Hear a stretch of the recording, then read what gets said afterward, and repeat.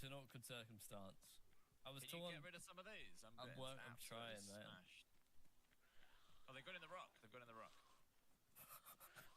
That's definitely the guy, by the way, because he's exactly as I described. Well, we Shotgun tracked him. helmet. We tracked him. Sort of. He found us. KT, Amy with the sub on Twitch. Thank you, Amy. Look at the description. No bag, shotgun, and a helmet. Wow. And he's got some food on him. Shotgun ammo. Sailing, another map. You say that. He's got another. Yeah, shout out to Amy, who we ran with, what feels like a long time ago now, on Siberia. Yeah. Yes. Welcome in, Amy. Thank you very much for the sub. Welcome to Zahar. Zahar. Yeah, I'm gonna eat a mushroom. I'm gonna eat some tuna. Do you need some of this?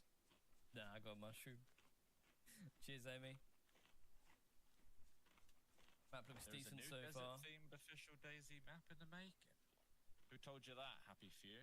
How do you know? Well, tell us what you know. Oh, sorry, did you say you do need some of it? No. Not checking the barracks. No point, really. This guy's literally just done it all, and we thought he was still around, but now he's gone. I think he had a compass. Did you grab his compass? No. It's a good idea, though. Amy is great. You love Amy's voice. Lots of love in chat for Amy. Exclamation mark YouTube, Amy. There's a lot of love in chat for you on the YouTube side. I'm gonna grab his compass. Obviously, we've just shot as well. Paul's off to the appointment. Paul. Best of luck. That's not how it goes. Best of luck. Mark Okay. 2 mag. Dropping a pistol.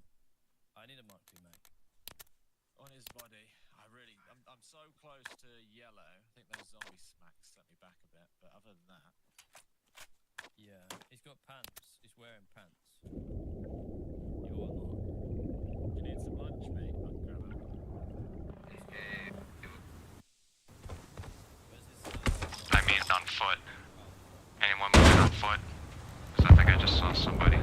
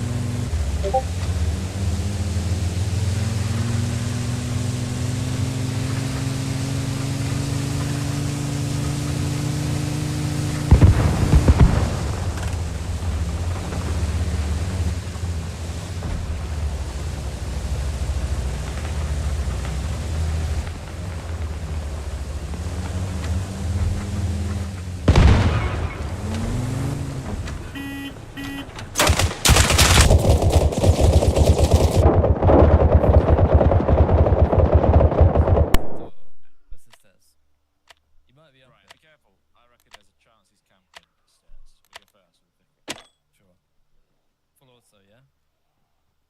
Full auto. Where have you live? I passed you already. Yep. Oh my god, it's giving me a headache. This building's... Meow. Hello? Okay, so far, nothing. Seems clear, but there's one more ladder. Oh, that's a bad Maybe ladder. Just don't go up it for now. Probably not. There's You enough swap windows, weapon? Yeah. Yeah. There's still in that cabin.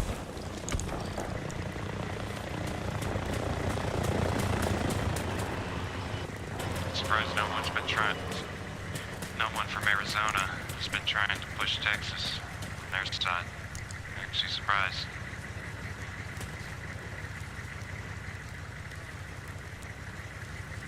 Alpha Main to all stations. The enemy are targeting Point Colorado. Out.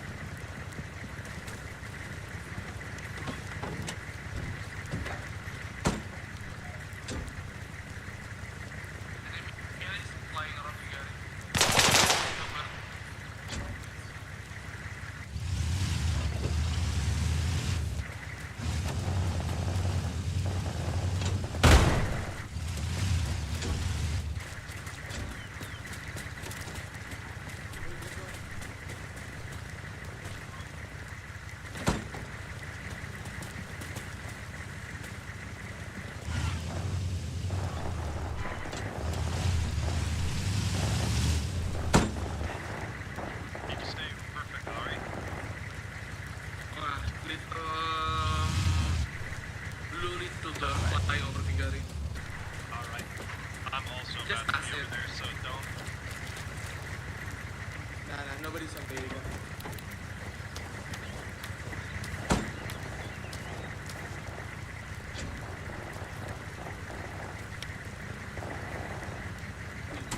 How is the route?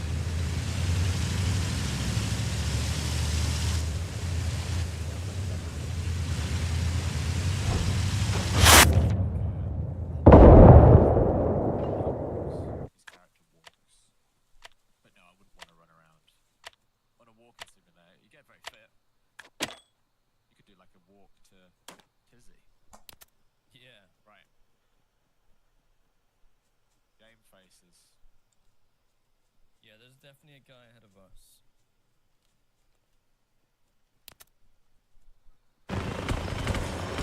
I need my boots. All stations, this is Alpha Main. Supplies are being distributed from Point Idaho. Out. Alright, here goes nothing.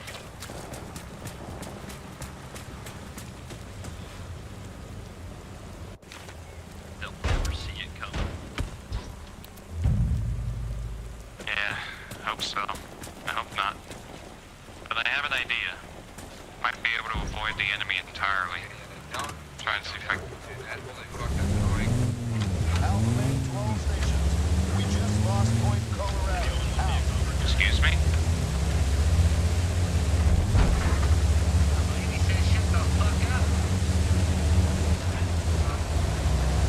Wow, I never...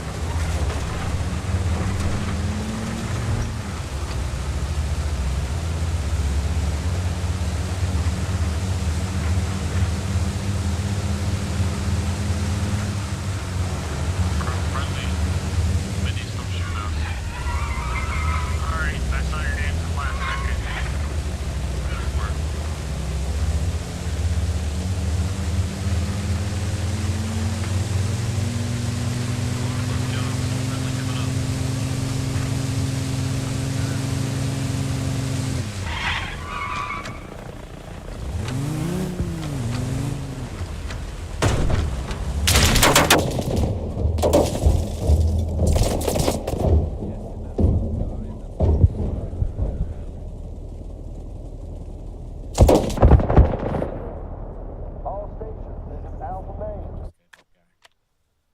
Yeah, just instant death. We double tapped him too, so like, no shot of living.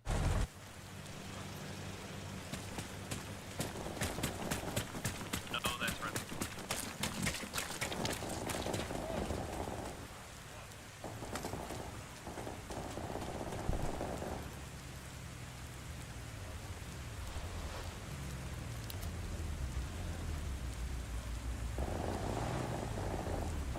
Oh my god, did that clear it? We got a friendly... Oh, okay, I think I got it. that guy is on track.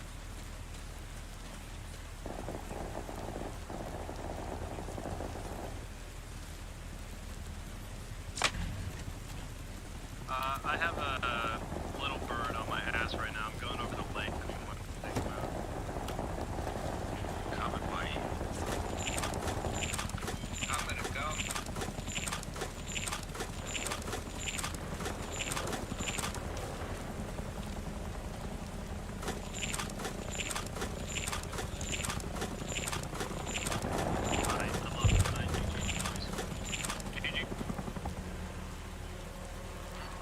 Have a good night.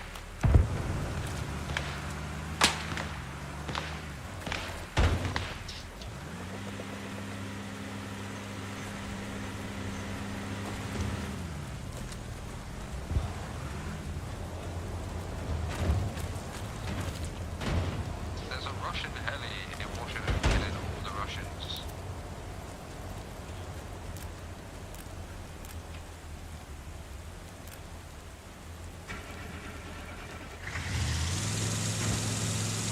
Sounds a whole lot more like their problem.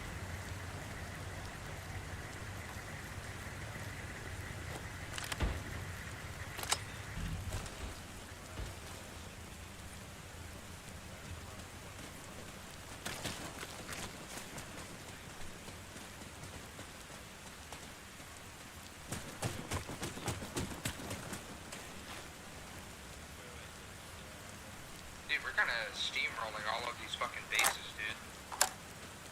Don't jinx us.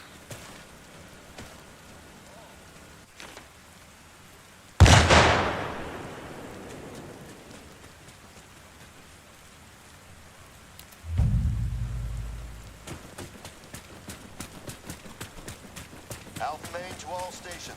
Friendly forces are under attack at Point Massachusetts. Out.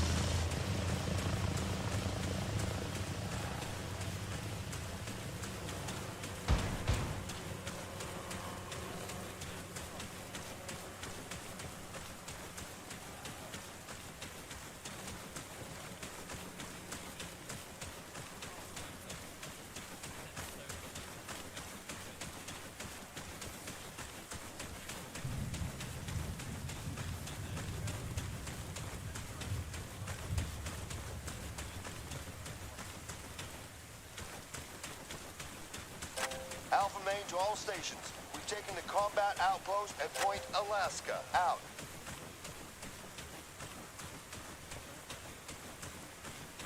Currently my frame rates are like 150.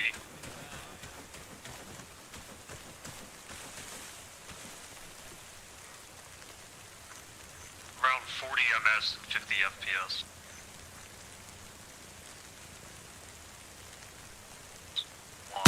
Honestly, I'm quite surprised that, like, by swimming in the water like this and everything, our weapons, like, don't jam on us in the game.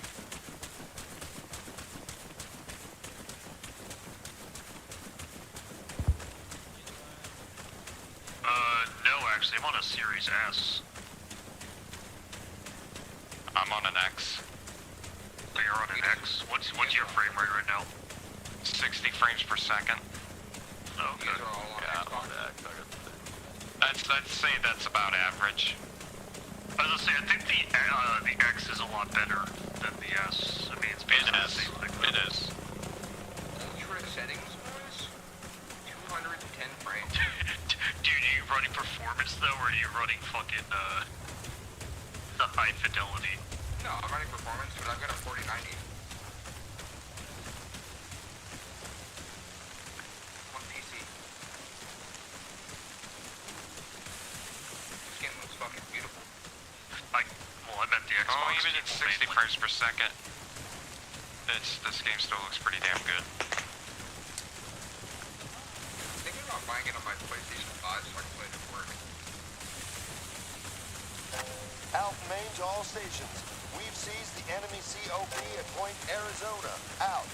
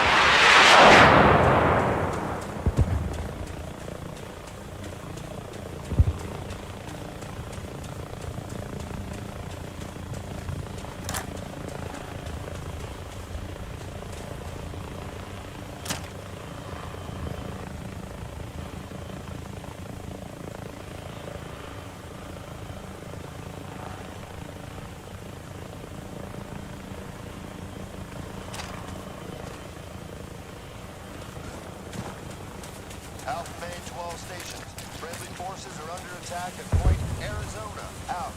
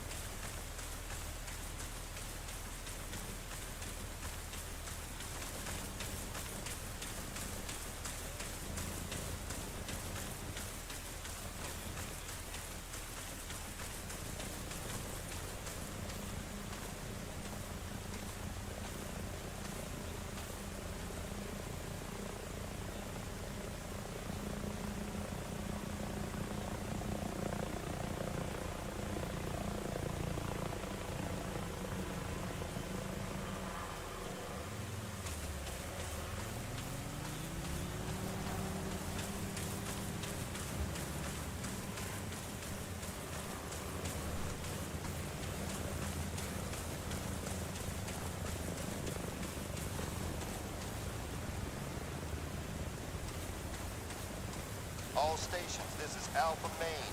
There's a depot for light vehicles at Point Alaska. Out.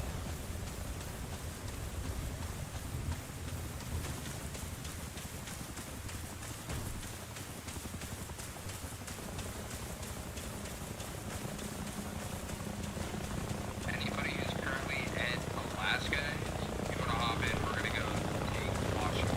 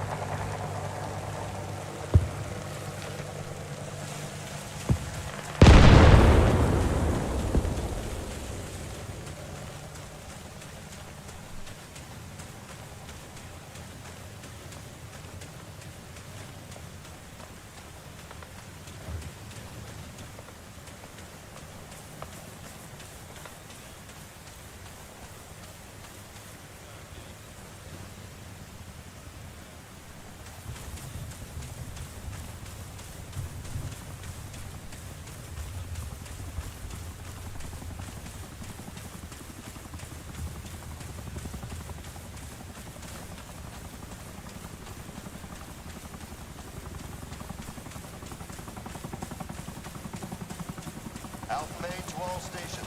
Friendly forces are under attack at Point, Texas. Out.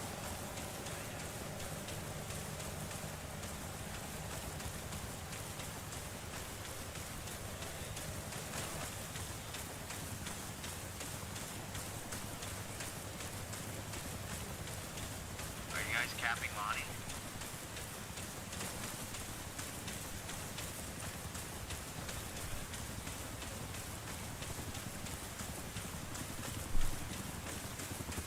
All stations, this is Alpha Main. We are under attack at Point Vermont. Out.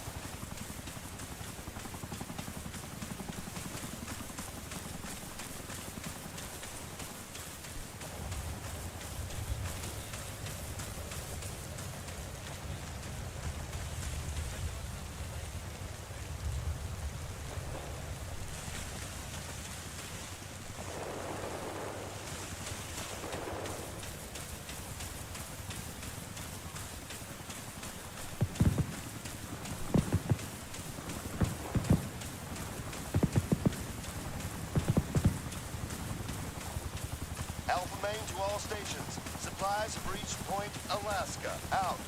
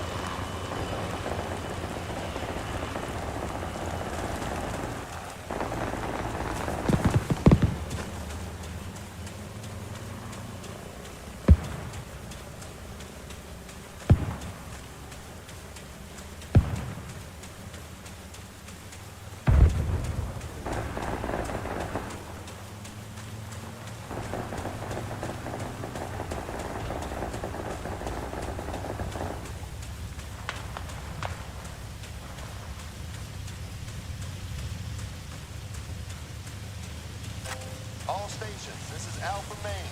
The enemy has lost Point Colorado. We've seized the position. Out.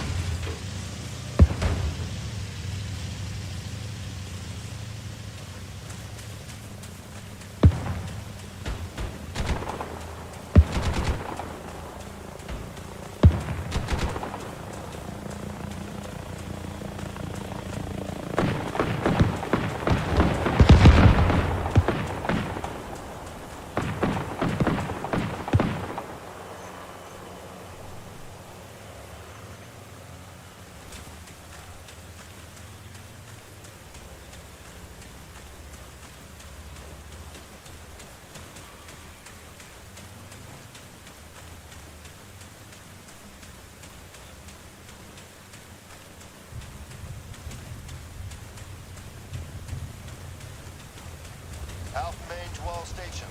Friendly forces are under attack at Point Massachusetts. Out.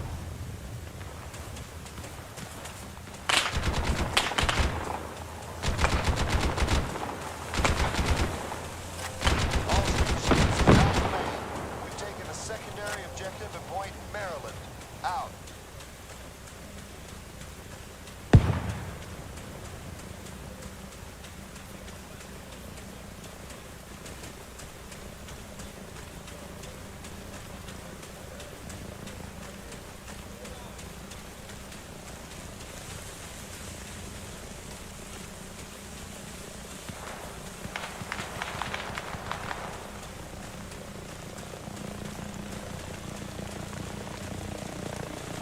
Yo, to the fucking idiot who just shot us in the jail TV, what are you doing with that friendly fire?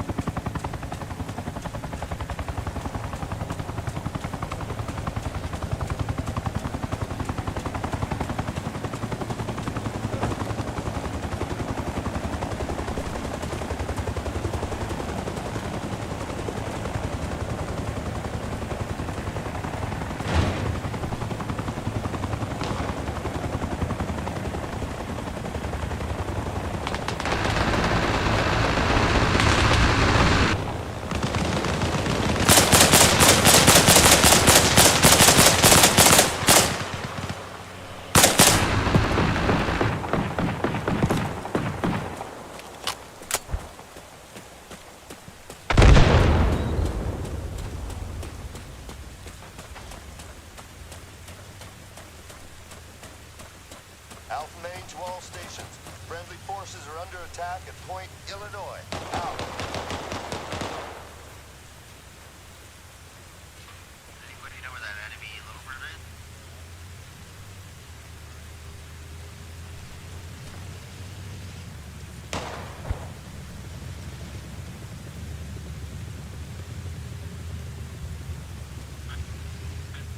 We're losing Illinois.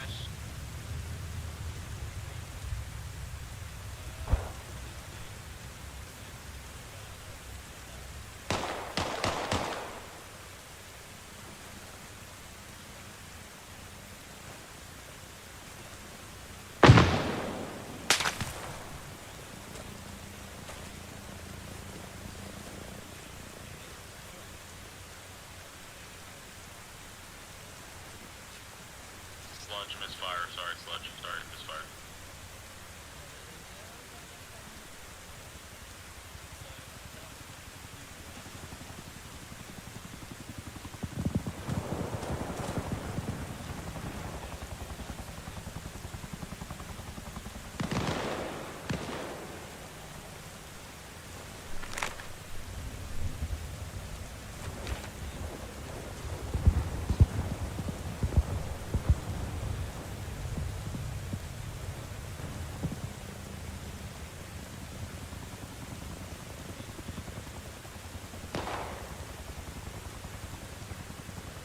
Does anybody want something spawned? You gonna spawn some for somebody? That base to base.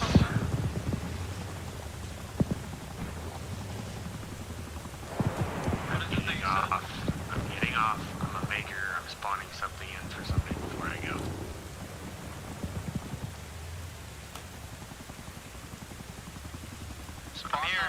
I'm here.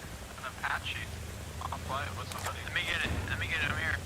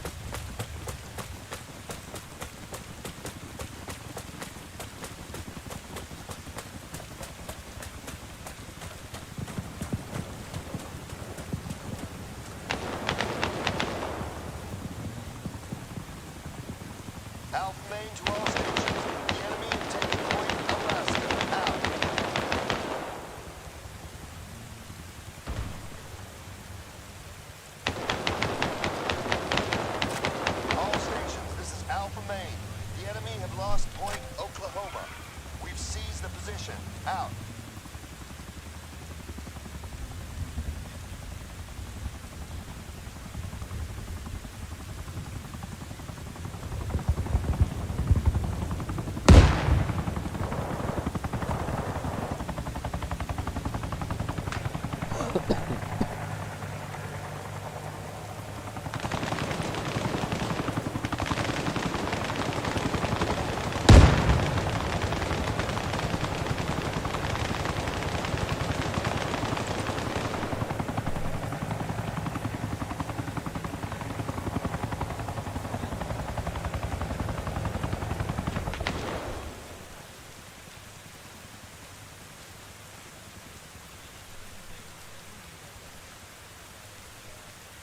Infantry dropped an OP Charlie.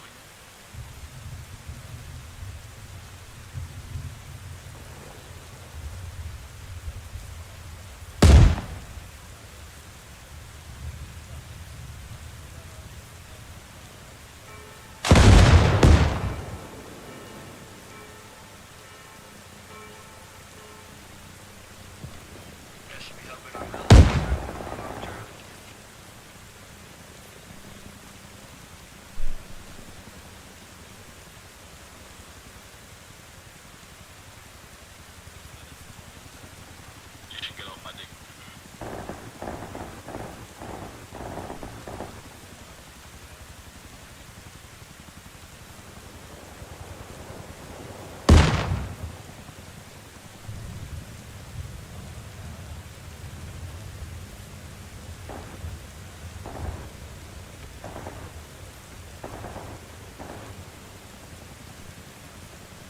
Alpha Main to all stations. We've just raised the transmitter tower at Point Idaho.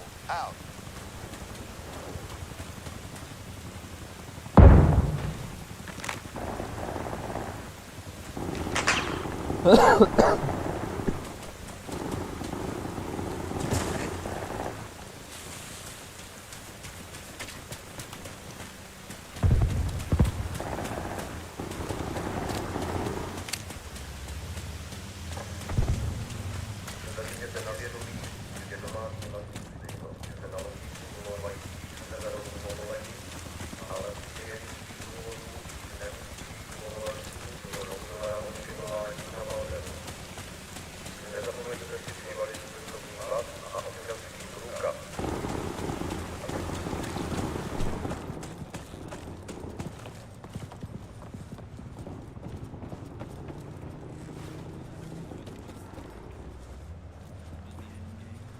Alpha Main to all stations. The enemy are targeting Point Massachusetts. Out.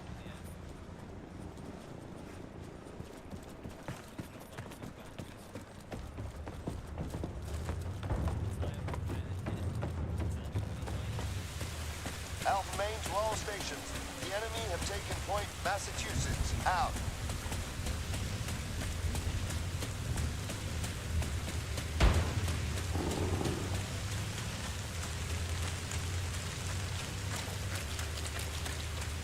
I got him.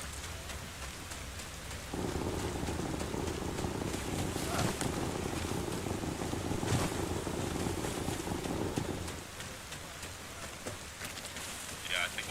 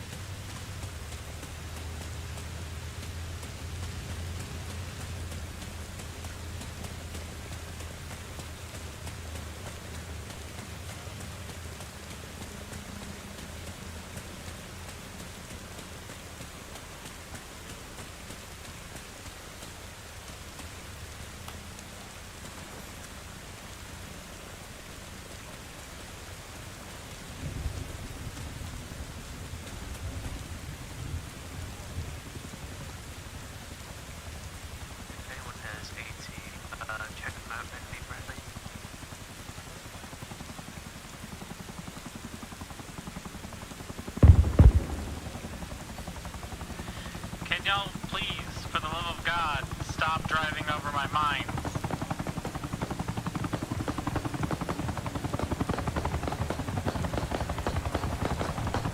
Squishy, please tell me you're bringing me supplies. Landing Bradley engaging at the east. Enemy Bradley.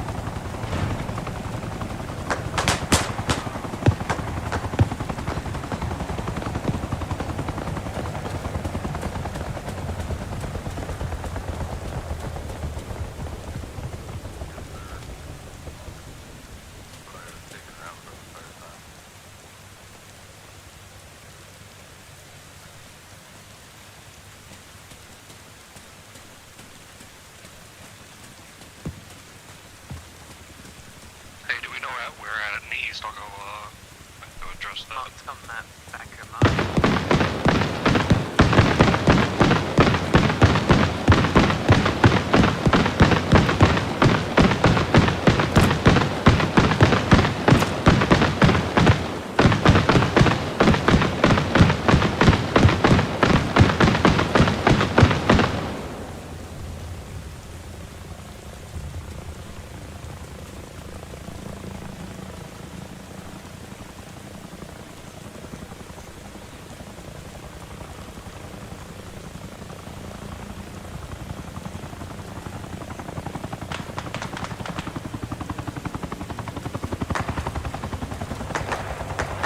Transport enemy going towards Bradley Market now from the east.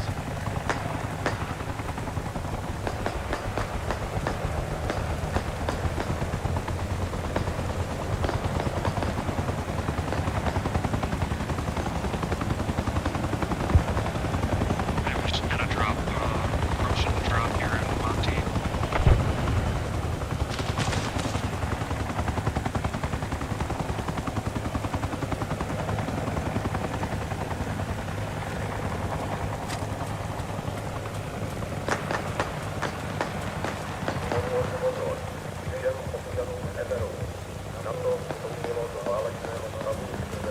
Is Monty going to be clear if I drive a supply up from south? No, that's Bradley watching Monty. I could have sworn they're calling out that Bradley for the past, 20 minutes. You're gonna ask that? Can you guys? I always have the radio off.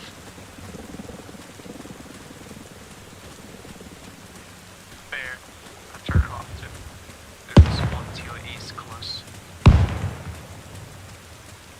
One's about 20 meters from the radio tower.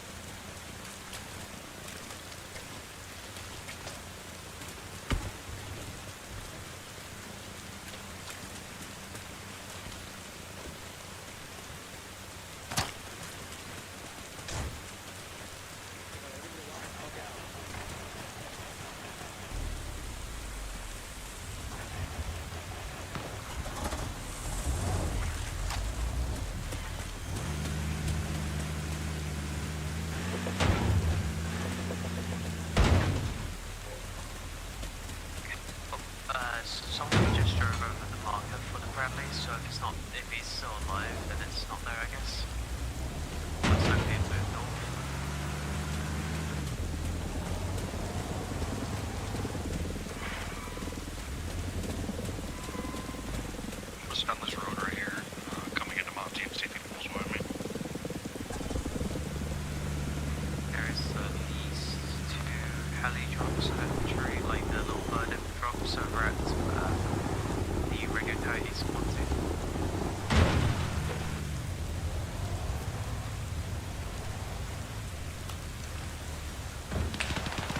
Drops are getting engaged over at Florida. Sniper somewhere.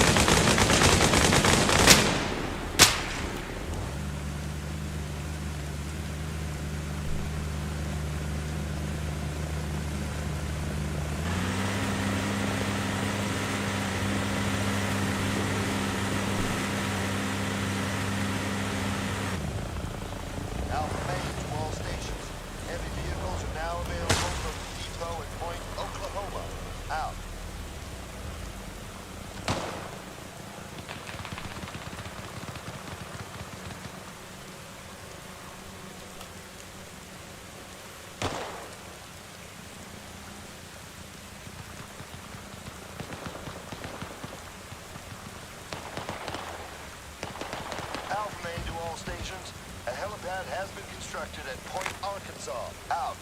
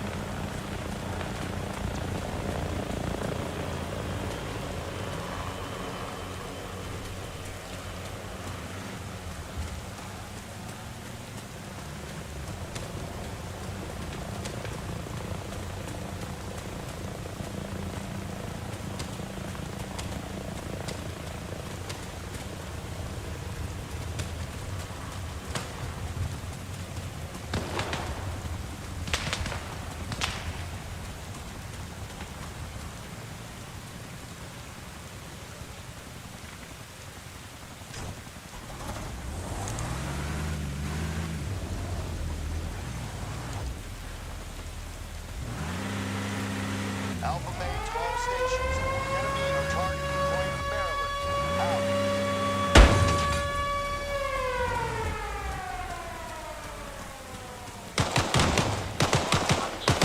Normal supplies. Anything clear for landing?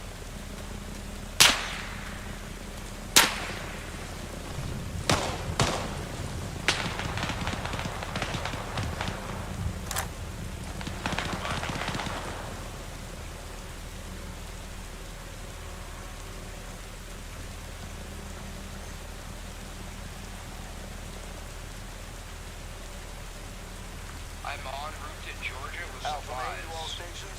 A helipad has been constructed at Point Arkansas. Out.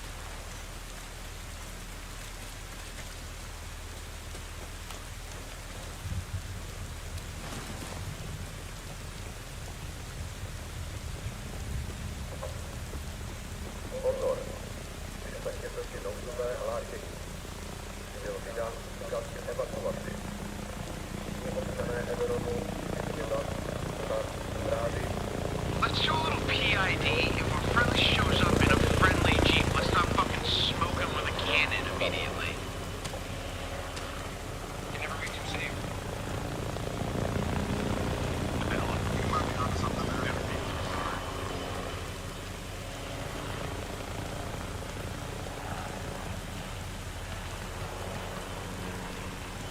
They did say against foreign and domestic. Better to ask for forgiveness than it is for us to ask for permission.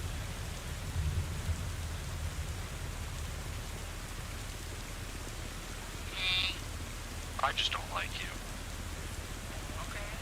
Nah, R.I.P. though. Whoever died. Does anybody like anybody? I don't think it needs to be said, but.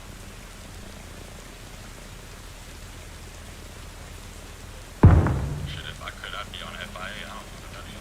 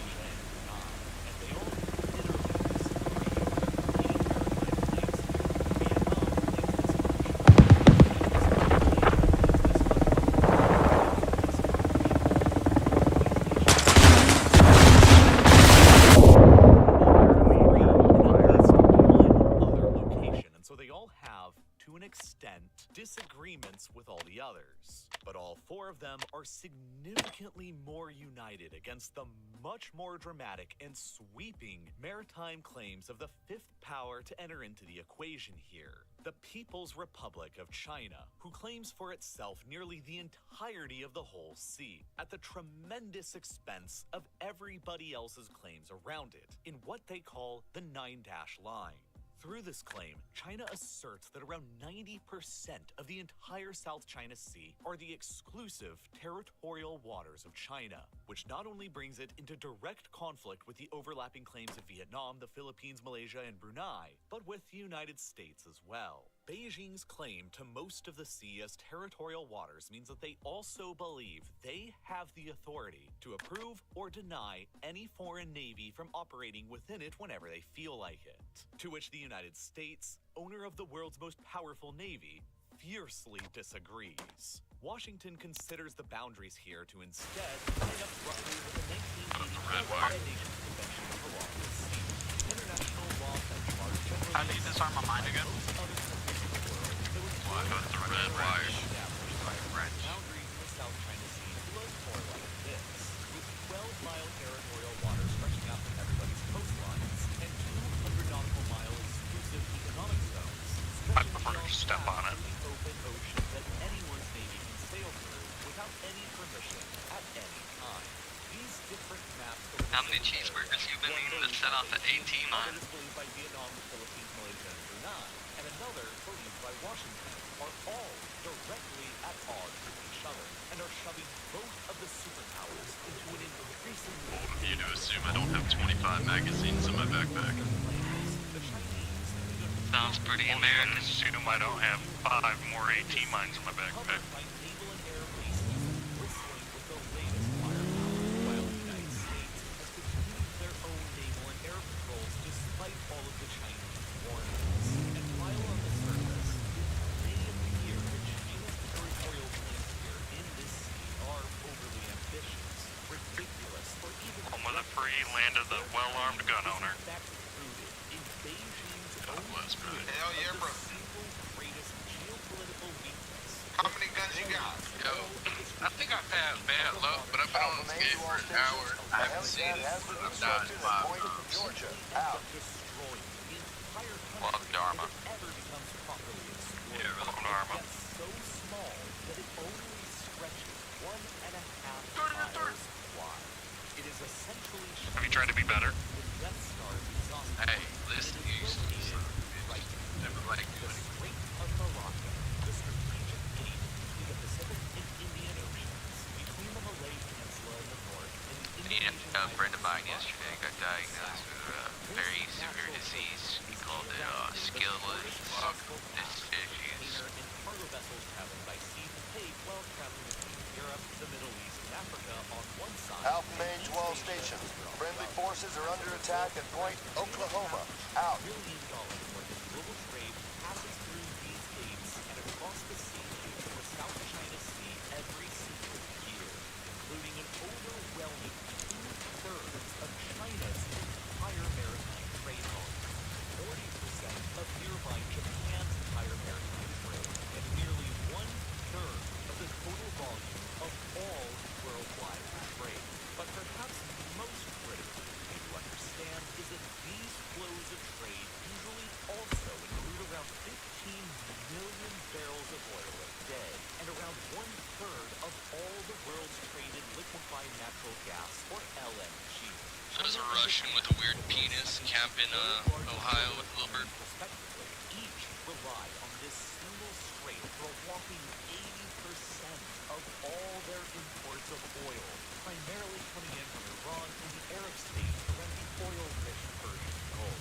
Imports that are especially critical for China, as imported oil from abroad makes up 75% of China's entire oil consumption, which ultimately means that roughly 60% of China's entire supply of oil passes through just these 1.5 miles. But China is heavily reliant on this. All stations, this is Alpha Main. There's a new transmitter tower at Point, Florida. Out. Massive volumes of manufactured goods that they also export through it as well to Europe.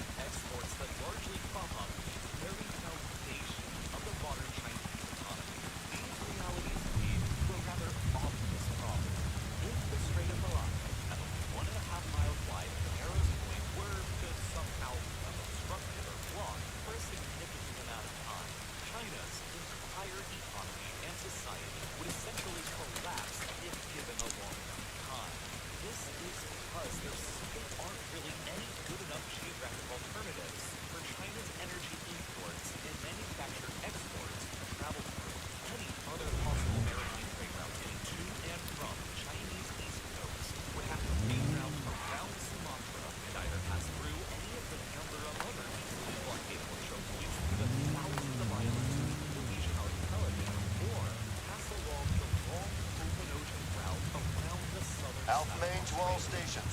Friendly forces are under attack at Point Oklahoma. Out. After the United States invaded the very oil-rich nation of Iran, the Chinese president at the time, Hu Jintao, warned of what he called China's Malacca dilemma, the risk of what he referred to as certain hostile foreign powers, like the United States, India, Australia, or others, could blockade Malacca and easily sever China's critical lifeline of energy and strangle Beijing, and thus China's domination over the South China Sea, pushing China's influence directly to the Strait of Malacca itself, became of imperative importance to Beijing's own national security. But How does that have 700,000 spots?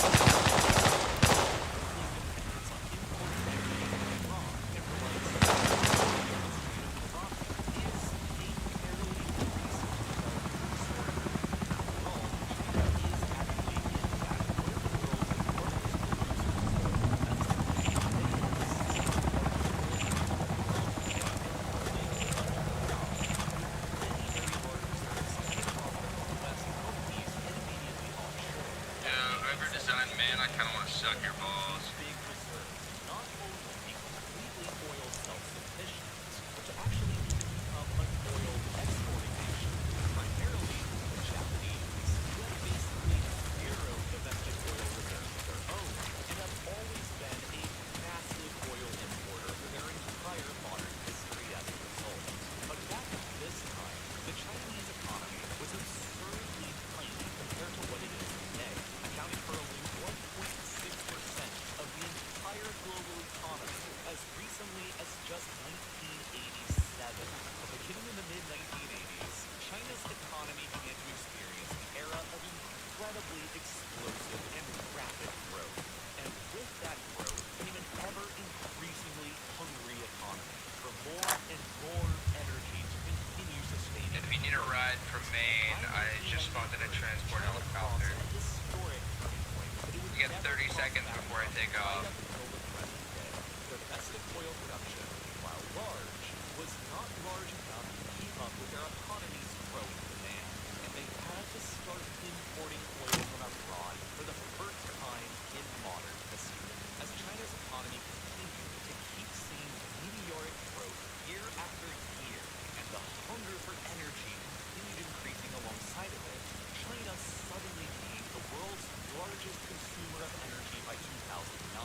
The second I'm putting a vote kick up for team killing intentionally. In 2011, and then even surpassed the U.S. to become the new #1 largest importer of petroleum by 2016, and then overtook Japan to become the world's largest importer of LNG just last year in 2021. This fucking idiot.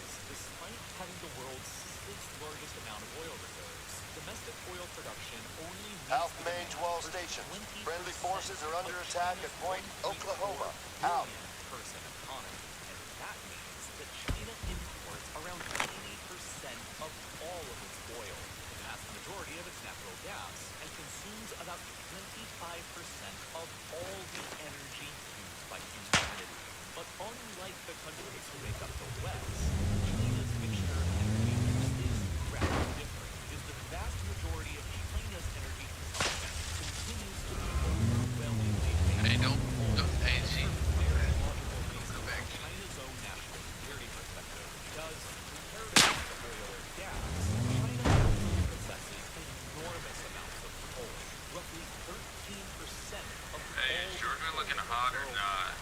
Coal is therefore, in general, a reliable and stable source of energy that China can tap into directly without the need. I got killed there on Georgia. Hey, Z, can you pick me up? Wait. Around 60% of the energy that China consumes. Oil ranks second at just There, mine's right outside of Florida. Third at just 6%, while alternatives like nuclear I mean, right outside make the up the fucking remaining base. combined 14%. This essentially means that with 80% of oil imported and nearly all natural gas imported, China must rely on imports to meet more than 1/5 of their entire energy consumption. And most of all of that comes from just a single place, the Persian Gulf. The the planet's largest concentration of hydrocarbon resources like oil and gas ever discovered. A quarter of Steer, can you pick me up on the road to Tridu? the world's natural gas reserves exist around its shores, separated from the Chinese east coast, not by Yo, we got a bunch of people in Florida that need to get out. We have no supplies here. the Strait of Hormuz that separates the Gulf En route was and the Strait of Malacca that separates the Indian Ocean. Also en route with supplies. Shots are going on. Either of which a American Navy during a time of war, which is an important factor for Chinese military strategists to consider when contemplating Beijing's long-time ultimate foreign policy objective, the subjugation of Taiwan and leave Beijing direct. The long-standing policy of Beijing is that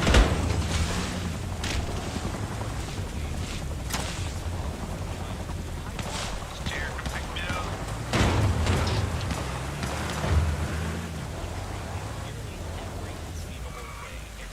Note to self, bring a fucking map.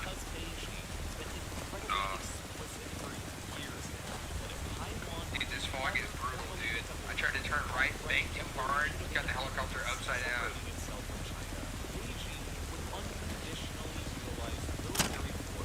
You should have supplies down in Florida.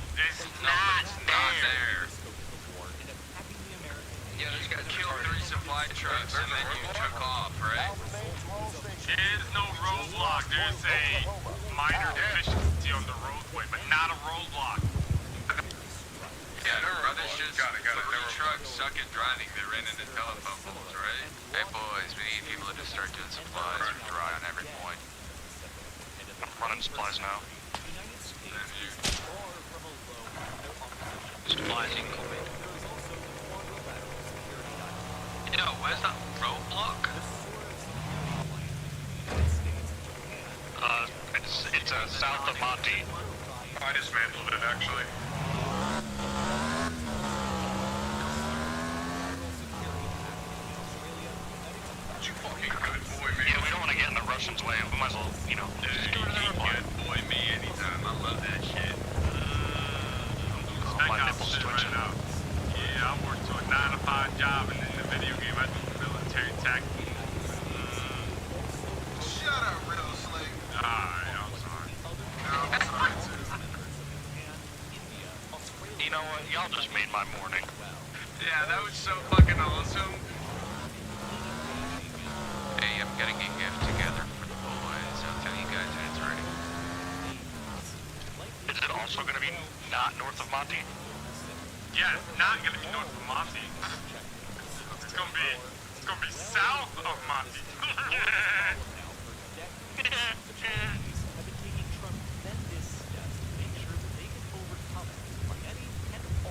My wife definitely thinks I'm retarded. 100%. She knows. You're not retarded, Harry.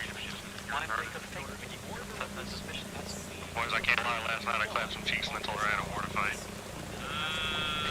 Word for word, verbatim? Word for word, Verbatim, bro. Verbatim. Dude, that's so boss, honestly. I love that.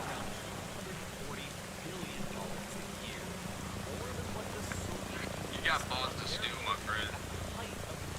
She's a gamer, she understands. Dude, I was about to say, there's one of two things that's gonna happen if you tell the chick that. She's gonna leave you instantaneously, or she's gonna love you forever.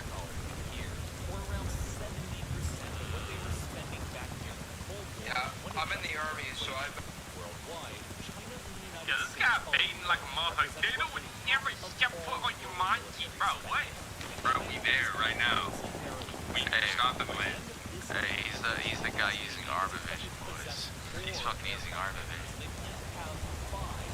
You see through the walls and stuff.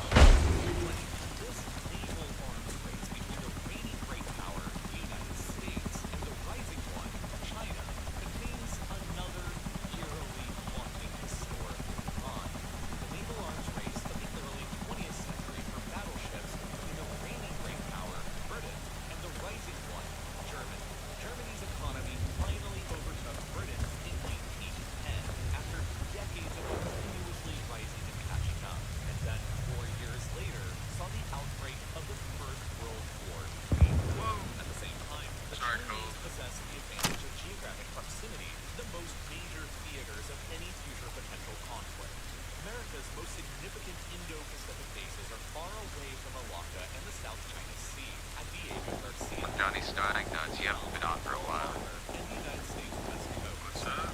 China has been investing aggressively into numerous naval and air bases built out of nothing. Alpha main to all stations. The enemy are targeting Point Utah. Out. Ships and planes proximity to both the Malacca and Taiwan Straits. Back to the beginning of this video again, this is why China seems so aggressive in enforcing their ambitious territorial I'm taking sniper shots at Levy. by building up all of these island bases. Yeah, that sounds right. Safeguard their I'm access taking to the bag Malacca shots at Strait home. and to ensure that their own critical import and export sea lanes remain open even during a major international crisis. If that means that On today's episode of things I didn't want to hear. Hey, as long as you tell them you got a war to fight afterwards.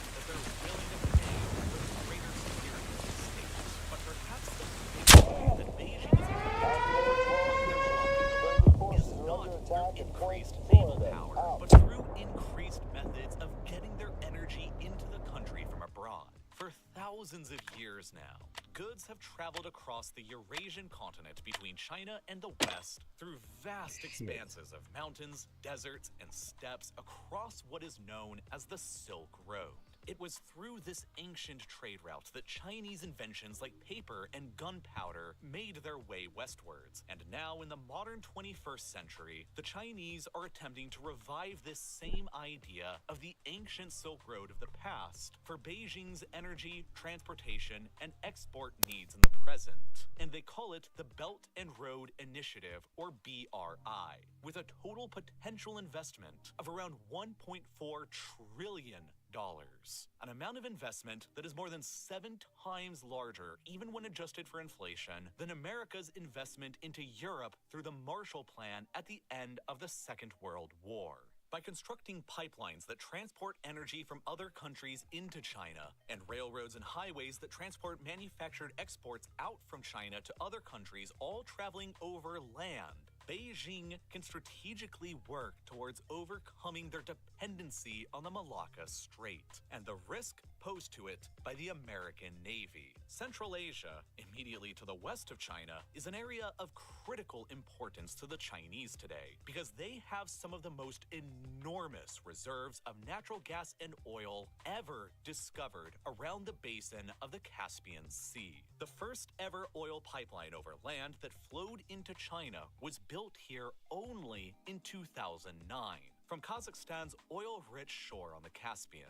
Running through China's westernmost Xinjiang province, it is capable of supplying 10 million tons of oil a year to China now. And it was only the first. In the very same year, a natural gas pipeline was constructed beginning in the massive gas fields of Turkmenistan, the sixth largest in the world and nearly double all of the gas reserves of China, and leading directly to China through Xinjiang as well. Today, this pipeline enables gas from Turkmenistan to be shipped 7,000 kilometers away over land to power homes and factories in Shanghai.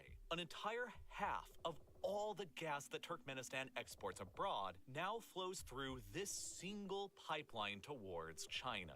But these energy projects in Central Asia have become slightly problematic with Russia, the nation who has long considered Central Asia to be within their own sphere of influence. More and more of Central Asia's abundant reserves of energy are flowing through Chinese majority-owned pipelines towards China, and less is flowing through Russian-owned pipelines towards Moscow's traditional market in Europe. But Russia is having to accept the increasing Chinese influence in Central Asia, because China is also rapidly becoming the new largest market for Russia's own massive supplies of energy as well. Russia, with by far the largest reserves of natural gas in the world, and the second largest producer of oil in the world, is one of the world's energy superpowers, and is located directly next door to China, the world's largest consumer of basically all forms of energy. A relationship between Moscow selling energy and Beijing buying it was almost always going to be inevitable, simply based on both nations' geography and geology. And sure enough, it's been really starting to kick off. Just 3 years ago in 2019, the Russians completed their first natural gas pipeline into China, the Power of Siberia, which links their large Chayanda field directly to Manchuria. And many more are being built as we speak. A Power of Siberia 2 pipeline has already been proposed that would pass through Xinjiang and connect China with the same massive gas fields in the Urals region that currently supplies natural gas to Europe, and would double Russian gas exports to China all on its own. A third pipeline is also currently in the works that would connect China with Russia's other large gas fields in Sakhalin. In total, Russia expects to be able to provide China with over 100 billion cubic meters of gas per year through these pipelines, which is currently about half of China's entire imports of gas. But it's not just pipelines that the Russians are building to sell gas to China either. Both sides of this relationship are also investing heavily into liquefied natural gas, or LNG. Far in the north of the Eurasian continent in the Yamal Peninsula is Russia's first and largest LNG plant, and when fully operational, will be supposedly capable of producing 16.5 million tons of LNG per year. It is considered to be the crown jewel of the Northern Sea Route, the other maritime component of China's ambition to rid itself of its Malacca dilemma. This is a trade route that extends from the Pacific Ocean through the Arctic waters within the exclusive economic zone of Russia, and then into the North Sea and the Northern Atlantic. Currently, parts of this trade route are only free of ice for a couple months out of the year, and the maritime traffic through it is usually pretty small. But in the future, with climate change and warming Arctic temperatures, studies have suggested that this entire passage may be completely ice-free as early as next decade in the 2030s, and large-scale shipping across it may become economically viable by 2040. This new geographic reality will forever alter the world of trade, and specifically help to solve China's Malacca dilemma. When the Northern Sea Route is navigable year-round, it means enormous volumes of ships carrying LNG from Russia's Yamal Peninsula across it to China's east coast. And it means even more enormous volumes of cargo ships taking China's manufactured exports to Europe and North America, a route that, in both instances, will completely circumvent Malacca and dramatically expand the flexibility of China's foreign policy options, and probably enable them to become significantly more aggressive towards Taiwan. This relationship based on energy is the reason why China and Russia appear to be so friendly with each other, and why they each announced in February, mere weeks before the Russian invasion of Ukraine, that their friendship had no limits. With the West cutting their oil and gas purchases from Russia after the invasion, the Russians are seeking new, more eager customers to sell their energy to, and the Chinese, desperate to continue reducing their overdependency on Malacca for their own energy imports, and their high rates of LNG imports from Quad allies like Australia and the United States, are all too eager of a customer. And it just so happens that both Beijing and Moscow are, at the moment, firmly united in their opposition to the United States and the West. And therefore, Beijing will never, ever condemn the Russian invasion of Ukraine, and, if anything, will even tacitly support it. They need the Russians, just like the Russians need the Chinese. But that doesn't mean that Beijing has stopped their search for even more energy imports. Another set of pipelines completed in 2013 and 2014, beginning at the deepwater port of Kyaukpyu in Myanmar, and transports large volumes of oil and gas across that country to the Chinese city of Kunming. And then, on the other side of India is Pakistan, one of Beijing's greatest allies and supporters, which, again, revolves around energy and geopolitics. Pakistan is by far to date the single largest recipient of China's Belt and Road investments, amounting to a total of $62 billion, and including the establishment of the strategic port of Gwadar, located nearby to the Strait of Hormuz and the Persian Gulf, a port that could, hypothetically, become a very important stopping point for the Chinese Navy. The Chinese have proposed the construction of yet another oil pipeline from here that would transport oil directly to Kashgar, in China's own Xinjiang province. But this has proved to be so far a bit too logistically difficult. The geography that this pipeline would have to pass through includes the towering Himalayas, with sharply steep valleys, mighty waterfalls and glaciers, and the occasional earthquake to boot, and freezing temperatures. So while the construction of a pipeline here has so far never been accomplished, they have instead, at a tremendous effort, constructed one of the highest paved highways in the world, the Karakoram Highway. This way, at least trucks carrying fuel and exports can travel between mainland China and the Chinese-invested port at Gwadar, and continue diverting some amounts of supplies around Malacca from Beijing's perspective. In 2019, Pakistan went to the International Monetary Fund for its 12th national bailout since just the late 1980s, which critics have pointed out hands a ton of economic leverage to the Chinese, who invested heavily into the port at Gwadar. When a nation like Pakistan can no longer make their debt repayments, it means that Chinese entities who lent them the money could, hypothetically, take control of assets. Such a thing already happened in another country nearby to India, Sri Lanka, and specifically the port of Hambantota, for which Beijing provided over $1 billion in loans to construct. In exchange for the cancellation of that debt, the Sri Lankan government granted a state-owned Chinese company a 99-year-long lease to it. Under intense pressure from India, the Sri Lankan government made the Chinese promise to not use Hambantota for military purposes. But 99 years is a very long time for something as simple as a promise. Should similar fates befall Kyaukpyu and Gwadar, the Chinese would have 4 ports on the Indian Ocean, when factoring in their official military base on the western edge of it in Djibouti, all located nearby to the world's most strategic maritime choke points at Mandeb between the Red Sea and the Indian Ocean, Hormuz between the Persian Gulf and the Indian Ocean, and the Palk Strait between India and Sri Lanka. This has led to many geopolitical thinkers within India fearing that China is beginning to effectively surround them.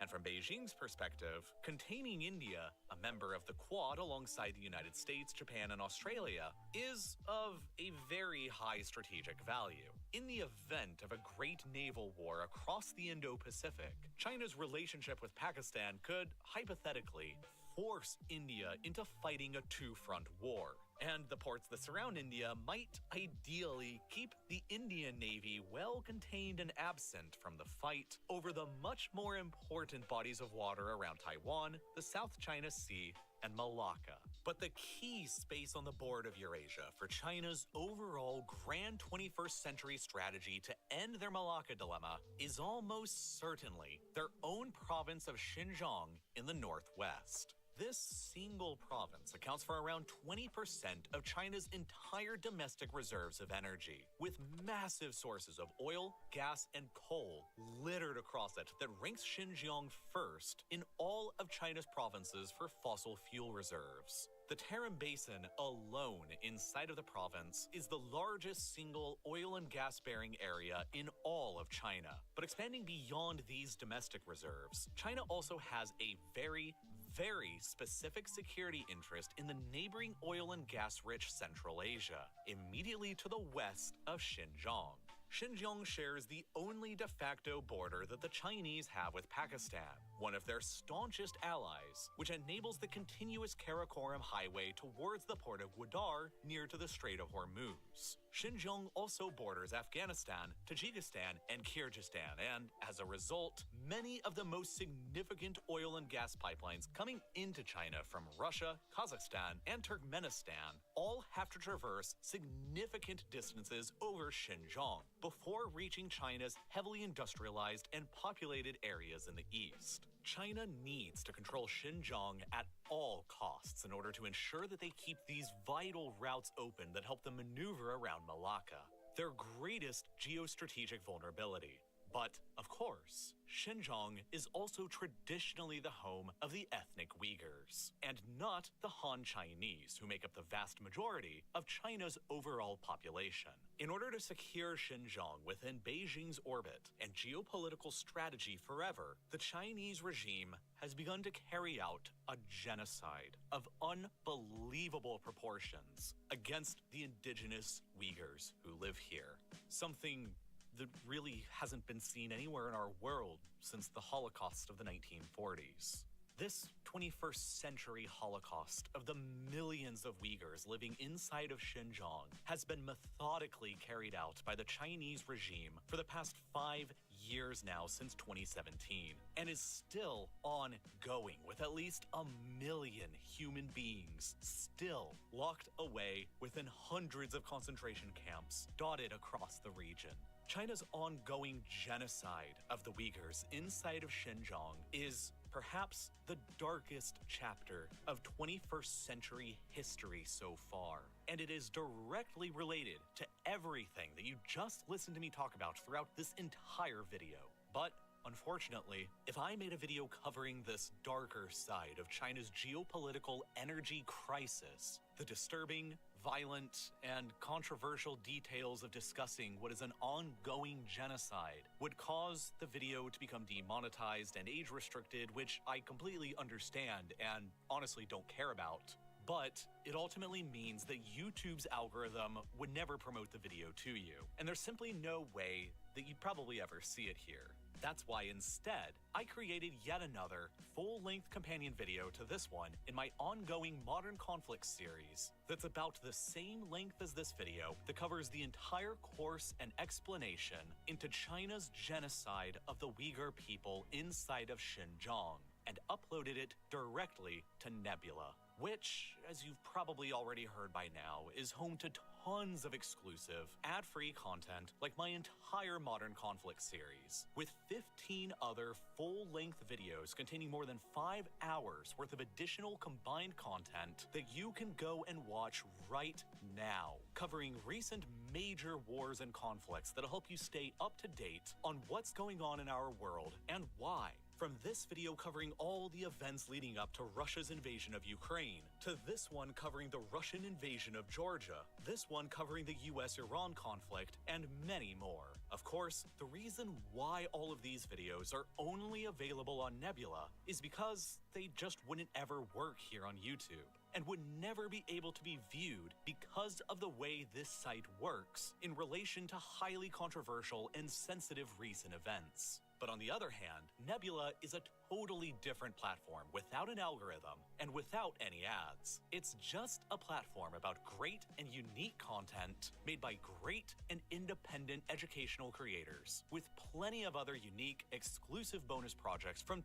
tons of other creators you probably already know, like Real Engineering's incredible World War II era Battle of Britain and Logistics of D-Day series, along with multiple hour-long plus documentaries from Wendover Productions and many others. The best way to get access to Nebula and all of this incredible exclusive content is absolutely through the truly amazing Curiosity Stream and Nebula bundle deal. And with its current sales price, it's less than $15 a year to get full access to both sites. And Curiosity Stream has some pretty awesome stuff that you're definitely going to enjoy as well, like Return of the Trade Wars, an hour-long documentary focusing on the US-China trade war initiated by the Trump administration back in 2018, and how prior economic and trade wars between nations have gone. I really can't recommend it enough, and I genuinely don't know about a better deal that exists anywhere in streaming. You get 2 streaming sites, both with content you'll actually watch, and all for less than $15 a year at the current sales price. But what's even more, signing up will actually help countless independent educational creators beyond just real-life lore. So please make sure to do so by clicking the button that's here on your screen right now, which will take you directly to curiositystream.com/real-life-lore to sign up, or by following the link that's down below in the description. And, as always, thank you so much for watching.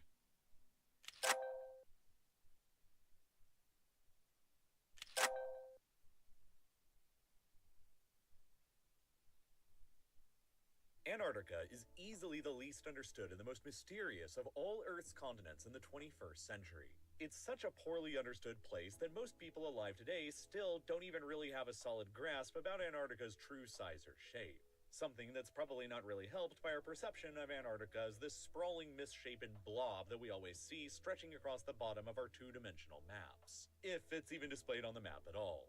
In reality, Antarctica is the world's 5th largest continent, exceeding the sizes of Australia and Europe and being closer in size to South America than any other continent. The true scale of Antarctica can be revealed when overlaying it atop a continent that we're more familiar with, like North America. Antarctica is significantly larger than the mainland continental 48 US states, while the distance from the Antarctic Peninsula to the other side of the continent is as far as the Canadian Arctic Islands are to Mexico. And, placed over Europe, Antarctica would stretch from the far northern reaches of Norway and Finland down to Iran and Iraq in the southeast and well past Ireland into the mid-Atlantic to the west. It's a genuinely massive place, and it's also almost completely empty and absent from human life.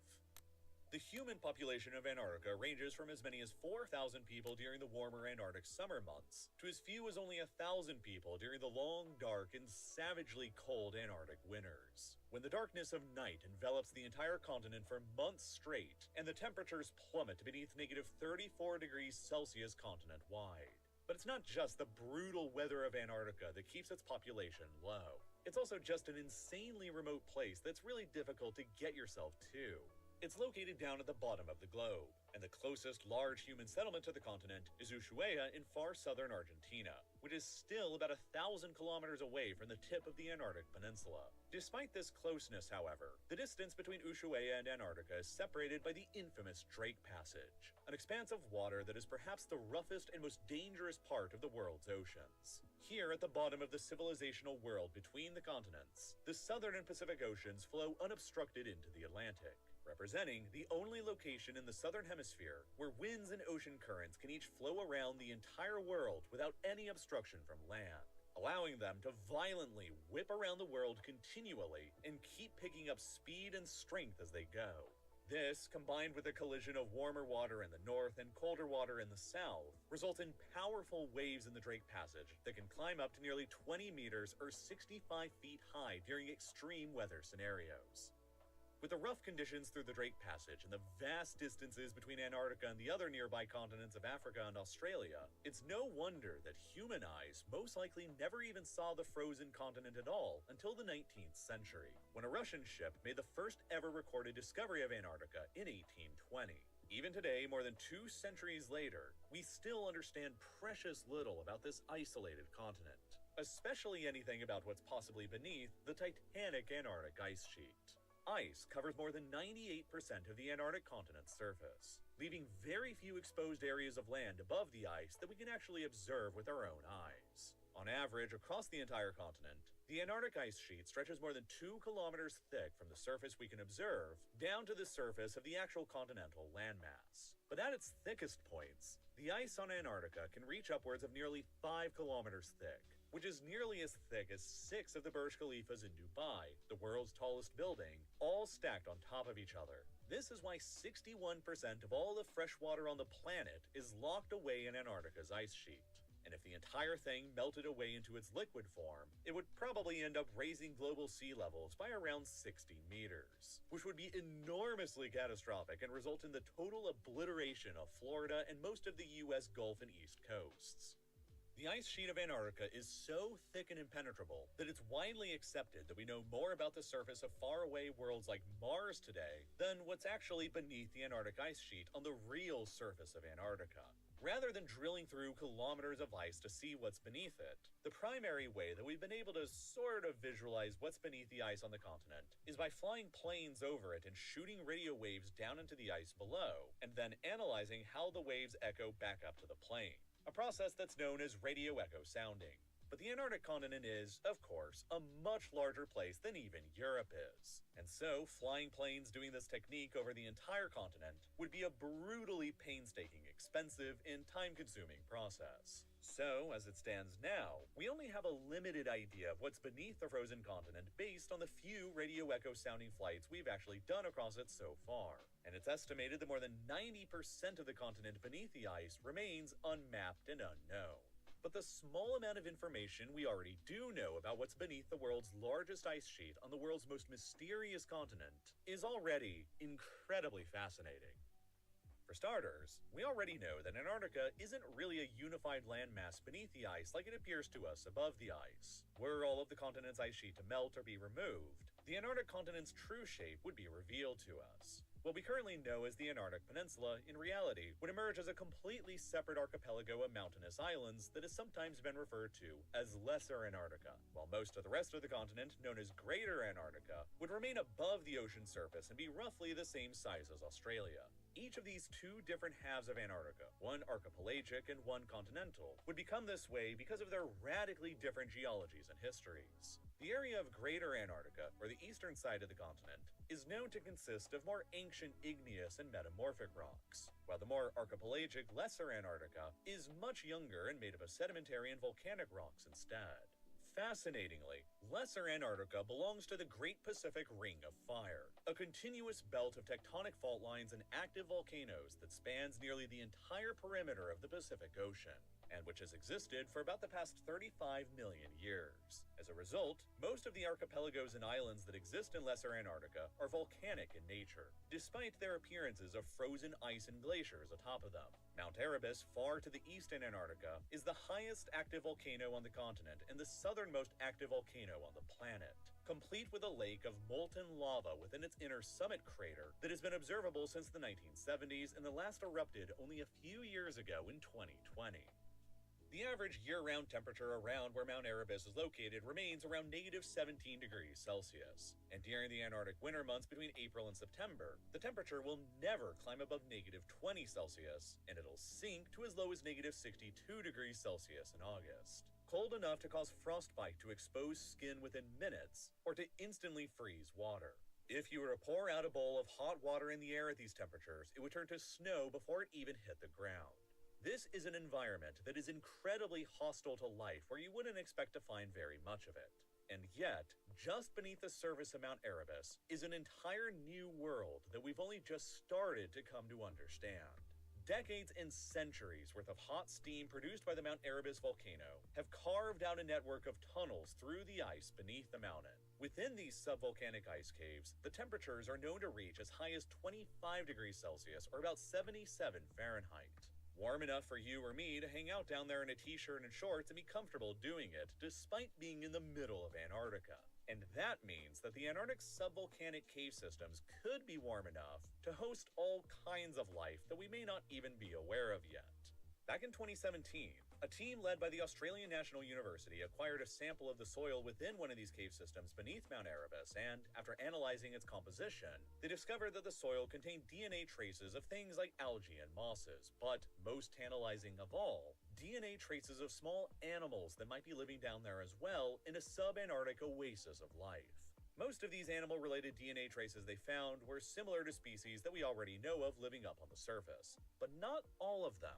Some of the traces couldn't be linked to species we already know about, but were most closely related to arthropods, species like shrimp, centipedes, or spiders, meaning that there could be arthropod-like species down in these warm caves beneath Mount Erebus that remain unknown to mankind. And indeed, there are 15 other active or semi-active volcanoes located across Antarctica that could contain similar warm steam-carved tunnels and caves beneath them all as well. Meaning that there could be more than a dozen of these oasis-like ecosystems beneath the ice of Antarctica that we presently know virtually nothing about.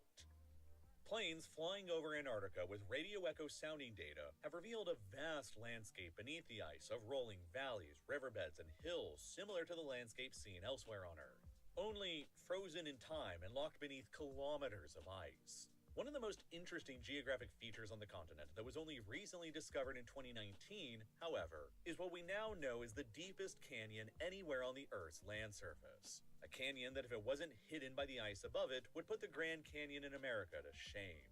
Within Greater Antarctica, beneath the Denman Glacier, exists the canyon that we now understand plummets to 3.5 kilometers deep beneath the sea level, which is just insanely deep.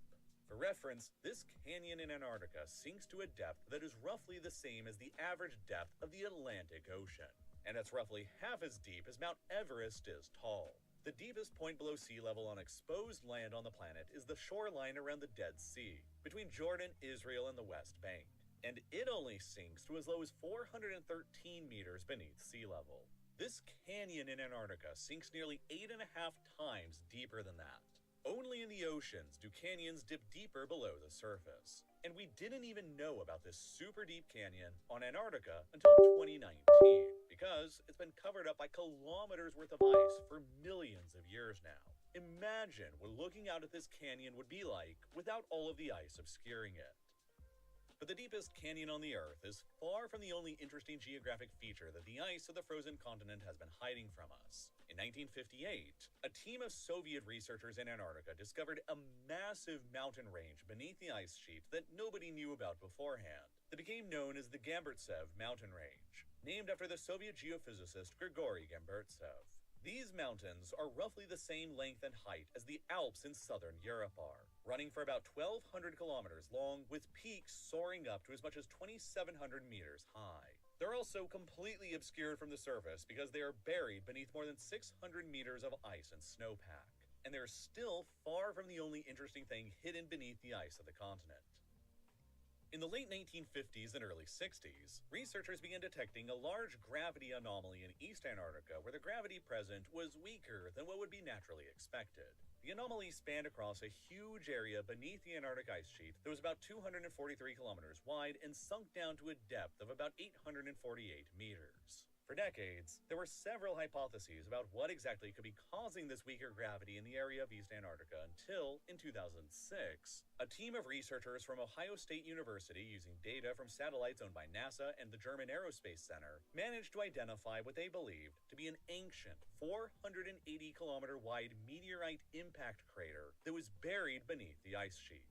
But because of the area's extremely remote location and distance beneath several kilometers worth of solid ice, there still to date have never been any direct samples taken from the area to actually test for this impact event hypothesis. And so, the idea that an asteroid could have impacted this area and caused a massive crater in Antarctica is still only a theory for now, but a highly likely theory nonetheless. If the gravity anomaly here turns out to indeed be a meteorite impact crater, it would be by far the largest one ever discovered in the world, with a width that's nearly 3 times as large as the Chicxulub impact crater in the Yucatan Peninsula of Mexico, that is believed to have been formed by a 10-kilometer-wide asteroid that struck the area roughly 66 million years ago, and likely contributed to the annihilation of the dinosaurs. In order to create an impact crater nearly 3 times larger than that one in Antarctica, the asteroid that might have hit the area would have had to have been 4 to 5 times larger than the dinosaur killer asteroid was. So, roughly 40 to 50 kilometers wide. An asteroid that would have been big enough to stretch from Central Park in New York City all the way into Connecticut. Now, because of effects like erosion, impact craters on the Earth's surface gradually disappear over time. Because of this phenomenon, the Ohio State University researchers who concluded that the structure hidden beneath the Antarctic ice sheet was an impact crater believe that it happened no more than 500 million years ago, and no less than 100 million years ago, because the structure seems to also have been geographically disturbed by the Rift Valley in the area that only formed around 100 million years ago during the separation of Antarctica and Australia from the ancient Gondwana supercontinent.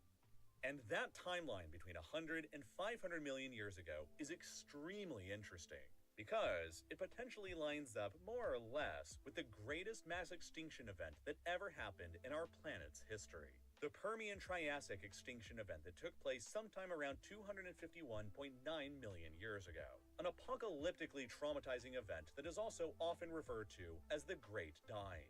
Something happened on our planet all that time ago that quickly annihilated 57% of all biological families that existed at the time, including a wipeout of 81% of the Earth's marine species and 70% of the Earth's land-based vertebrate species. It is by far the biggest mass extinction event that ever took place on the planet, and we still don't have a precise explanation of what exactly happened that caused it. But it could just be that the deep and mysterious Antarctic ice sheet has been hiding the cause of the Great Dying from us this entire time. If indeed it turns out that the East Antarctic gravity anomaly is truly the biggest impact crater that we have ever discovered. And it's been even further hypothesized that if it really was an impact event that caused it, it could have been so massive and destructive that it directly contributed to the breakup of the Gondwana supercontinent by severely weakening the crust at the location of impact, which eventually led to the separation of that ancient continent between Antarctica, Australia, and India.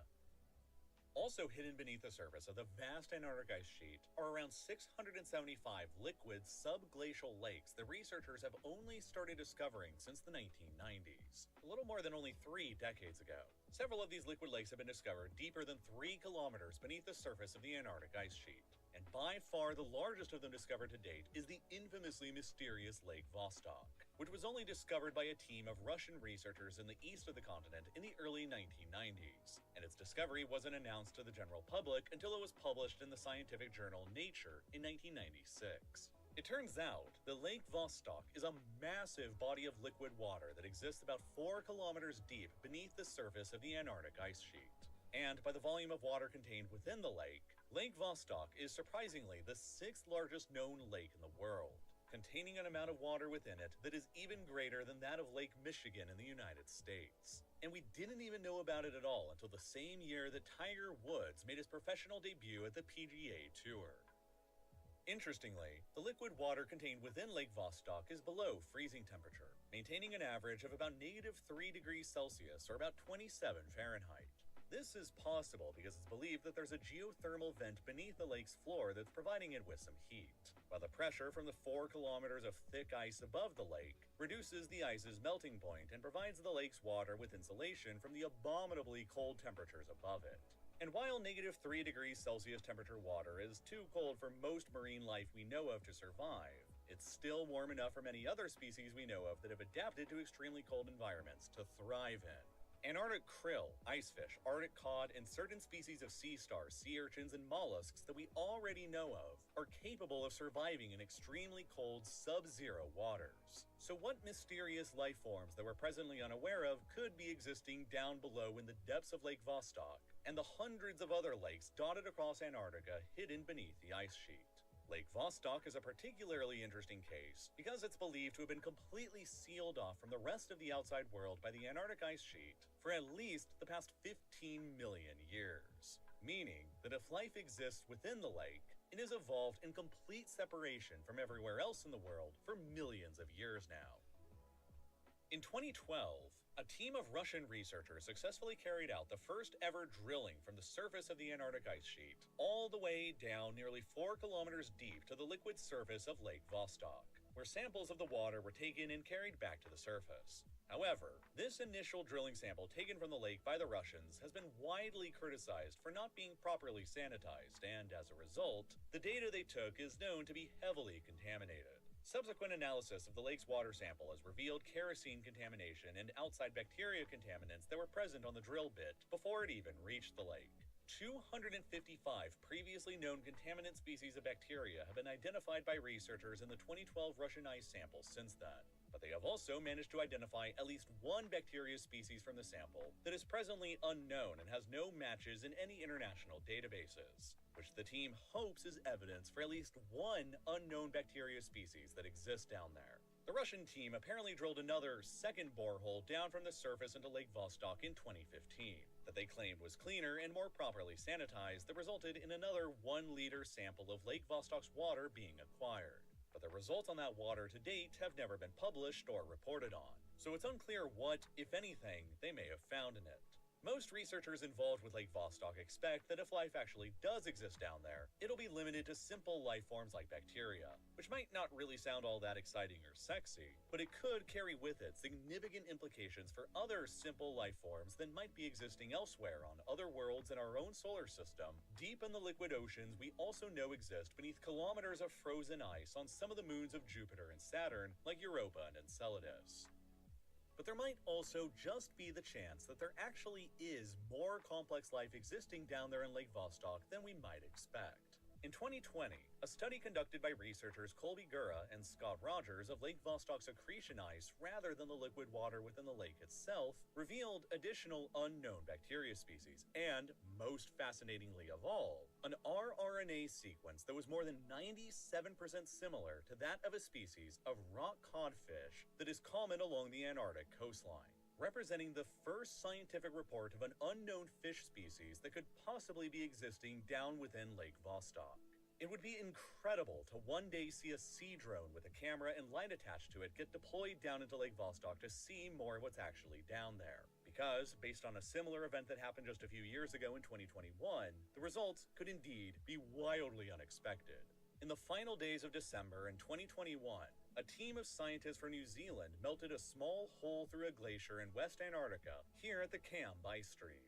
The team knew that a large cavern of liquid water existed about 500 meters beneath the glacier's surface here, carved out over time by a small flowing river beneath the ice. But when the team actually lowered a camera down into the hole they carved, down into the liquid water-filled cavern below, what they saw shocked everybody involved. They actually saw animals, hundreds of them swimming around in the isolated cavern below. The team later identified these blurry orange blotches to be shrimp-like marine crustaceans called amphipods. And here in this cold, isolated cavern of water 500 meters beneath the ice and a whopping 500 kilometers away from the nearest sunlight, locked in complete darkness, were hundreds of these more complex life forms absolutely thriving. Practically nobody expected to find that much life down here. And so, what implications does that 2021 discovery have for what unknown life may be existing within Lake Vostok? Or within any of the hundreds of other lakes locked beneath the Antarctic ice sheet that we haven't ever seen? So far, the area of the West Antarctic ice sheet spans across a vast area that is roughly the same size as Mexico. And yet, to this date, humanity has only managed to actually witness a fraction of the unknown world that exists beneath the ice here. a few dozen small boreholes dotted around the region that has exposed a disjointed area to us only about the size of a regulation basketball court. The world beyond that basketball court, in an area that's the size of Mexico, remains unobserved, unknown, and mysterious. And I deeply want to know more about it. And in addition to all the unknown life and geographic features that probably exist beneath the Antarctic ice sheet, there's also almost certainly a vast amount of undiscovered and completely untapped natural resources beneath the ice sheet that humanity will likely begin to deeply covet one day soon as well. For decades, it has been theorized that Antarctica is likely home to massive deposits of energy resources like oil and gas and coal, owing to the fact that for hundreds of millions of years in the past, the continent was not frozen and existed in a warmer part of the world that likely contained eons worth of animal and plant life. It was only around 35 million years ago that Antarctica drifted far enough south to begin acquiring its ice sheet. And for hundreds of millions of years before that, it never had any, allowing plenty of time for complex life to evolve and die and gradually transform into hydrocarbons like petroleum over the eons. But it wasn't until just a few months ago, before this video was published in May of 2024, that we had any idea of the actual potential extent of these Antarctic oil and gas reserves. Early that month, evidence presented to the UK Parliament in London revealed that a Russian research ship operating in the Weddell Sea region between the Antarctic Peninsula in the west and Greater Antarctica in the east discovered a truly gargantuan oil field there, estimated to contain a deposit of approximately 511 billion barrels, which is an absolutely absurd amount of oil. For reference, the oil contained within this one Antarctic superfield is roughly double the amount of oil reserves controlled by Saudi Arabia. Or, put another way, the oil in this Antarctic superfield is roughly 10 times the amount of oil that the entire North Sea has collectively produced over the past 50 years. British members of Parliament cautioned in 2024 that the Russian discovery here could become a prelude to countries or companies hauling in their offshore drilling platforms to exploit the field. And, most alarmingly of all, the discovery was made directly in the epicenter of the most widely disputed part of the frozen continent that is simultaneously claimed by the United Kingdom and Argentina, and partially by Chile as well. But for now, straight-up drilling for oil in the Weddell Sea here is illegal under international law because of something known as the Antarctic Treaty, an international treaty that has its origins in the mid-20th century. You see, up until the late 1950s, Antarctica was theoretically a free-for-all land open to exploitation, settlement, and colonization from anyone brave enough to try it. It was simply the continent's extremely remote location and extremely hostile environment that kept most people from ever trying. But not everyone. 7 countries officially staked out their own territorial claims to Antarctic territory during the early 20th century, including New Zealand, Australia, France, and Norway, and the sharply competing overlapping claims of the United Kingdom, Argentina, and Chile. All of these countries' territorial claims in Antarctica were based on their pre-existing legal claims or control of territory nearby to Antarctica, such as New Zealand's and Australia's home territories, France's relatively nearby Crozet and Kerguelen Islands, and Norway's Bouvet Island. Similarly, the UK's claimed territory in Antarctica largely came out of an extension of their claims to the Falkland Islands, along with South Georgia and the South Sandwich Islands nearby, while Argentina's almost identical overlapping claim to Antarctica was based not only on their own territorial mainland, but also on their identical competing claims to the same islands claimed by Britain, the Falklands, along with South Georgia and the South Sandwich Islands, while Chile's territorial claims were also based on the proximity of their mainland territory. The territorial disputes on Antarctica itself between the UK, Argentina, and Chile, and between Argentina and the UK over all of these other islands was heating up in the mid-20th century, and risked escalating into violence. And so, within the context of the greater Cold War that was going on between the United States and the Soviet Union at the time, a group of 12 countries got together in 1959 and signed the Antarctic Treaty, which primarily sought to figuratively freeze the Antarctic continent in a sort of stasis just as it was, and prevent the use of the continent for any military purposes while preserving it for scientific research and access. Military operations on Antarctica were agreed by everyone to be severely restricted. Nuclear tests and detonations, as well as dumping of nuclear waste on Antarctica, were all agreed to be banned. And a powerful independent monitoring system was put into place that enabled any country to inspect any other country's facilities on the continent without warning to make sure they were actually abiding by all of the terms of the treaty. Antarctica, as defined by the treaty, consists of all the land, ice, islands, and ocean below the 60 degrees of latitude line. The 7 countries who had already made territorial claims to Antarctica before the treaty was signed had their claims frozen and they became legally unenforceable. The US and the Soviet Union and later Russia reserved themselves the right to stake out their own territorial claims to Antarctica at some undetermined point in the future, while any country from around the world was eligible to join the treaty and establish research bases on the continent wherever they deemed fit, regardless of any other country's territorial claims. And perhaps most importantly, the treaty explicitly forbids the harvesting of any of Antarctica's potential resources or even prospecting for the continent's potential resources. No mining or drilling for resources on Antarctica have been allowed ever since.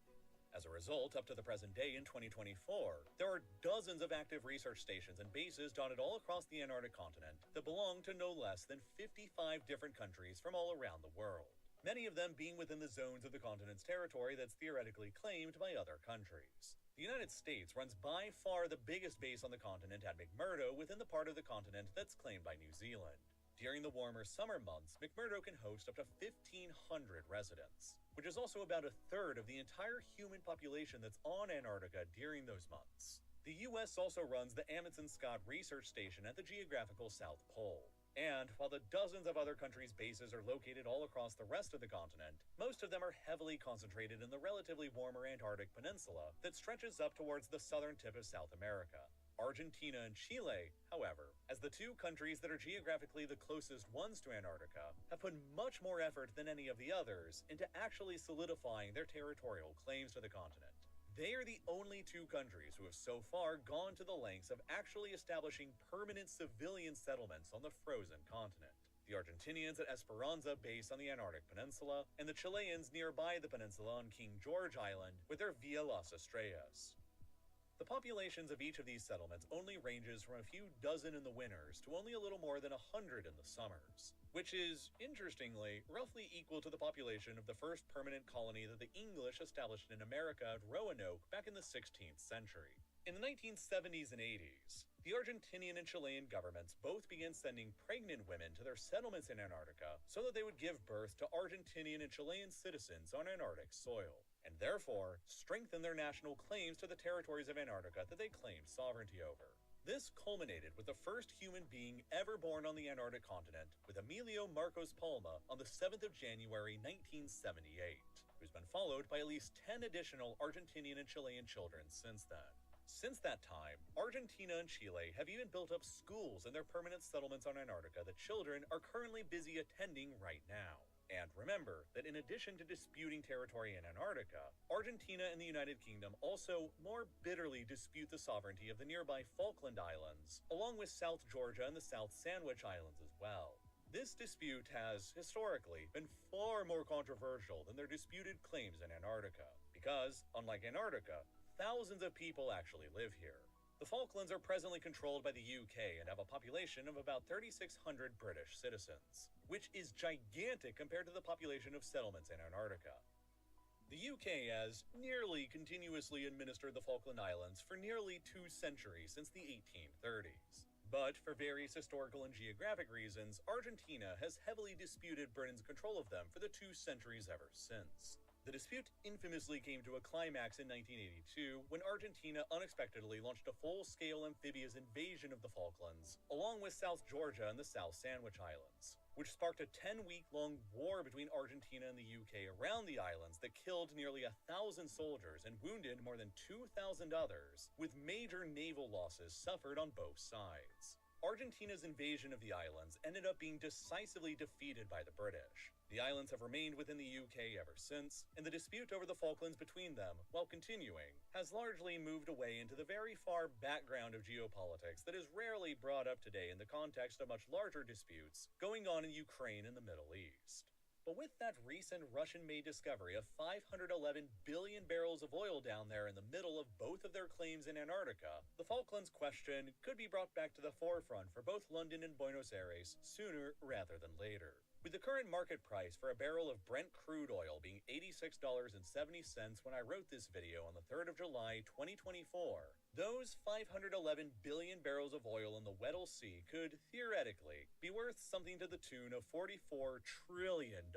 reserves, almost double the entire GDP of the United States. If a country or a corporation could control this Antarctic oil field and didn't give a damn about international law and the Antarctic Treaty System, they could literally manage to eclipse even Saudi Arabia as the world's mightiest oil power and completely transform their entire civilization in the process, which is a whole hell of an incentive to actually do it. The only thing standing in the way right now from anybody doing that, on paper, is the Antarctic Treaty System, that strictly forbids anyone from harvesting Antarctica's resources beneath the 60-degree latitude line. But that treaty is actually up for review in only 24 years from now, in 2048. And any country involved with the treaty is legally able to walk away from it and withdraw whenever they want to. Right now, the 511 billion barrels of oil that the Russians apparently discovered here are better to think of as deposits rather than as reserves, since nobody can legally access them. But when the Antarctic Treaty comes up for review in 2048, Argentina, the UK, Chile, and maybe even other outside powers will become heavily motivated to begin allowing drilling and mining to take place in Antarctica if they stand to gain trillions of dollars by doing so. The ice cover in the Weddell Sea where the oil field was discovered is thinning out with climate change, and is increasingly becoming easier to access by ship or offshore oil rig, while the Antarctic Peninsula to the west protects the sea a bit from the often violent oceanic swell that swirls around the continent above it. Nonetheless, Antarctica and the Weddell Sea is still a very difficult place to actually work in for now. The location is extremely remote and thousands of kilometers away from civilizational centers in Argentina or South Africa, while icebergs and ice flows within the sea can still pose a grave challenge to the stability and safety of offshore oil platforms. Extracting the oil deposit here will undoubtedly be a prohibitively expensive venture to try and undertake. Which means that, for now, even if a country like Russia didn't really care about violating international law by extracting the oil, they'd still have to deal with the cold financial calculus being against them that simply makes extracting the oil not very economically feasible. But again, in the not-too-distant future, as the ice cover in the Weddell Sea thins out with climate change, and as the Antarctic Treaty officially comes up for review in 2048, some states may be open to trying out their shot. And if Argentina can actually finally get its economic act together over the next couple of decades, they might also become interested in challenging the United Kingdom over the status of the Falkland Islands again. It is the UK's control over the Falklands, along with the uninhabited South Georgia and the South Sandwich Islands, that forms the legal basis for the UK's territorial claim in Antarctica nearby that overlaps directly with the Argentinians' claim and with the gigantic Russian-discovered oil field. Hypothetically, if, and it's a huge if, Argentina were to somehow miraculously become capable of pushing the British out of the Falklands, then Argentina would greatly weaken the British claim in Antarctica that overlaps their own, and they would greatly strengthen their own claim to the gigantic oil field, which could allow the country to radically transform itself the same way that Saudi Arabia or the United Arab Emirates did after the Antarctic Treaty comes up for review in 2048, by allowing themselves to actually begin extracting some to even all of that oil. And at the same time, the UK will be well aware of this potential challenge in the coming decades that Argentina and potentially other nations like Russia could mount against them in the area. And so, they will also be heavily incentivized to maintain their control over the Falklands, South Georgia, and the South Sandwich Islands at all costs, to maintain their own claim in Antarctica and to the giant oil field as well. For whoever maintains control over the field after 2048 could, potentially, become the world's next Saudi Arabia. And for that reason, the future of the Antarctic continent is a deeply uncertain one. Now, if you're anything like me, you might always be wondering why it still takes so much money and time to eat more healthily. The global food supply runs more efficiently than ever, but there still seems to be this trade-off where you have to choose only two of the following three options with your meals: healthiness, affordability, and quickness. You can have a quick and healthy meal, but it'll be expensive. You can have an affordable and quick meal, but it'll be unhealthy. Or you could have a healthy and affordable meal, but it'll be time-consuming and inconvenient. For a very long period in my life, I was really trying hard to figure out the answer to this dilemma by discovering a reliable source of meals that could actually encompass all three attributes: healthiness, affordability, and quickness. And I eventually discovered and became a customer of what ultimately became this video's sponsor, HelloFresh. The concept of HelloFresh is pretty straightforward. You just visit their app or website and select which meals you want to eat, and then the next week, an insulated box will show up on your doorstep filled with all the fresh, pre-portioned, and partially prepared ingredients you need so that you can home cook your meals way faster than if you had wasted a bunch of time planning your meals out, going to the grocery store and picking out ingredients, and then coming home and prepping. And not only that, but you get everything you'll need in exactly the right quantities you need, which results in HelloFresh meals reducing food waste by up to 45% when compared to grocery shopping, and a 31% lower carbon footprint than meals of the same portion size made from supermarket ingredients. And 100% of HelloFresh's delivery emissions are also offset, which all significantly cuts down on the environmental impact your meals are having, in addition to all of the time and cost savings. And best of all, the meals themselves just taste really, really good. That's the biggest reason of all that I've been a loyal customer myself to HelloFresh for years now, and why I've been making meals like this amazing buffalo spiced chicken for more than 3 years now. They are just the best solution that I've ever found for having regular dinners. And if you want to see if I'm right and improve the way you eat too, now is a great time to do so, because you can go to HelloFresh.com next, or follow the link down below in the description and use code RealLifeLoreApps for free appetizers for life. 1 free appetizer item per box while your subscription is active. Again, that's code RealLifeLoreApps at HelloFresh.com for free appetizers for life. Signing up is also just a great way to help support my channel too, and as always, thank you so much for watching.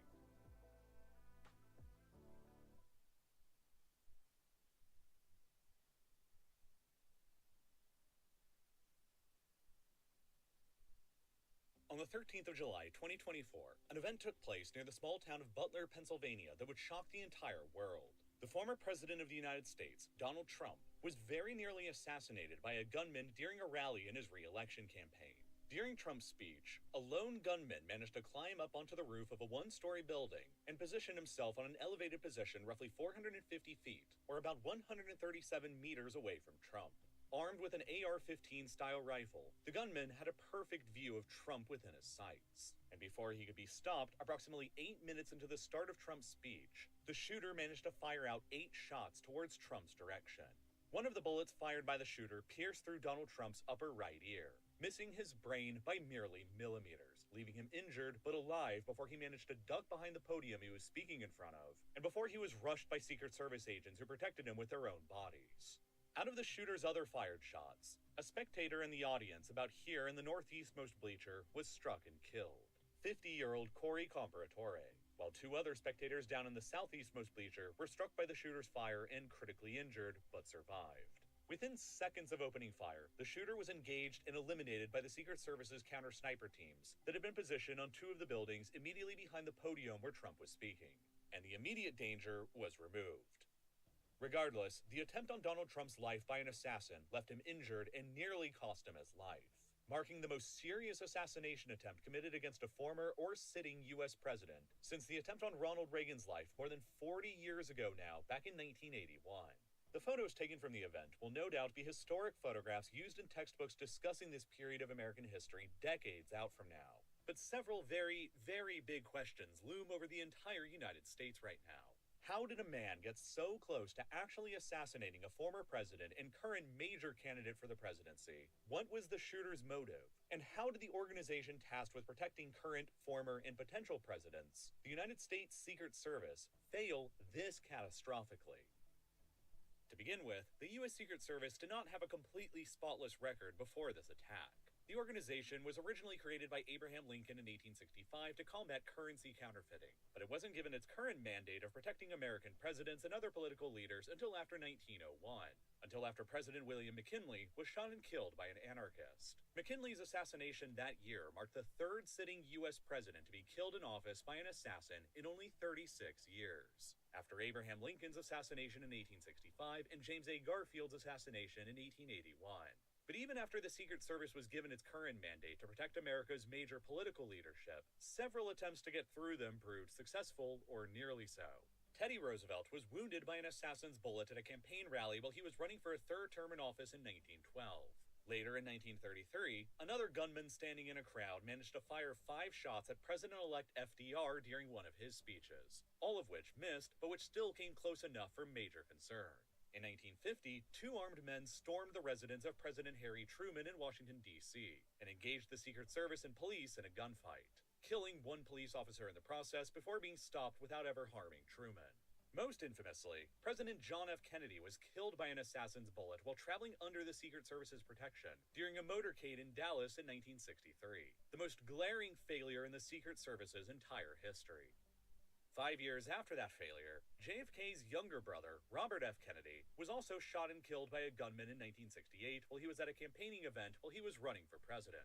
At the time, the Secret Service wasn't protecting major political candidates for the presidency, and so RFK's protection was outside of their scope. His assassination changed that, and from then on until the current day, major political candidates running for the presidency will also be placed under Secret Service protection. Within only a few more years, though, in 1972, George Wallace, a major political candidate who was running for the Democratic nomination for president in 1972, was shot by an assassin at a campaigning event at a shopping center in Maryland. Wallace survived the attack, but was left permanently paralyzed from the waist down for the rest of his life, and it ended his run for the presidency. A few years later, in 1975, President Gerald Ford just narrowly survived two back-to-back assassination attempts against him while he was in California. In the first attempt, a woman managed to get within arm's reach of him near the Sacramento Capitol building and aimed a pistol at him and pulled the trigger. The gun only failed to fire because the assassin hadn't chambered a round in it. Then, only a little more than 2 weeks later, while in San Francisco, another woman standing in a crowd fired at President Ford from across the street, missing his head with a bullet by a mere 5 inches. A few years later, in 1981, an assassin named John Hinckley Jr., standing within a crowd of onlookers, infamously shot President Ronald Reagan as he walked by him, very nearly killing him in the process, which up until the attempt on Donald Trump's life this year, marked the most serious failure of the Secret Service since the JFK assassination. But even though the assassination attempt on Reagan was the last time before Trump that an assassin seriously wounded a president or a presidential candidate, there have been many, many attempts and near misses in between that time and multiple scandals on the part of the Secret Service as an organization. In 1994, when Bill Clinton was president, a man armed with an SKS rifle standing on the sidewalk just outside the White House grounds fired 29 rounds into the White House while Bill Clinton was inside. Secret Service agents immediately rushed across the White House lawn toward him with their weapons drawn, while local citizens who happened to be nearby managed to tackle the shooter and subdue him before he was arrested. Nobody was hurt in the incident, while the shooter was sentenced to 40 years in prison. A decade later, in 2005, when President George W. Bush was visiting the country of Georgia in that country's capital, Tbilisi, a man stood in the crowd in Tbilisi's Central Liberty Square, awaiting a joint speech by President Bush and Georgia's then-president, Mikhail Saakashvili. As soon as Bush began speaking, the man in the crowd lobbed a Soviet-made RGD-5 hand grenade that was wrapped up in a red patterned handkerchief toward the podium where Bush was speaking, which landed a mere 61 feet, or about 19 meters away from the president. The handkerchief stayed wrapped around the grenade, which kept it disguised, but also likely prevented the grenade's striker lever from releasing, which prevented the grenade from ever detonating. Bush didn't even learn about the assassination attempt until after the rally had ended. The man responsible was later tracked down by the FBI and local Georgian authorities and sentenced to life in prison. Now, over the past 60 years of history since JFK's infamous assassination in 1963, the U.S. Secret Service has dramatically expanded in size and scope. From a relatively small, compact force of only 300 agents at the time of the Kennedy assassination, to a small army of around 8,000 agents today, while its budget has similarly ballooned in size from only $5 million a year then to $3 billion a year today, roughly equal to half of the entire budget of the New York City Police Department, which currently employs 36,000 officers, meaning that the Secret Service has about 4.5 times fewer agents than the NYPD has officers. But the Secret Service has half of the NYPD's budget. Part of this is simply due to the expanding scope of the Secret Service over time, which began its protection mandate in 1902 to cover U.S. presidents and vice presidents, but has since expanded to also include all former U.S. presidents and their families as well, in addition to the families of sitting presidents and vice presidents, major political candidates actively running for the presidency along with their spouses, all 17 of the individuals in the presidential line of succession, ranging from the Speaker of the House and the President pro tempore of the Senate, to all of the secretary positions in the president's cabinet, as well as visiting foreign heads of state and heads of government. All of which is why the Secret Service has thousands of agents to protect all of these people today. And yet, despite the massive ballooning in the size, budget, and scope of the Secret Service since JFK's time, some of the organization's greatest scandals and blunders have taken place fairly recently, back during the Obama administration. In November of 2011, a man named Oscar Ortega was able to park his car on a street about 650 yards away from the White House. President Obama was not home at the time, but his daughter Sasha and mother Marian both were. At about 8:50 p.m. local time, Ortega then pointed a Romanian-made AK-47 out of the passenger side window of his car and fired a hail of bullets directly towards the White House across the south lawn. At least 7 of the bullets he fired hit the upstairs residence of the White House and broke a window. Several of the Secret Service agents within the White House immediately reported to have heard the gunshots and moved out to respond. But then, a supervising sergeant quickly ordered all of the agents to stand down and stated that there weren't any shots, falsely believing that it was simply construction noise. Meanwhile, 4 minutes later, Ortega sped his car away from the crime scene down Constitution Avenue and crashed his car right by the on-ramp to the Roosevelt Bridge, where a group of eyewitnesses called 911 to report the crash to the police. But Ortega managed to run away and disappear. Within 5 minutes of the call being made, local police and Secret Service agents arrived at the car, where they discovered the abandoned rifle and 9 spent shell casings on the floor. But for several days afterward, nobody managed to connect the dots between the abandoned car with the rifle and spent shell casings and the previous incident reported at the White House. 4 days later, a White House housekeeper discovered a broken window and alerted an assistant, who further discovered several bullet holes lodged into the wall. And it was only then, 4 days later, that the Secret Service realized someone had made an attempt on the president's life. Secret Service agents were reportedly fearful of contradicting their superior's initial explanation of the incident as mere construction noise. Eyewitnesses of the car crash weren't immediately interviewed, while camera and audio surveillance equipment around the White House's perimeter were absent that could have helped investigators solve the assassination attempt more quickly. At the time, this was all a huge scandal within the Secret Service. Oscar Ortega himself, the shooter, was tracked down a couple years later in 2013 and sentenced to 25 years in prison for the crime. And it was all far from the only major crisis of the Secret Service during the Obama administration. In 2012, President Obama was scheduled to visit Cartagena, Colombia, for the annual Summit of the Americas Conference. About 48 hours before Obama's arrival, 135 Secret Service agents were tasked with arriving in Cartagena first and preparing the area for the president. Then, around a dozen of the Secret Service agents involved brought back several prostitutes to their hotel rooms, which exploded into a major international scandal, and 10 of the Secret Service agents involved in the incident were sacked in disgrace.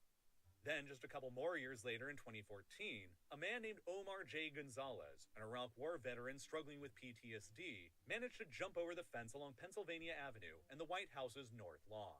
He proceeded to then run across the entire north lawn, past a guard booth and a K-9 unit unhindered, and broke through the unlocked and undefended White House front door. Once inside of the White House, an alarm box placed immediately to the left should have been ringing loudly to alert security inside of the intruder. But for whatever reason, on this specific day, the alarm box had been intentionally muted, allegedly because of complaints that it was too loud. As a result, the guard standing inside of the front door wasn't expecting anything outside of the unusual. So when Gonzalez, armed with a knife, came bursting through the front door, the guard didn't have enough time to react and Gonzalez just ran right past him, through the White House's entrance hall, just past the stairway that led up to the Obama family's living quarters, and into the East Room, where he was finally tackled to the ground by a Secret Service counter-assault team.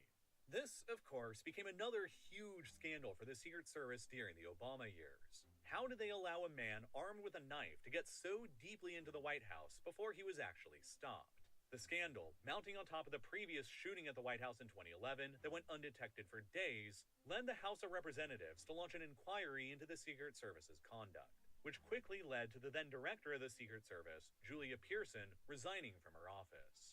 The 2014 House Commission cited that the Secret Service of 2014 struggled from a, quote, catastrophic failure of training, and suggested a series of reforms to the agency be made in the aftermath. Reforms that included a new policy that Secret Service agents should spend a full 25% of their work time actively in training. Before the Commission's report was released, Secret Service agents had only spent an average of 3% of their work time in training in 2014. Initially, the Secret Service agreed to that reform at first, but then, over time, they never really ended up ever doing anything about it. By 2018, Secret Service agents were only spending between 3 and 6% of their work time in training, far below the target suggested by the 2014 Commission report. By 2019, the Secret Service came out publicly and said that they no longer agreed with the 2014 report's training target, and that they plan to reevaluate it, effectively going back on their previous promise in 2014 to increase agents' training.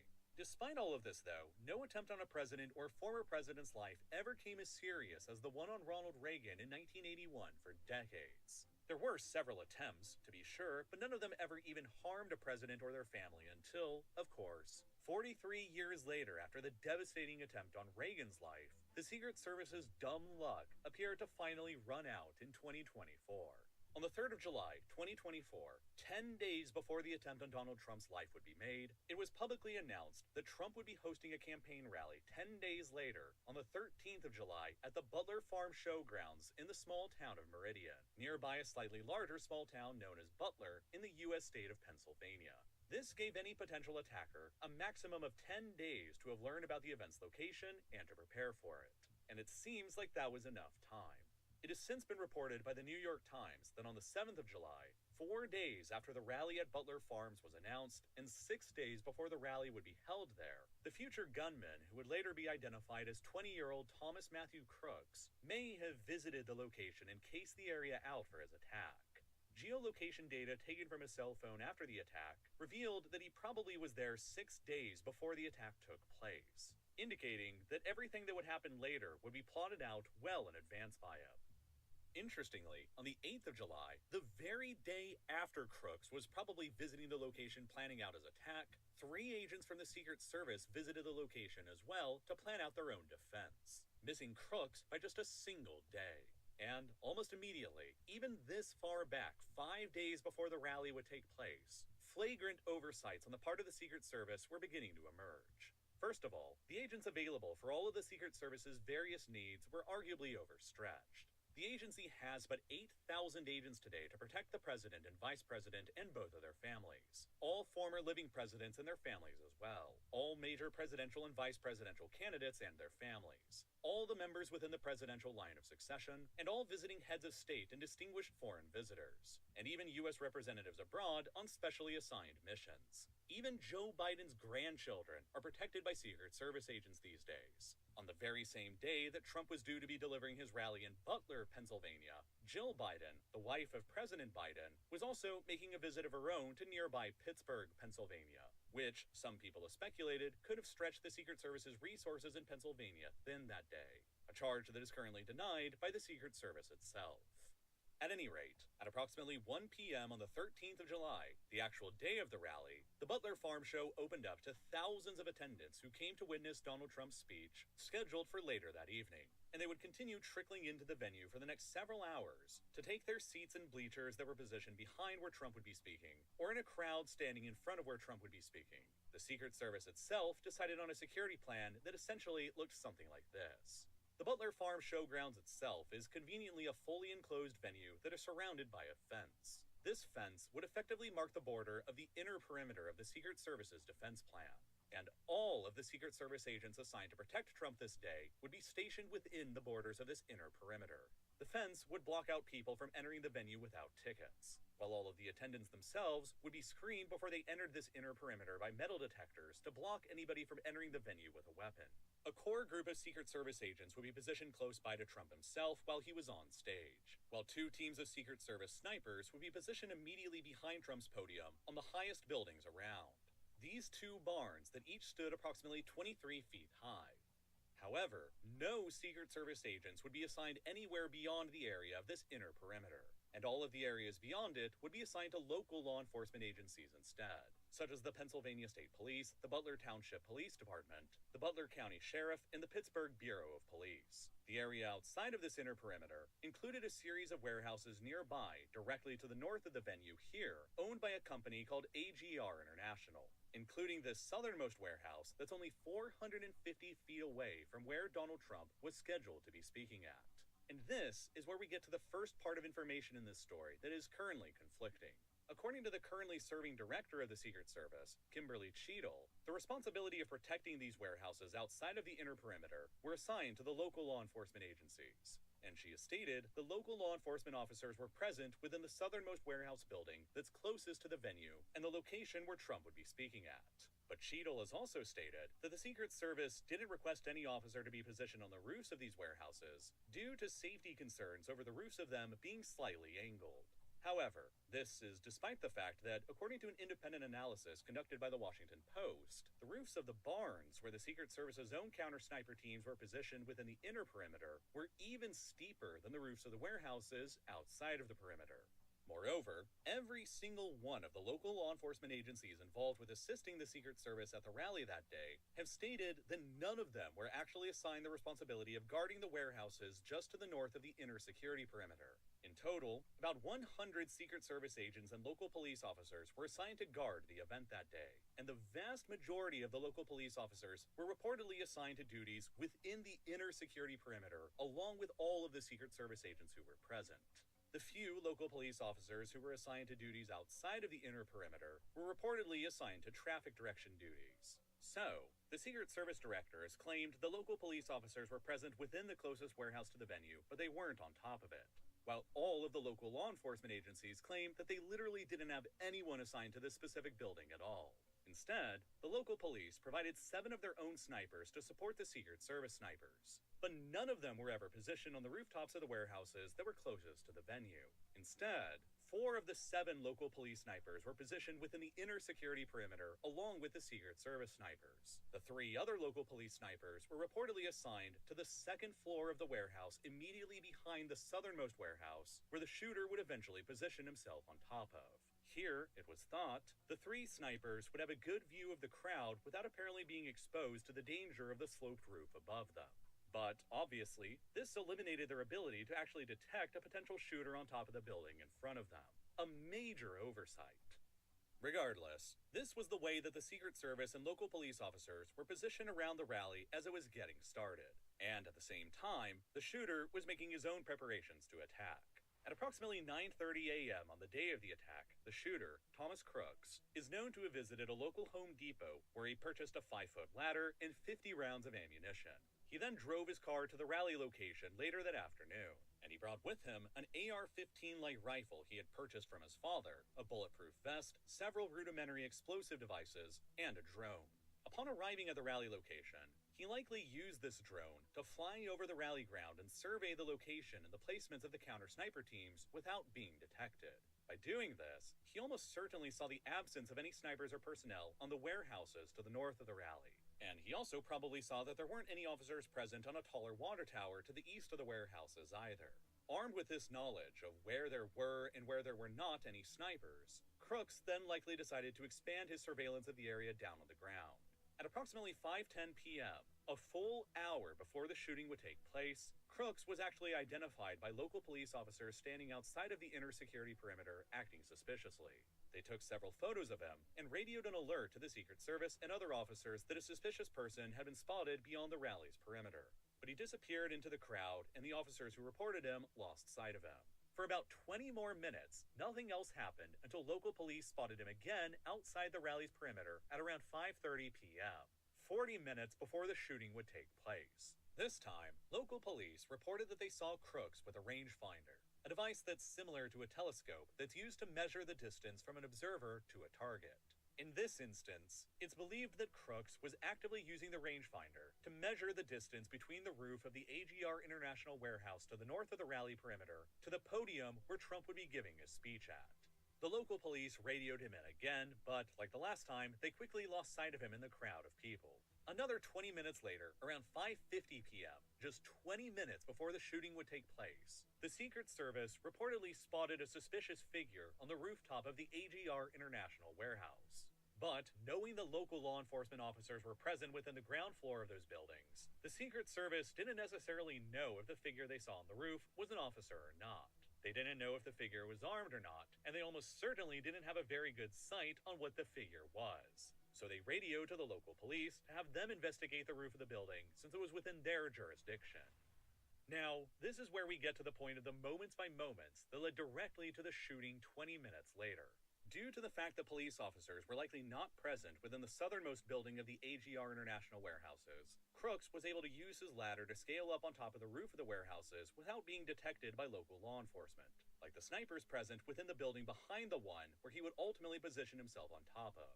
And once Crooks was on top of the warehouses, his position up there was also likely obscured from the Secret Service counter-sniper team's position on the barns within the farm grounds itself. While the barns where the Secret Service snipers were positioned on stood at 23 feet high, the southernmost warehouse that Crooks positioned himself on stood at only about 11 feet high, much lower than the barns where the Secret Service snipers were placed on. But, notably, the pitch of the roof on the warehouse where Crooks got on top of rose about another 3.5 feet further up, which meant that as he crawled along the northern side of the warehouse's roof towards the peak, he was likely not visible to either of the Secret Service counter-sniper teams positioned on the barns. The northernmost one about 400 feet away from the warehouse, and the southernmost one about 550 feet away.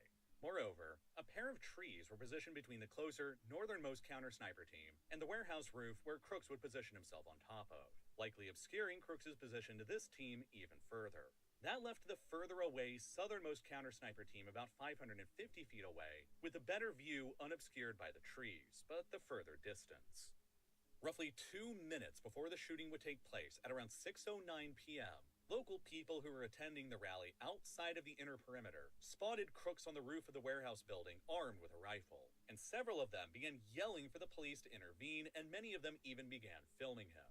By this point, it's known that the northernmost Secret Service counter-sniper team behind Trump had switched out their binoculars for their rifle optics, suggesting that they had already been alerted to a possible threat by this point and were actively tuning themselves into it, though it's presently unclear when exactly Crooks may have actually been spotted by them. By this point, 4 local police officers outside of the inner security perimeter had been clued in to the suspicious activity taking place on the roof of the warehouses, and they had left their traffic direction duties to investigate what was happening. Then, approximately 30 seconds before the shooting would take place, a local police officer managed to hoist himself up by his arms to get a peek on top of the southernmost warehouse roof to investigate the suspicious activity there that had already been reported. Then, upon hoisting his head up, Crooks became immediately alerted to the officer's presence and reportedly pointed his rifle directly at him, which led to the officer immediately dropping back to the ground to avoid getting himself shot and killed. 30 seconds later, likely under very high pressure, knowing that his position was blown, Crooks began opening fire on the rooftop towards Donald Trump, standing only approximately 450 feet away from him. Crooks reportedly managed to get off 3 shots fired directly at Trump's direction before Trump ducked behind the podium. One of these bullets that Crooks fired grazed through Trump's upper right ear, missing Trump's brain by only millimeters due to an incredibly lucky tilt of his head, merely a second before Crooks pulled the trigger and opened fire. After Trump ducked down behind the podium and the inner Secret Service agents began immediately rushing onto the stage to protect Trump with their bodies, Crooks reportedly managed to fire 5 more shots from his rifle at Trump's general direction, with some of these bullets hitting audience members in the bleachers positioned behind Trump. Corey Comparatore, a 50-year-old former firefighting chief, was tragically killed by this gunfire in the bleachers positioned approximately here, while 2 other audience members positioned in the bleachers here were also struck by the gunfire and critically injured, but survived. Within seconds of Crooks opening fire on Trump, the Secret Service counter-sniper teams positioned on the barns behind Trump returned fire on him and eliminated him, ending the immediate threat, with the southernmost team that had the clearer shot being the most likely team to have done so.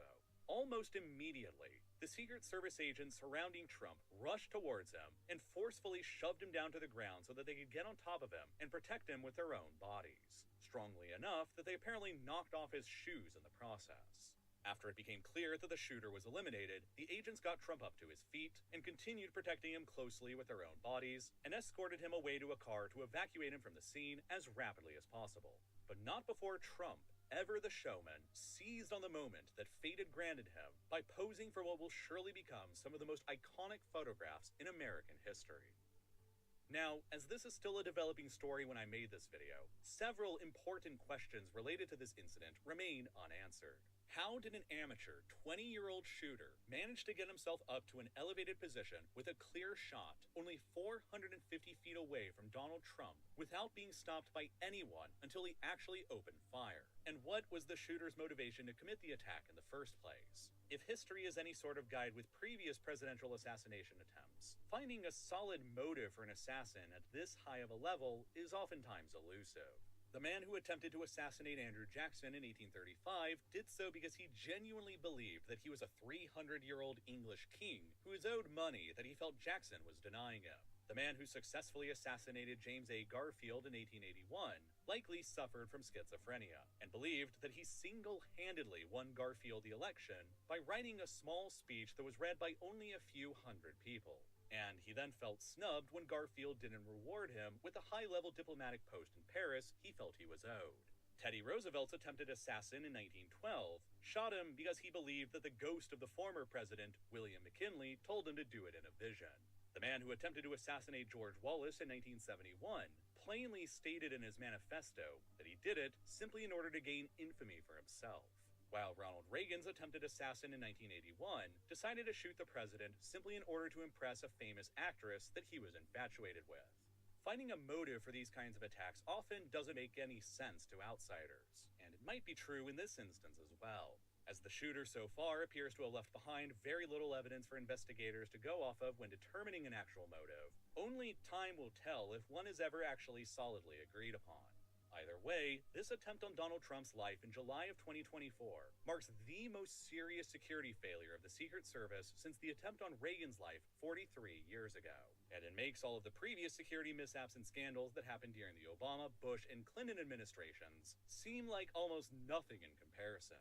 There will be many questions in the weeks, months, and years ahead surrounding this incident, and I will be here to report as much of it to you as I can along the way. The assassination attempt on Donald Trump is going to be one of those pivotal events in history where you'll always remember exactly where you were when you first heard the news about it. I very vividly remember exactly where I was at dinner and who I was with when I first heard the news. And I literally spent the next several hours glued to my phone screen and discussing with the people I knew, trying to figure out the pieces of what had just exactly happened. In the weeks since then, some elements of the attack have become more clear, while other elements continue to be murky and not well understood, which has led to a flurry of conspiracy theories emerging around the attack from both sides of the political aisle that you, as a consumer of the news, should be mindful of. For example, for a while, there were substantial conflicting reports on what exactly had hit Donald Trump's ear during the attack. The director of the FBI, Christopher Wray, made an ambiguous statement in the shooting's aftermath that suggested Trump's ear may have been struck by shrapnel rather than by a bullet, which led to a lot of incorrect speculation that Trump's ear was struck by glass shrapnel that came from his teleprompter. The FBI director eventually clarified these statements near the end of July with a more clear statement, where he said, "What hit former President Trump in the ear was a bullet, whether it was whole or fragmented into smaller pieces." The story of this statement got quickly picked up and covered by hundreds of different news sources. The story was reported on by over 230 news outlets. And while the reporting on it has been fairly evenly split between right-wing and left-wing sources, you'll start to notice something pretty interesting in the framing of this event when you start comparing the headlines. From this left-leaning source, we have a headline that almost begrudgingly reports on the FBI's statement, reading, "FBI says Trump was struck by a bullet or its fragment as he crows." While from this right-leaning source, you have a headline reading, "After floating shrapnel conspiracy theory, FBI now says a bullet struck President Trump's ear," without clarifying in the headline that the FBI director still suggested that a bullet's shrapnel could have still been responsible. And this is why I've been using this video sponsor, Ground News, to research issues in a way that lets me see past these kinds of partisan spins. It's a website and app designed by a former NASA engineer on a mission to give readers an easy, data-driven, objective way to read and parse the news. Every story comes with a quick visual breakdown of the political bias, factuality, and ownership of the sources reporting, all backed by ratings from 3 independent news monitoring organizations. And you can directly compare related articles from different sources to see what details are being emphasized, exaggerated, or left out. One of my favorite features is their My News Bias feature, which tracks your reading habits over time. It's basically a dashboard for your news diet, showing you what your top news sources are, whether you engage with different perspectives, what topics you're interested in, and a whole lot more.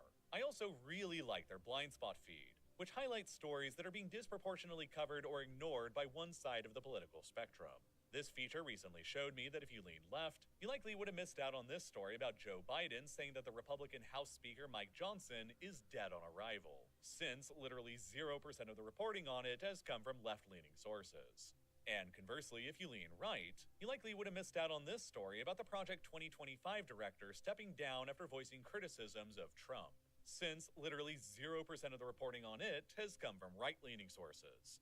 I really strongly believe that it's super important we understand how our current partisan media environment operates and the impact that it might be having on our politics and elections, so that we can actually engage in constructive dialogue, break out of unproductive echo chambers, and maybe even challenge some of our own assumptions in the process. And best of all, they're currently offering 40% off of the Ground News Vantage plan, which gives you unlimited access to all of their features, including the awesome My News bias. So go to ground.news/real-life-lore, or click the button here on screen, or follow the link down below in the description to subscribe to Ground News for only $5 a month and help an independent news platform working to make the media landscape more transparent. It's also just a great way to help support what I'm doing here on this channel. And as always, thank you so much for watching.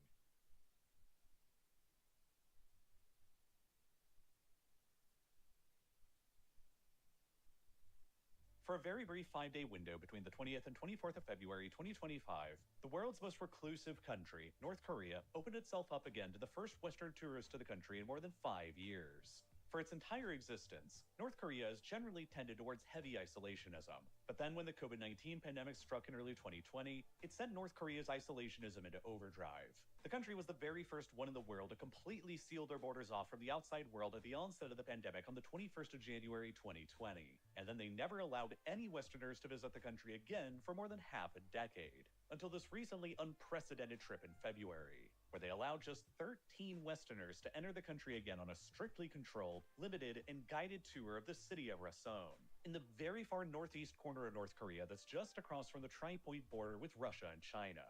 No Americans were a part of the tour group, and instead, the travelers were made up of visitors hailing from the UK, Canada, Australia, New Zealand, Germany, Austria, France, Italy, and Greece, who all crossed over into North Korea by land across the border from China. Many of the Westerners who visited North Korea during this brief trip have since uploaded videos of their experiences here on YouTube that I strongly recommend you view later, many of which have since racked up millions of views. But just as North Korea barely cracked open the door to Western tourists again after more than 5 years, allowing only a handful of people to visit just a single city right across the border from China, they slammed the door shut again just a couple of weeks later and announced another indefinite end to Western tourism in early March, returning right back to the hyper-strict isolationism of the past 5 years, with hardly anybody from the outside world welcome to enter. As of this video's production, the North Korean government has made no further announcements or clarifications on when Westerners may be allowed to return back to the country, if ever. And at the moment, the only foreign nationality that's actually allowed to enter into the Hermit Kingdom at all are Russians, owing to the increasingly close geopolitical relationship between the Russian and North Korean governments. In February of 2024, North Korea began allowing Russian citizens to visit the country as tourists, representing the first and so far basically only foreign tourists who've been welcomed to the country since early 2020. But the numbers of Russians who've actually visited North Korea since then have been extremely low. Fewer than 900 Russians decided to actually visit North Korea throughout 2024, even though every Russian theoretically could, and those numbers don't appear to be increasing this year in 2025 either. So basically, hardly anyone at all has visited North Korea since January of 2020, and there's no clear timeline right now for when anyone other than Russians might be welcomed back again. Which is all extremely bizarre when you also consider just how much effort the North Koreans have recently put into actually trying to attract tourists to the country. It's believed that North Korea has recently invested billions of dollars into revamping their tourism sector since they closed the country down in 2020, in an apparent hope to attract huge numbers of tourists once they finally begin reopening themselves again. The regime has recently put great efforts with their limited resources into building out a brand new large-scale ski resort at Samjian just across the border from China, complete with a brand new airport and train station located directly nearby, along with a separate and massive, sprawling new beach resort on the country's east coast at Wonsan, built across a 5-kilometer-long stretch of beach with about 150 separate hotels and numerous restaurants and attractions that has been estimated to now be the largest single-owner beach resort on the entire planet. Tourism has always been attractive to North Korea because it's one of the few ways that the country can actually legally acquire desperately needed foreign currencies like dollars, euros, and yuan. Since tourism is one of the few sectors that the overwhelming sanctions imposed on North Korea by the UN have never touched. Before COVID, tourism to North Korea was actually a consistently growing industry, to the point where hundreds of thousands of people visited the country in both 2018 and in 2019, before the doors slammed completely shut in 2020. North Korea earned hundreds of millions of desperately needed dollars in both of those years from tourist revenue, and the regime has clearly invested billions of dollars into brand new resorts to try and return back to those numbers and even exceed them eventually. So why then has North Korea completely shut itself off from visitors from the outside world for the past half a decade, if it used to be so lucrative for them? And why did they open up just a single small border city to a small group of Western tourists in 2025, only to immediately close it again just a couple of weeks later, with no information given on when or even if Westerners, or anyone even besides Russians, will ever be able to enter again? Why can you, watching this video, not visit North Korea even if you wanted to? Despite North Korea's current reputation for being hyper-reclusive, it wasn't always exactly like this, and the history of the tourism industry in North Korea is probably the most bizarre and interesting of any country in the world. During the Korean War in the 1950s, North Korea's capital and largest city, Pyongyang, was largely destroyed by the fighting and was rebuilt afterwards with assistance from the Soviet Union.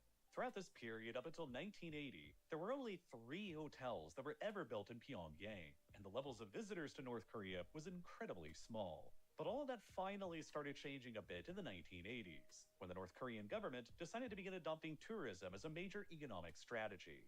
Most of this was because North Korea was selected to host the World Festival of Youth and Students in 1989, a left-wing festival held occasionally since 1947 in primarily communist and socialist states. To prepare for the arrival of more than 20,000 expected participants in the festival, and to show their country off on the world stage, the North Koreans knew that they needed to dramatically upgrade their tourism infrastructure from practically non-existent to something much more substantial. 3 new large-capacity hotels were planned to begin construction in Pyongyang leading up to the 1989 festival, but none of them were as grandiose and ambitious as the Ryugyong Hotel was planned to be. With construction beginning in 1987, the original plan was to finish out the hotel within 2 years by the time of the festival. Designed to soar 330 meters or 1,080 feet high, the Ryugyong Hotel was intended to become the tallest hotel in the world at the time, eclipsing what was then the record holder in Singapore, the Westin Stamford, at only 226 meters or 741 feet tall. At about the same height as the Eiffel Tower, the Ryugyong Hotel was going to be by far the tallest building in North Korea, and the centerpiece of the Kim regime's capital that they wanted to showcase to the rest of the world in 1989. It was planned to have about 3,000 rooms for guests across more than 100 floors, and the country was so proud of it that it even started appearing on North Korean postal stamps while the construction was still ongoing.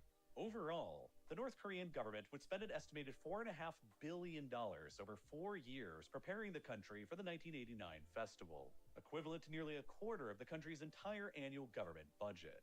But when the World Festival of Youth and Students arrived in 1989, the ambitious Ryugyong Hotel in particular was still nowhere near to being completed. Nonetheless, 22,000 people from 177 countries from around the world attended the festival hosted in Pyongyang, including 100 citizens from the United States, marking the largest internationally attended festival to ever be hosted in North Korea.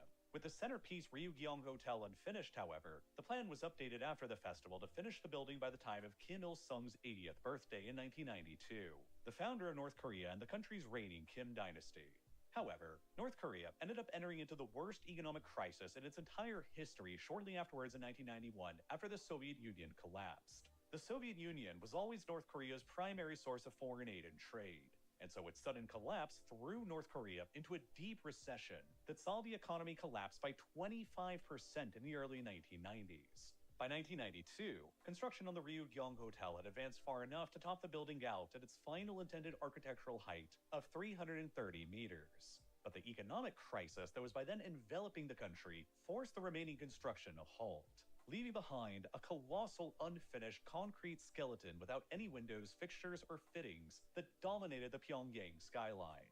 At the time, there were newspapers in Japan that estimated the North Korean government had already spent about $750 million on the building's construction. or about 2% of North Korea's total GDP at the time. Rather than becoming the centerpiece attraction in Pyongyang and the tallest hotel in the world like North Korea originally intended, the Ryugyong Hotel instead became the tallest abandoned building in the world for decades, and a towering monument to North Korea's economic and financial problems instead. Despite the imagined completed building initially appearing on North Korea's postage stamps, the government would later begin manipulating official photographs of Pyongyang by removing the unfinished concrete eyesore from the skyline entirely, while government-printed maps of Pyongyang simply deleted the building from existence, despite the fact that it still utterly dominated Pyongyang's skyline. For the next 16 years after 1992, the hollow concrete shell of the Ryugyong Hotel haunted the Pyongyang skyline until 2008, when an Egyptian construction company called Orascom entered into a deal with the North Korean government to finally finish it out. By then, the North Korean plan under the new leader, Kim Jong-il, was to finish the building by the time of then-deceased Kim Il-sung's 100th birthday in 2012. By mid-2011, the exterior of the hotel was finally covered with installed glass panels, and by late 2012, photographs of the hotel's interior were finally released on the internet for the very first time, which showed that it was still completely bare with no cabling, wiring, or piping. While the exterior of the hotel was finally disguised with glass, the interior of it continued remaining completely empty and hollow. In November of 2012, a German luxury hotel management company called Kempinski announced that they would be operating the Ryugyong Hotel. But then just the following year in 2013, they pulled out after North Korea successfully detonated their third nuclear weapons test, skyrocketing tensions between North Korea and the West that made operating a major hotel in Pyongyang by a Western company extremely risky. All construction on the hotel halted once again, and then some modest activity at the site was detected again between 2016 and 2018. In 2018, with the hotel still abandoned and unoccupied after more than 30 years since the construction began, the North Korean government decided, in a way, to finally begin cutting their losses on it by transforming the whole building into a gigantic electronic propaganda billboard. One of the entire signs of the building was covered in a massive LED light display that prominently displays propaganda animations and films and the waving North Korean flag that dominates the skyline at night, making it one of, if not the, largest LED billboards on the planet.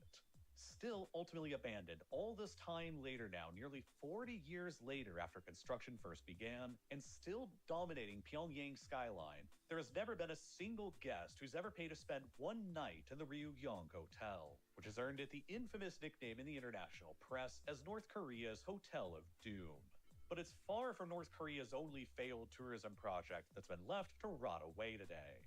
Beginning in 1998, the North Korean government began specifically allowing South Korean tourists to visit a small area just across the border around Mount Kumgang, which began steadily being developed into a mountain and beach resort area jointly by both North Korean and South Korean developers. Eventually, in 2002, the North Korean government carved out a dedicated and separate administrative area in this region out of the Gangwon province that they called the Mount Kumgang Tourist Region. South Korean tourists were initially welcomed to this special zone in the north by boat at first, and then later by bus after a new road was built to it through the heavily militarized border region. The South Korean company that was tasked with developing the Mount Kumgang tourist region was a branch of the Hyundai Corporation called Hyundai Asan. They built multiple hotels, ski resorts, and golf courses in the region, and most notably, they also introduced the world's first ever floating hotel to Mount Kumgang as the resort's flagship property as well, which all on its own is an incredibly bizarre story. What would eventually become known as the Hotel Haegeumgang in North Korea in the 2000s originally began life as the 5-star Four Seasons Barrier Reef Resort in the late 1980s. The world's first ever floating hotel built over Australia's Great Barrier Reef about 70 kilometers off of the Australian coast. At a cost of about $45 million, or more than $100 million adjusted for inflation to today's money, the world's first ever floating hotel began construction in 1986 in Singapore, and was then hauled out to the Great Barrier Reef by a heavy lift ship and opened up for business in 1988. However, it wouldn't end up lasting very long here. While the hotel's creators envisioned it as a diving and snorkeling paradise within the Great Barrier Reef, it was immediately beset by a host of unforeseen problems. The only way to get out to the hotel was by boat or helicopter, while frequent bad weather in the region prevented either from being able to move for long stretches of time, stranding guests at the hotel until the weather had passed. It also just turned out that there wasn't really that much else to do at the hotel other than dive or snorkel, which got old faster than the creators had anticipated. A cyclone hit the hotel just a week after it opened, permanently damaging the freshwater pool that was a part of the resort, while a significant ammunition dump left over from the Second World War was also quickly discovered just a couple of miles away from the hotel, which began scaring people away. So within just a year from opening, the hotel was already in dire financial straits, and so it was sold to another company in Vietnam in 1989 that relocated it about 3,400 miles northward to Ho Chi Minh City, where it became that city's first five-star hotel and initially a great financial success. It was renamed to the Saigon Floating Hotel and stayed moored in the Saigon River for nearly another decade, until it once again began running into financial difficulties in 1998 and was forced to shut down. The original plan at the time was to just dismantle the structure, but this was also the exact same year that the North Koreans opened up the Mount Kumgang tourist region to large-scale tourism from South Korea. Hyundai Asan, who was building out the resort area, discovered that the floating hotel in Vietnam had just shut down, and decided that buying it and towing it from Vietnam to North Korea was going to be cheaper and easier than starting a brand new construction project in North Korea from scratch. So, Hyundai Asan then bought the floating hotel for around $18 million, just 40% of its original construction price, towed it back to where it was built in Singapore for repairs and renovations, and then towed it up to the Mount Kumgang tourist region in North Korea to begin its third and most bizarre final phase of life. For a long time, the Mount Kumgang resort area was the most successful attempt at tourism that North Korea has so far ever managed to accomplish. Over a 10-year period between 1998 and 2008, nearly 2 million South Korean tourists came to visit the resort, fewer than the 4.9 million visitors that North Korea initially wanted to come by 2004, but still a large number of people who came that injected a large amount of foreign currency into the North Korean economy, since they forbade the use of North Korea's currency at the resort and mandated that everyone who visited it spend only US dollars or Chinese yuan. It was all going fairly well until it suddenly wasn't. In July of 2008, a 53-year-old South Korean woman who was visiting the Mount Kumgang resort, named Park Wang-ja, was shot twice and killed by a North Korean soldier. North Korea claimed that she had wandered off from the resort area and entered into an off-limits military area, and that she ignored multiple warnings to turn around and was shot at while running. South Korea requested a joint inquiry into the nature of her death, which North Korea rejected. Later forensic testing conducted on Park's body in South Korea suggested that she was either standing still or was walking very slowly when she was shot and killed by the North Korean soldier, directly contradicting the North's characterization of events. That shooting spiked tensions between the Koreas again, and South Korea announced immediately afterward that they were suspending all of their tours to the Mount Kumgang tourist resort.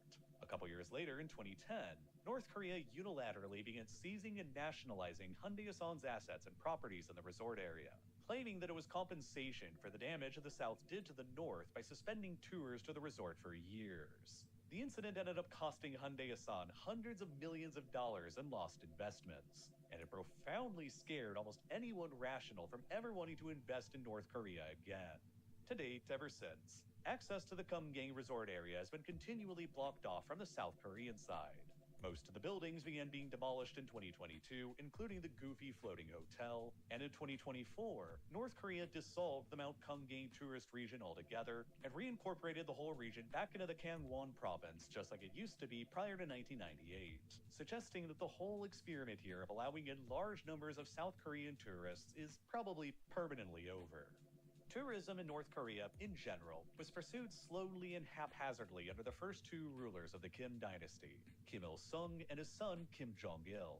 But after Kim Jong-il died in 2011 and his son took over, Kim Jong-un, he initially began pursuing a radically different approach.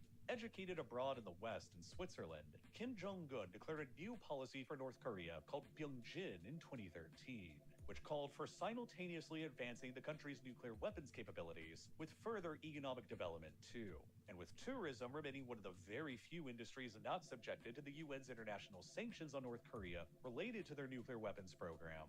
Kim Jong-un decided to try and return back towards the tourism strategy again to try and attain that needed economic development and to acquire hard foreign currencies.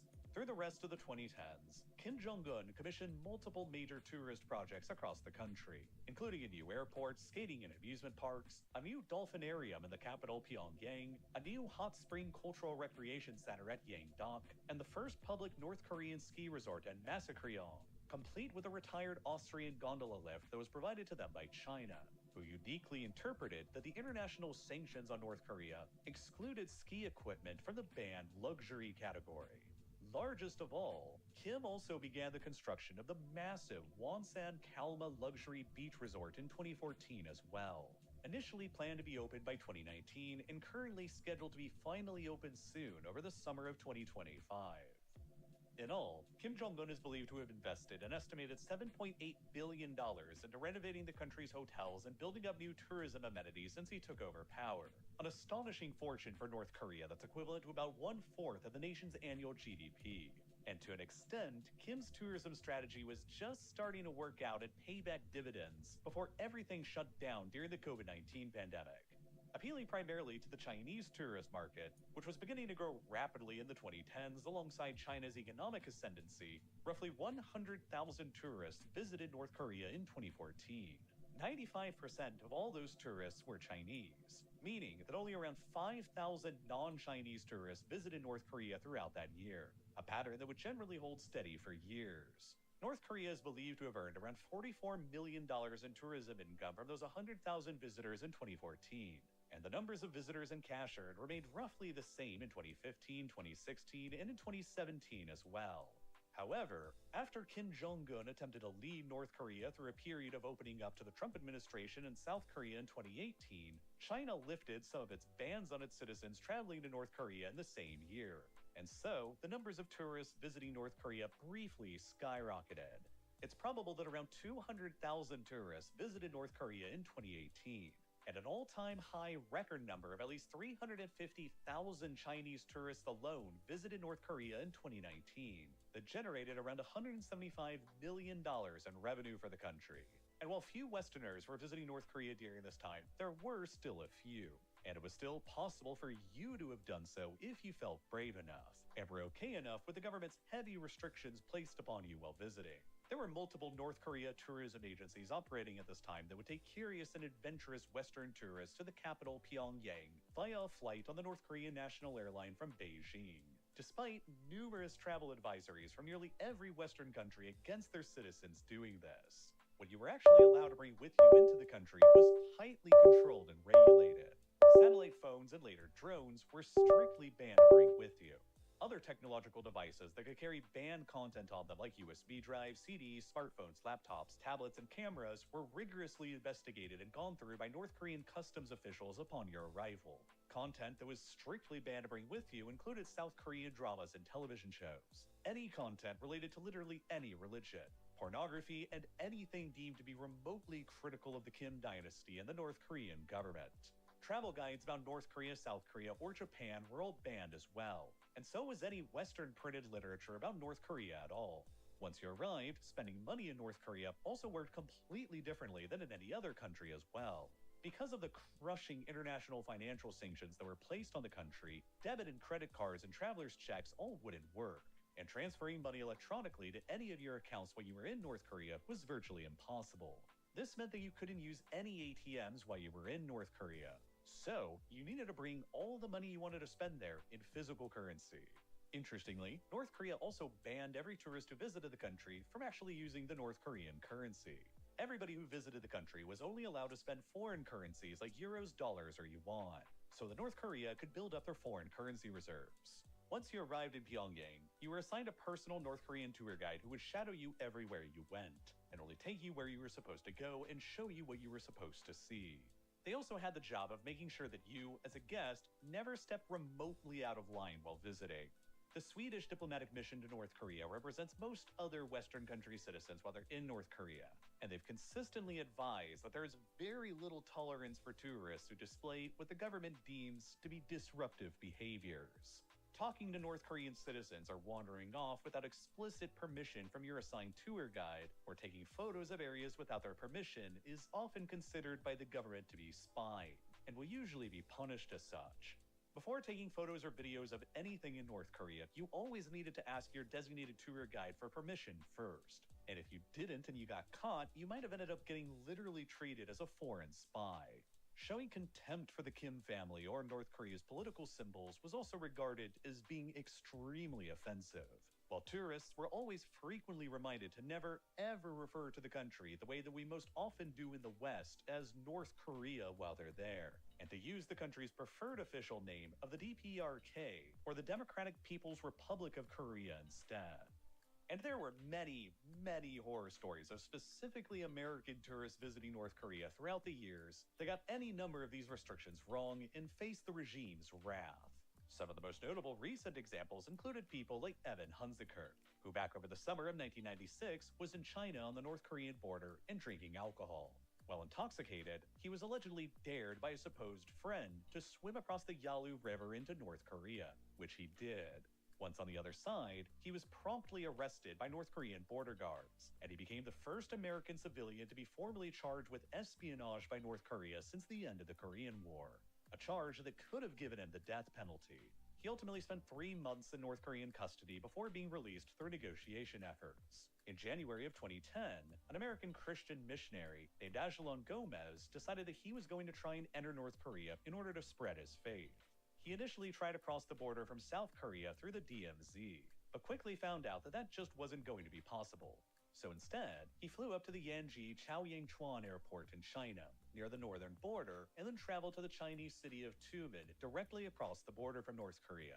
He just walked across the river there as it was frozen, and was similarly immediately arrested by North Korean border guards. He was later sentenced to 8 years of hard labor, and as relations between North Korea and the United States deteriorated later that year, the regime threatened to apply martial law to him that could have carried the death penalty.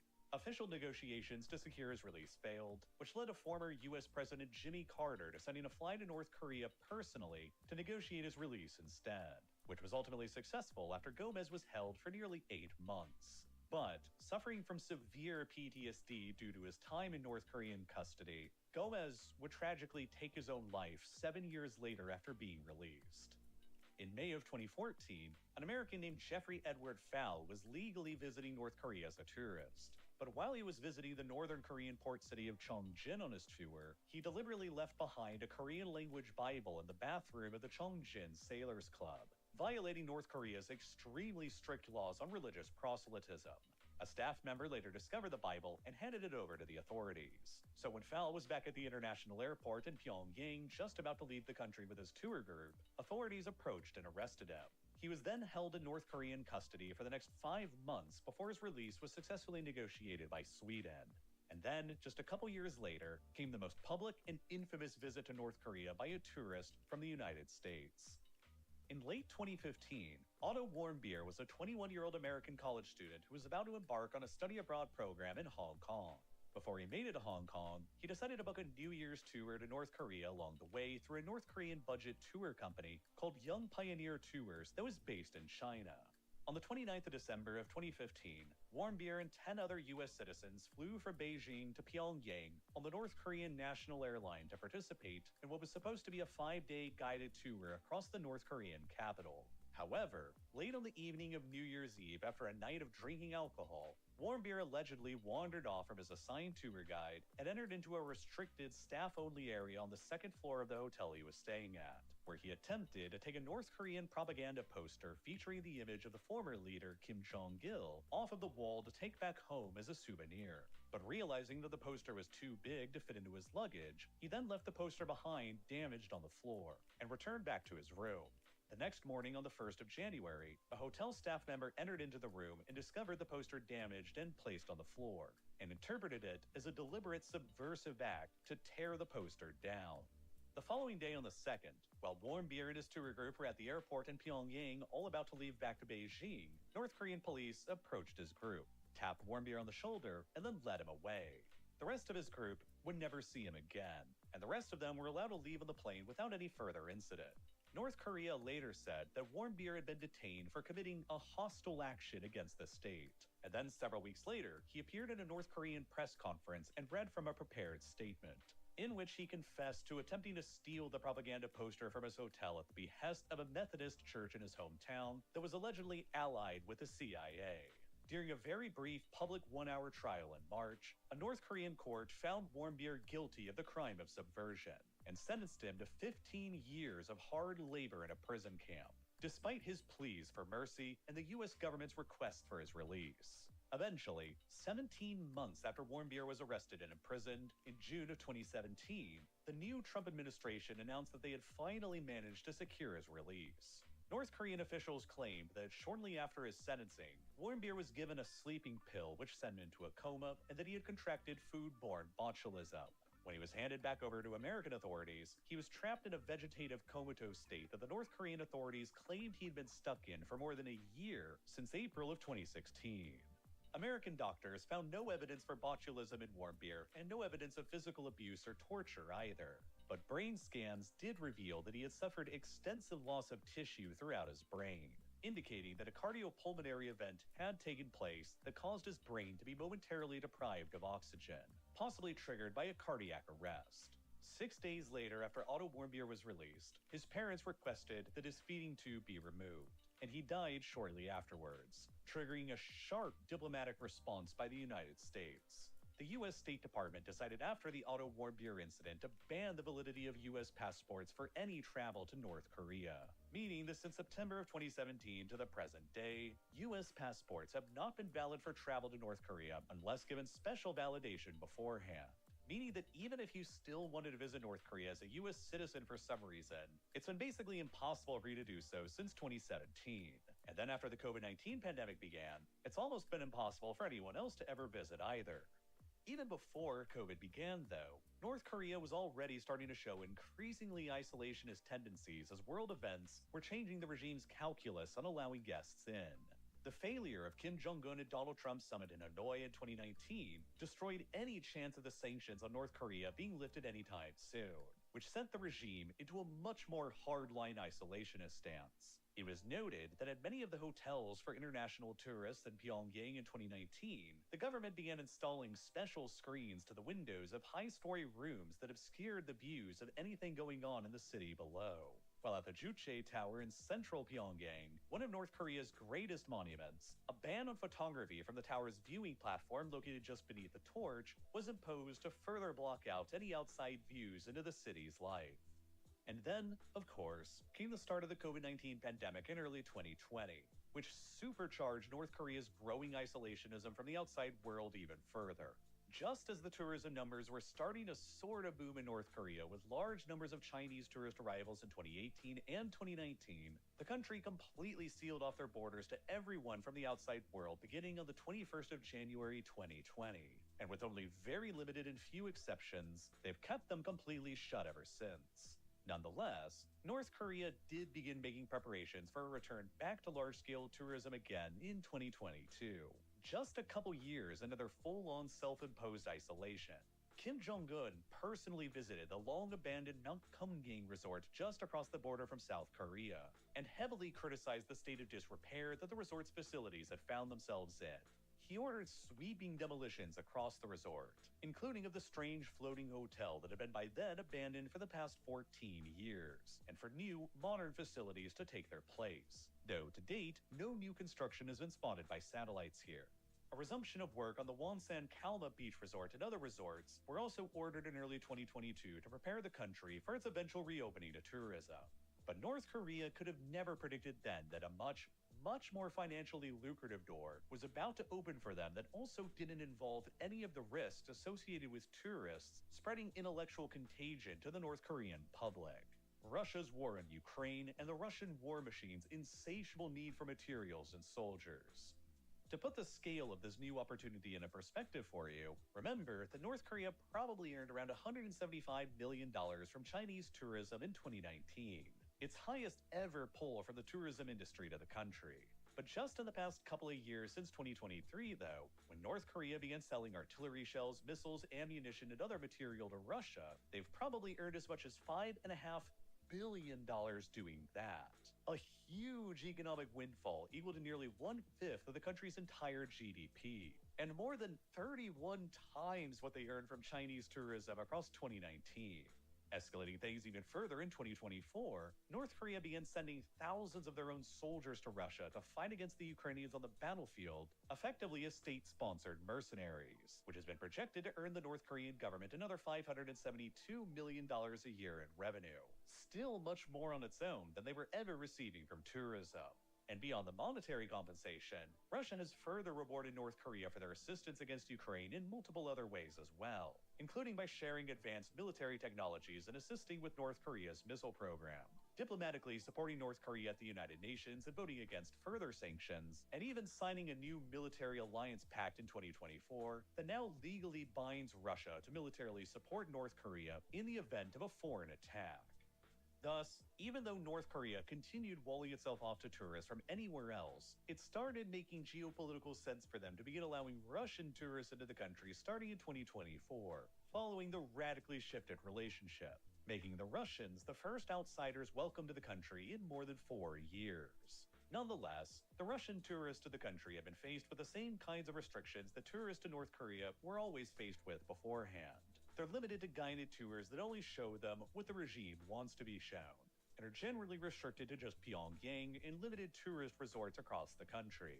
And their numbers, by all accounts, have fallen well below North Korea's expectations, with only 880 Russian tourist arrivals to the country throughout all of 2024, barely enough to even register on a macroeconomic scale. This whole time, though, North Korea was preparing their limited experiment to begin accepting Western tourists to the country again, too. They had set up a small, special economic zone called Rason in the far northeast of the country, just across the border from China and Russia, that they would open up to very limited numbers of tourists from the west, a very small peek through the window into North Korea. The single tour that made it, that included 13 Westerners who visited North Korea in early 2025, was entirely restricted to being just within this small zone around Rason. And North Korea's decision to end the tours immediately afterwards probably rests on two key problems that North Korea has with welcoming tourists back to the country now that they didn't really used to have prior to the COVID-19 pandemic. The first issue is that social media today is way more powerful and influential than it was 6 years ago, the last time North Korea was welcoming in Western tourists back in 2019. And the regime seems to have probably greatly underestimated that.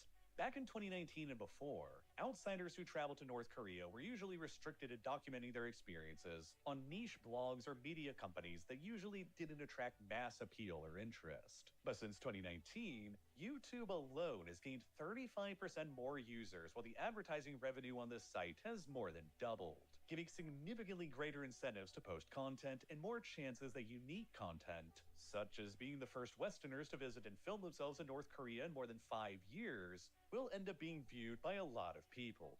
North Korea was always cautious about vetting any visitors to the country, and was perennially afraid of trained journalists with advanced equipment entering who disguise themselves as tourists. But now, in the world of super advanced smartphones and the huge increases in video platforms like YouTube and TikTok post-pandemic, virtually anybody has the capability to be a journalist now, or to at least have the capability to reach a huge audience filming what they see.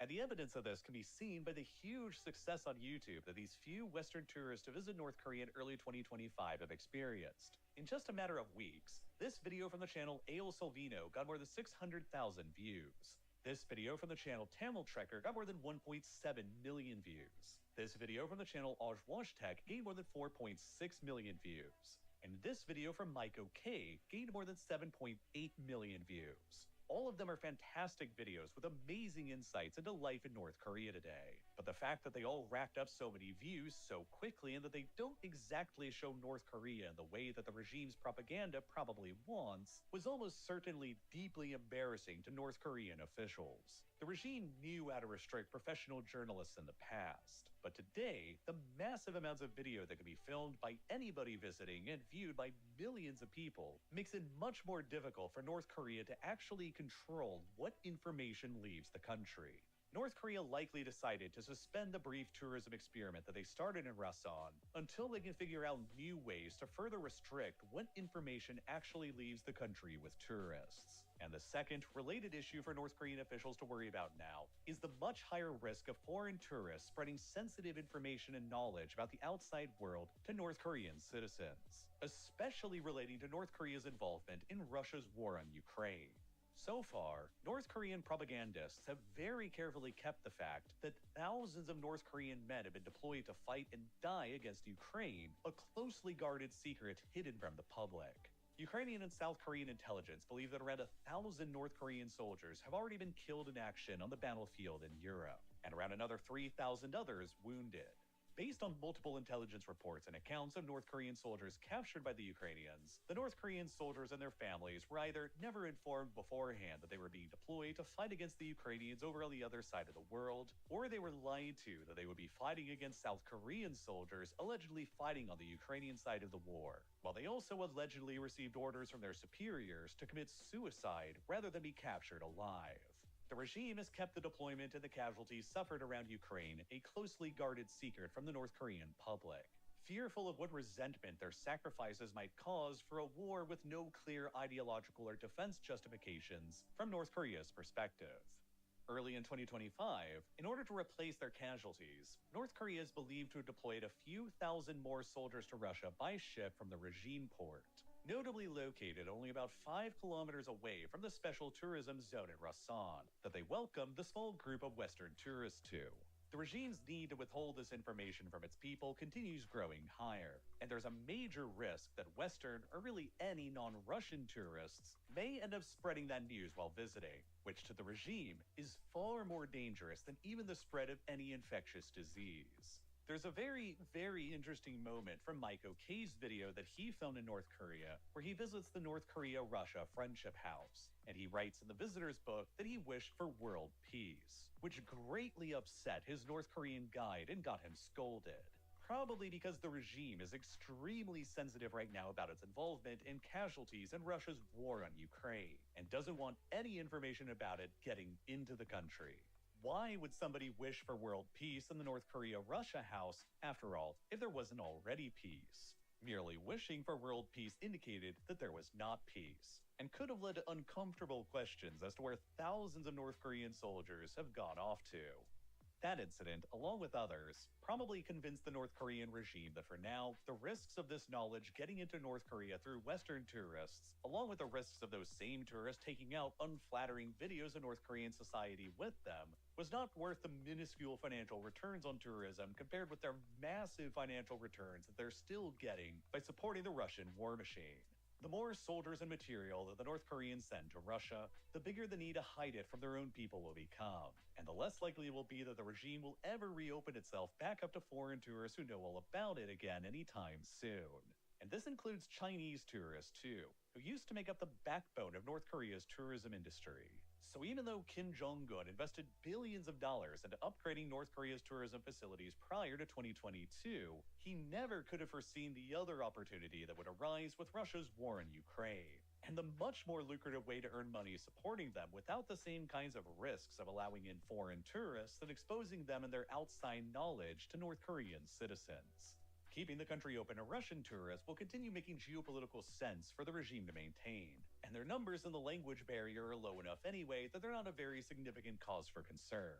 But so long as Russia's war in Ukraine continues and North Korea continues to make money hand over fist supporting it, they're very unlikely to reopen the country back up to significant outside tourism again, especially from the West after what appears to be a failed experiment at the Rason Special Economic Zone earlier this year. It is possible, though, that with the grand opening of the Wonsan Kalma Beach Resort scheduled for this upcoming summer, North Korea is preparing themselves for tourism again after the Ukraine war has ended. And they'll likely use that Rason experiment with those few Western tourists to devise methods to further control the experience of tourists while they're in the country, and to further restrict what they're allowed to take out with them. North Korea remains, as they have for decades, ultimately trapped in a sort of catch-22 situation when it comes to the tourism industry. Trapped between their desire to acquire vitally needed foreign currencies and their fear of welcoming in foreign influence that could disrupt the regime's totalitarian control over its population. A problem that will persist for as long as the Kim dynasty remains in power, and why for the moment, you are not welcome to visit North Korea. Like a lot of stuff going on in the world right now, though, this situation with tourism to North Korea is very much in a state of flux, and can change again in almost any moment. Since he returned back to the White House, Donald Trump has said that American communication with North Korea is ongoing, and that he plans to reach out to Kim Jong-un again at some point, setting the stage for another round of negotiations between the US and North Korea soon. where Kim could try and use North Korea's tourism potential and its support of Russia's war in Ukraine as points of leverage. It wasn't that long ago, back in 2018 after all, where, during a speech, Trump praised North Korea's great beaches and potential for condos and hotels. And with Trump back in office again today, there's almost no end to the extent of global chaos being caused and no limit to what's possible. Every month that's happening right now seems to have more major historical events crammed into them than entire years did in the 2000s and 2010s. And I love to dive deep into this new chaotic world of global geopolitics in my series War Room. This is my series where I explain every major development that's happened in ongoing conflicts from around the world that you should know about on a monthly basis. From the Russia-Ukraine war and North Korea's involvement in it, to the Israel-Gaza war, America's renewed bombing campaign in Yemen, the Myanmar civil war, and others. Just in this past month, there are several major things that happen in all of these conflicts that you should be aware about if you want to be a globally informed citizen. From Russian and North Korean forces nearly ejecting the Ukrainians from their occupied territory in Kursk, to a catastrophic earthquake rocking Myanmar in the middle of its civil war, to Israel shattering the ceasefire in Gaza and restarting its total war there against Hamas. War Room summarizes all of these critical breaking events taking place around the world every single month for you in easily digestible videos. And if you're interested, War Room can be found exclusively on Nebula.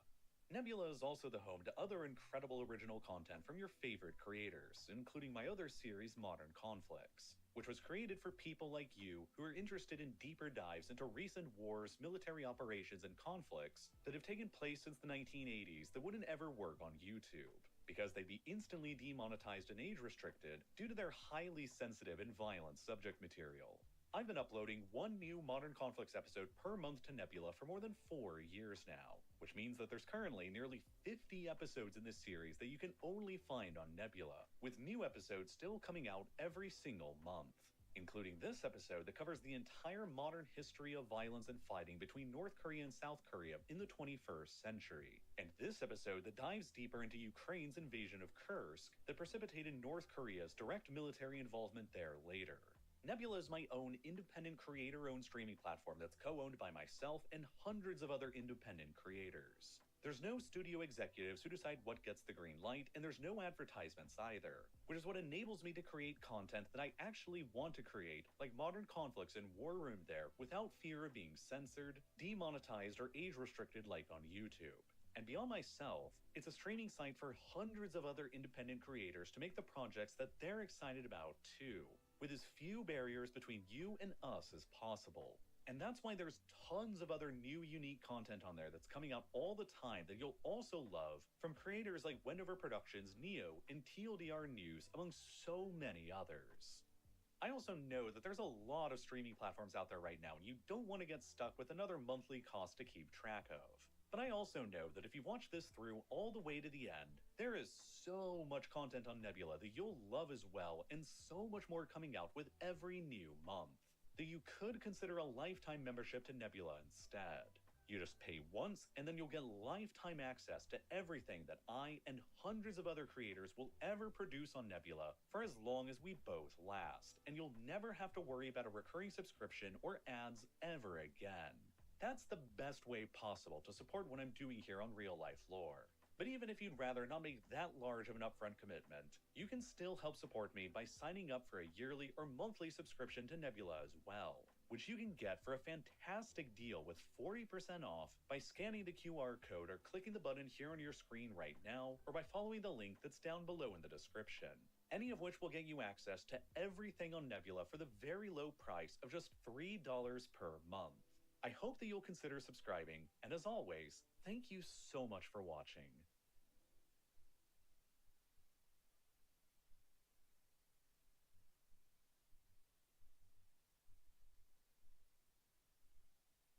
In many ways, Singapore is a pretty small country. Out of all of the 195 UN member states and observers, Singapore is ranked as only the 176th largest country in terms of land, with only a handful of tiny microstates who are smaller. With only 736 square kilometers of land, Singapore is smaller in land size than even New York City is. But, just like New York is, Singapore is a very densely populated place, and it's really the only true functioning city-state that exists today in the modern world. There are roughly 6 million people who call Singapore their home today, which is large for a city, but still pretty small for a country.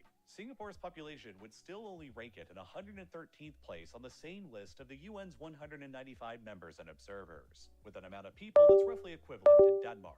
Within its immediate geographic neighborhood in Southeast Asia, Singapore was once pejoratively referred to by its much larger neighbors as the Little Red Dot, a tiny independent nation that was surrounded by giants. On a physical map, you could barely even notice Singapore amongst its peers unless it is explicitly highlighted and pointed out for you.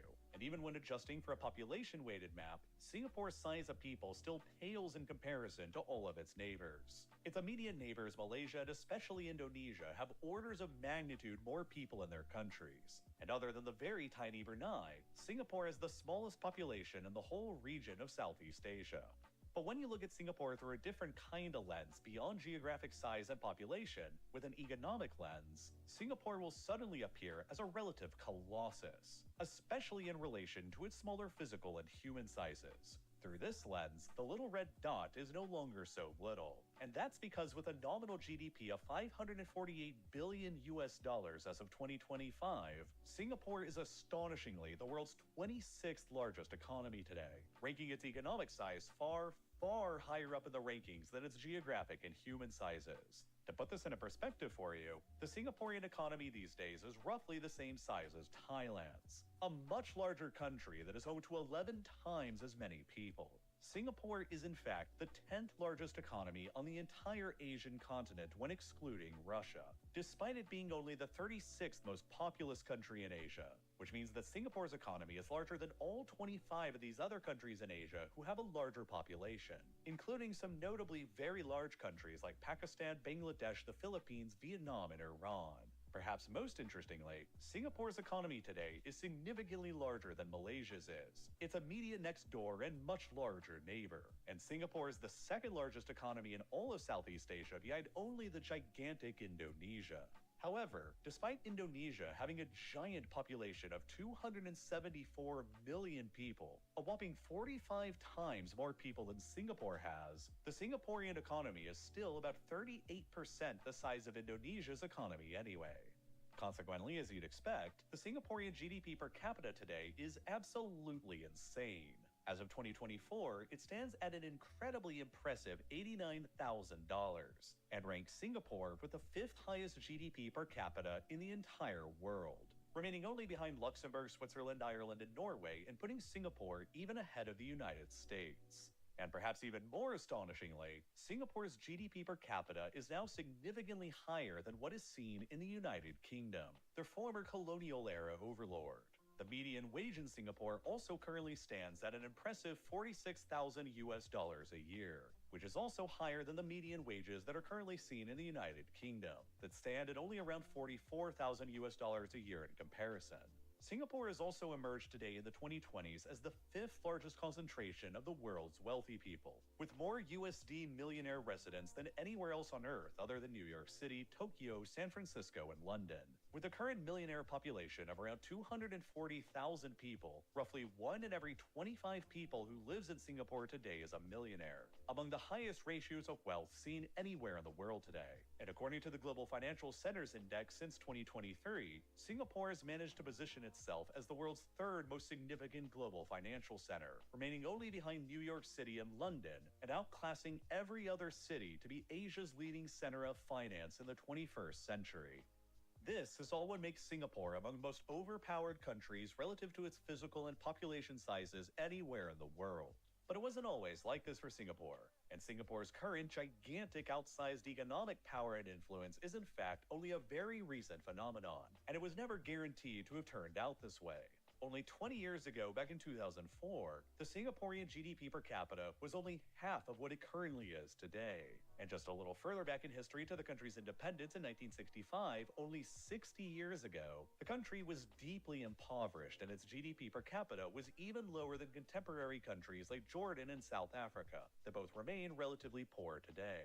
Back then, just 60 years ago, Singapore's GDP per capita stood at only a paltry $511.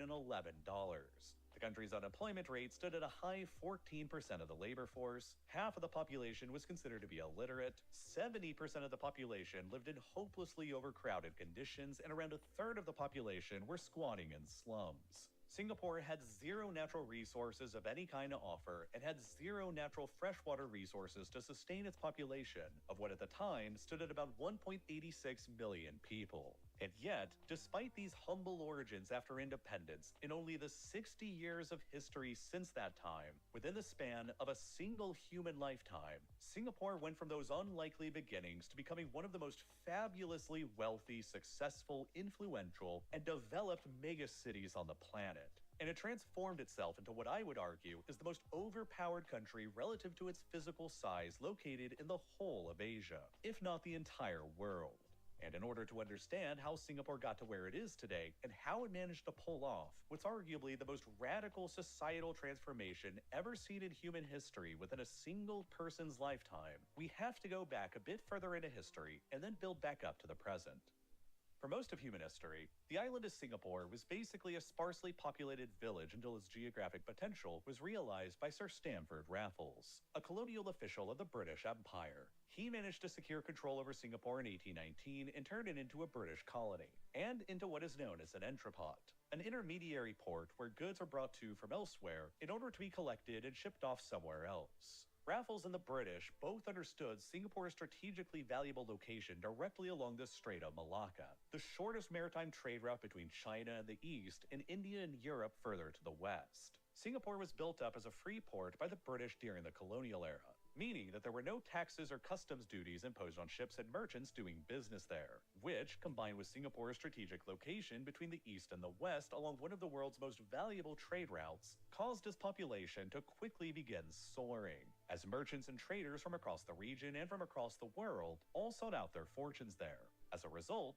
Singapore developed throughout the colonial era into a bit of a cultural melting pot, with large numbers of ethnic Chinese, Malays, and Tamils from India all settling there. While the ethnic Malays were the indigenous community of Singapore and of Malaysia, by the early 1960s, when the colonial period on Singapore was starting to come to a close, about 75% of Singapore's population were ethnic Chinese residents, due to the past several decades of trade and migration patterns under British rule, while only about 15% were ethnic Malays and the other 10% were ethnic Tamils who had come from India. This made Singapore a uniquely Chinese majority and ethnically diverse territory at the tip of the Malay Peninsula in Southeast Asia. And save for a brief period between 1942 and 45 when it was occupied by Japanese forces during the Second World War, Singapore was continually under British colonial rule from the time of Raffles' arrival in 1819 until a century and a half later in 1963. After World War II, though, as the British Empire entered into a period of sharp decline and collapse, the British granted Singapore a significant degree of autonomy and self-rule in the 1950s, which ultimately led to a local election and the rise to power of a man named Lee Kuan Yew as Singapore's first prime minister in 1959, who would go on to prove himself as one of the most incredibly competent statesmen of the entire 20th century, and who would become the man most singularly responsible for the incredible direction that Singapore would ultimately take after it became independent. Lee understood well that in the era of decolonization, Singapore was a small, impoverished, and resource-poor island located in a geopolitically dangerous neighborhood. As a result, Lee initially believed that Singapore's greatest odds at survival were going to be through a merger with the other British colonies in the region, which at the time consisted of Malaya, North Borneo, and Sarawak. Malaya gained its independence from Britain first in 1957, and then it united with North Borneo, Sarawak, and Singapore in 1963 to form the modern country of Malaysia that we know today. But Singapore's own membership within Malaysia would ultimately be very short-lived. At the time, Singapore was the most heavily populated state in Malaysia, and though it was geographically small, it already made up 20% of Malaysia's total population.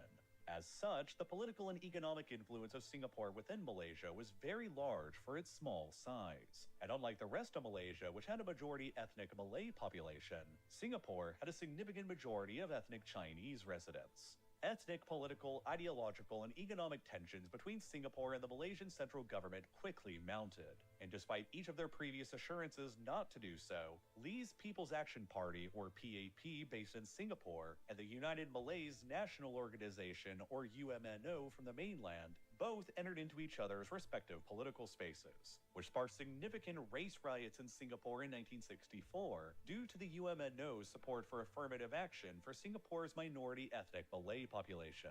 Then, fearing that Lee and the PAP from Singapore would gain more influence in central Malaysian politics, and fearing his own loss of power and influence as a result, Malaysia's then Prime Minister Tunku Abdul Rahman made a curious and highly unusual decision.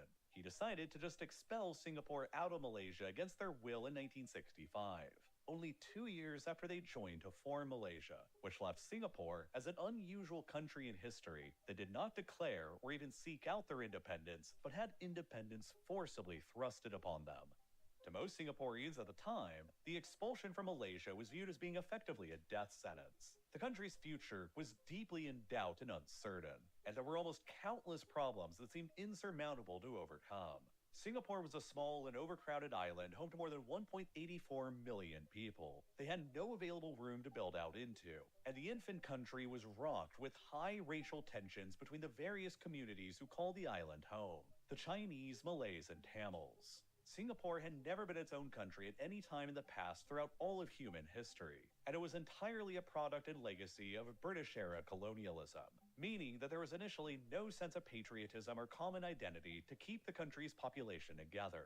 The unemployment rate stood at about 14% of the country's labor force. Around half of the population was considered to be illiterate, and a third of the population were squatters in slums that had been built out on the fringes of Singapore. The country had absolutely zero natural resources of any kind, including any freshwater resources. It was cripplingly dependent on water imports from Malaysia, the country that had just kicked them out, to be on their own, and it had to import virtually the entirety of their energy resources from abroad as well. Their infrastructure was still heavily damaged by the fighting of the Second World War, and to top all of those problems off, the British Navy, which had once been the main driver of the island's economy with their major naval base there, had already fully withdrawn from Singapore after it had merged with Malaysia and was no longer there to offer any further economic aid.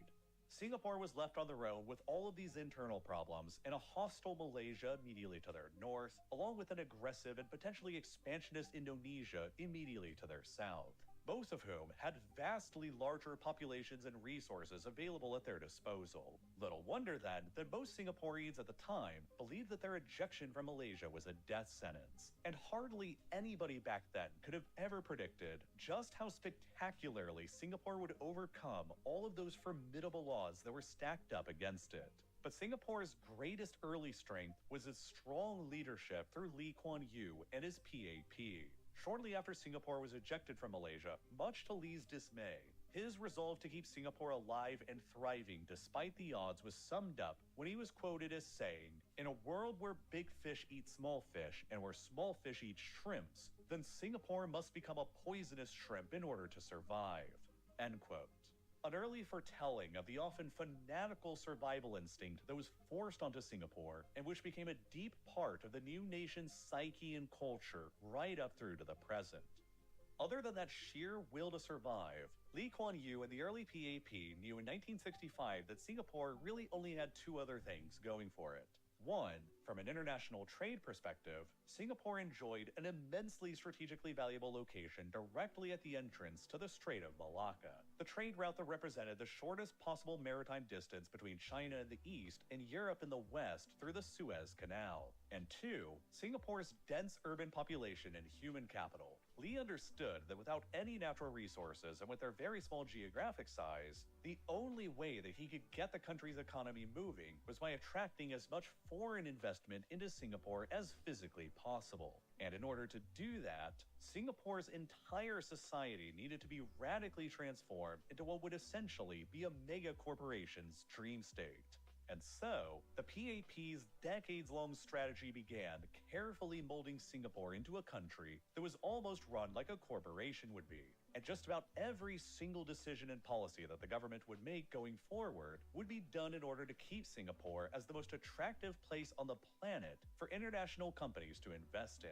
Corporate and personal income tax rates were both set to be among the lowest anywhere in the world. while business regulations were reduced to being so minimal that Singapore has often been ranked throughout the 21st century as literally the easiest country in the entire world to conduct or start a business in. At the same time, labor unions in the country were strictly regulated. They were required to be registered with the government, while potentially destabilizing activities like striking were strictly limited or even prohibited. Public protests of any kind were almost entirely outlawed, and there would be no change in leadership or ideology under the constant guiding hand of the PAP.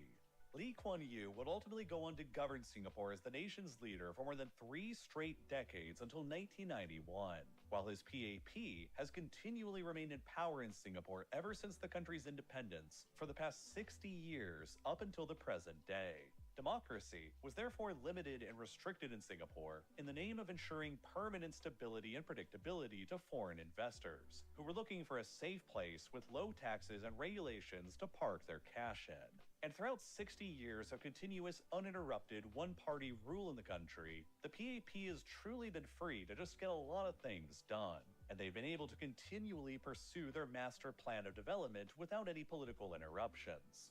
To further project Singapore's image of an ultra-attractive, stable place to invest in to the rest of the world, the PAP also introduced an effective zero-tolerance policy for corruption.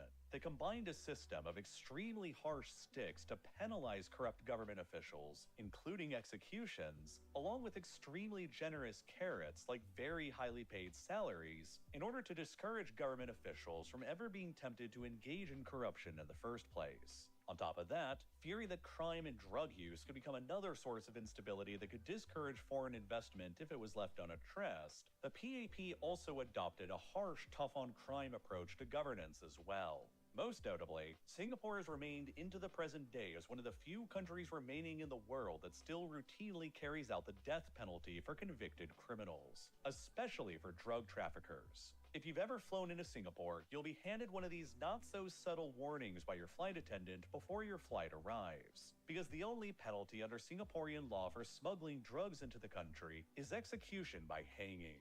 Over the past 3 years, between 2022 and 2024, Singapore, despite its small size, was among the top 10 countries in the world for the numbers of legal executions that were carried out by the state, and virtually all of them were executions related to drug trafficking. This has earned Singapore a large amount of criticism from abroad, and has led to some derogatively referring to the country as Disneyland with the death penalty. But the goal of these PAP policies in Singapore over all of these years has been clear. There would be continuous political stability, no protests, no crime, no corruption, low taxes, low regulations, and a very pro-business environment to attract as much foreign investment into the country as physically possible, so that Singapore would not only survive, but also thrive, in combination with its very strategic geographic location. And while many of these policies that Singapore adopted were harsh and considered anti-democratic, the PAP government also calculated that the Singaporean people themselves wouldn't really so much mind living within a soft autocracy with limited political rights so long as they remained happy and continued getting richer. So, Singapore essentially began adopting a system of carrots and sticks for its own people, to disincentivize them from ever partaking in protests, crime, strikes, or other destabilizing activities that could disrupt the sweet flow of foreign investment, just like it did with its system of carrots and sticks with its government officials to disincentivize them from ever partaking in corruption. After its independence, the Singaporean government used its powers to buy up around 90% of all of the land in the country for below market value. And then, it created a new government agency called the Housing Development Board, or HDB, to begin building massive new apartment blocks to address the country's housing shortage and overcrowding problems. Lee Kuan Yew once wrote a letter in which he argued that the government's promotion of widespread homeownership was the best way to give everybody who lived there a true stake in the country's future. And in Singapore's specific case, it was going to be a great way to meld the diverse population of the island's Chinese, Malay, and Tamil populations, who had no prior history of unity or shared nationalism, together into one unified whole. HDB would go on to build around 1 million apartments in Singapore in 24 towns dotted around the island, while ethnic quotas mandated that each HDB-built apartment block reflected the ethnic makeup of the overall country at large, in order to foster a sense of community and oneness between them.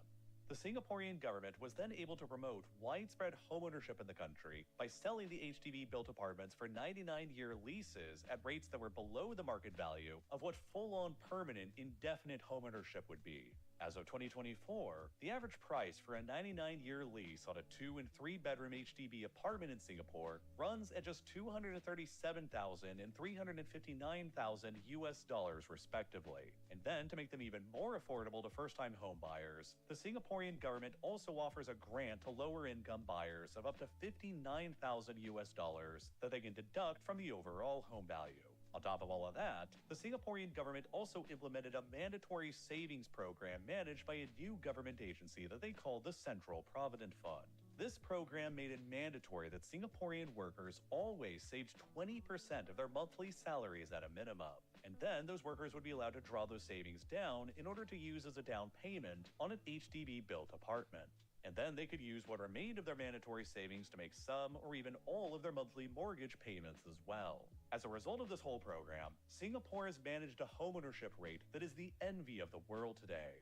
88% of the country's total housing supply today is directly occupied by their own owners, which is far ahead of the vast majority of the rest of the developed world, and is significantly higher than the rate seen in the EU, the UK, the US, or Germany. And it is a strategy that has earned the governing PAP an enormous amount of goodwill and loyalty from Singapore's citizens. And it's not even the only way that the government has taken care of them either. To maximize the value of the country's human capital, the government highly emphasized education and managed to build out a truly world-class public education system that prepares children to become highly educated, highly skilled, and highly paid workers that will attract global businesses interested in their talent. The government also went to great pains establishing a world-class healthcare system as well that keeps the country's citizens and foreign workers alike healthy and productive, and perhaps more importantly, happy and less likely to resort to destabilizing protests or strikes or votes for different parties. And in combination with the clusters of HDB-built apartments and population density concentrations, the government worked alongside both public and private companies to build out a world-class public transportation system at the same time that put transit stations directly in every HDB-built apartment cluster, which directly connected all of the apartment clusters together with each other and with a central business district in order to maximize transportation efficiency and minimize congestion in a brilliantly executed master plan that has spanned over decades of time under continuous PAP leadership. The government also deliberately made driving a car in Singapore outrageously expensive, both in order to promote the use of the country's public transit system and to reduce congestion within the country's small physical space, but also to reduce the country's consumption of fuel and overdependence on foreign imports of fuel, since virtually all of Singapore's fuel has to be imported from abroad since the country has no resources of its own. Various taxes and permit fees on vehicle ownership in Singapore make it so that even a new standard Toyota Camry hybrid costs around $183,000 US dollars in the country today, about 6 times more expensive than one would cost in the United States. As a result, only about a third of households in Singapore own a car at all today, while the vast majority of the country's residents use the cheaper and more efficient public transportation system. 80% of Singaporean households live within just a 10-minute walk of a transit station because of the way the system was designed, alongside the HDB apartment complexes. And 85% of public transit journeys in the country under 20 kilometers in distance can be completed in less than an hour, which results in Singapore's infrastructure and workforce both being extremely efficient, which attracts more foreign investment into the country, reduces the country's overdependence on foreign imports of oil, and which also further keeps the population happy and satisfied in combination with all of the housing, education, and healthcare benefits that reduces the odds that they'll ever protest or riot or vote for someone else and disrupt the PAP's master plan. All of these policies were carefully crafted in Singapore to keep the whole country thriving, happy, stable, and humming in conjunction with Singapore's inherent geographic advantages to trade and commerce as well. Among Singapore's greatest strategic geographic advantages was that at the time in the late 1960s, its time zone was placed in between when markets in America closed and when markets in Europe opened on the following day. Singapore's position in between these markets enabled the country to fill in the gap in global trading hours, which led to Singapore's establishment of the Asian dollar market in 1968 that had the explicit purpose of bridging that gap in global trading. and that became the foundation for Singapore's modern banking and finance industry. It also didn't hurt that Singapore's port was just placed in one of the most fantastic spots in the entire world, too, which is the whole reason why the British originally turned it into a colony and a trade outpost in the first place. It sits precisely at the southern tip of the Malay Peninsula, with a commanding position at the entrance to the Strait of Malacca, the shortest possible maritime trade route between East Asian countries like China, Japan, and Korea in the east, and the oil and gas-rich Persian Gulf and the large consumer market of Europe in the west. As a result, an overwhelming amount of the oil and gas imports that flow towards China, Taiwan, Japan, and South Korea all move through the Strait of Malacca right by Singapore, while an overwhelming amount of Chinese manufactured goods flow in the opposite direction through the Strait of Malacca on their way to the consumer market in Europe as well. Because of this dynamic in the modern world, roughly a third of all the world's crude oil and natural gas traded by sea passes through the Strait of Malacca, which makes it the most highly concentrated choke point for the global oil and gas supply anywhere on the planet. Roughly 30% of the entire world's global trade will pass through the Strait of Malacca every single year. That's worth approximately $3.5 trillion. And so from very early on, independent Singapore carefully positioned itself with all of its business-friendly policies to be the go-to spot for handling and processing these huge trade flows between the East and the West. In terms of overall trade volume, until it was finally surpassed by the port of Shanghai only in 2010, which has left Singapore as the second busiest port in the world in terms of overall trade ever since. But Singapore still remains the #1 busiest port in the world in terms of transshipment, and so their port is critically the biggest transshipment hub on the planet. Transshipment is the process of sending trade goods to an intermediate destination first, then transferring those goods from one ship to another ship, or from a ship to a plane, or from a plane to a ship, and then sending them on their way to their final destination. Because of Singapore's strategic location directly at the most critical choke point of trade between East Asia and Europe, it was already the go-to intermediate point for traders in Asia and Europe to ship their goods to first, before transferring them onto other vessels going in both directions. But following Singapore's independence from Malaysia in 1965, the government took significant steps to exacerbate this geographic advantage even further. The government of the post-independence era knew that Singapore's geographic location granted it the potential to become a major aviation hub as well, with high layover demand between East Asia, Australia, India, West Asia, and Europe. And so, in the late 1970s, they started painstakingly building out and designing the new Changi International Airport to have as many amenities as physically possible. That way, layover travelers flying between East and West would be attracted to layover through Singapore over anywhere else nearby, not only because of its natural location and safe and stable political environment, but also because of all of its nice amenities that made traveling through Singapore a desired destination in its own right. Changi International Airport was opened in 1981, and it has since cemented Singapore as a major global passenger layover hub as well as a major air cargo hub.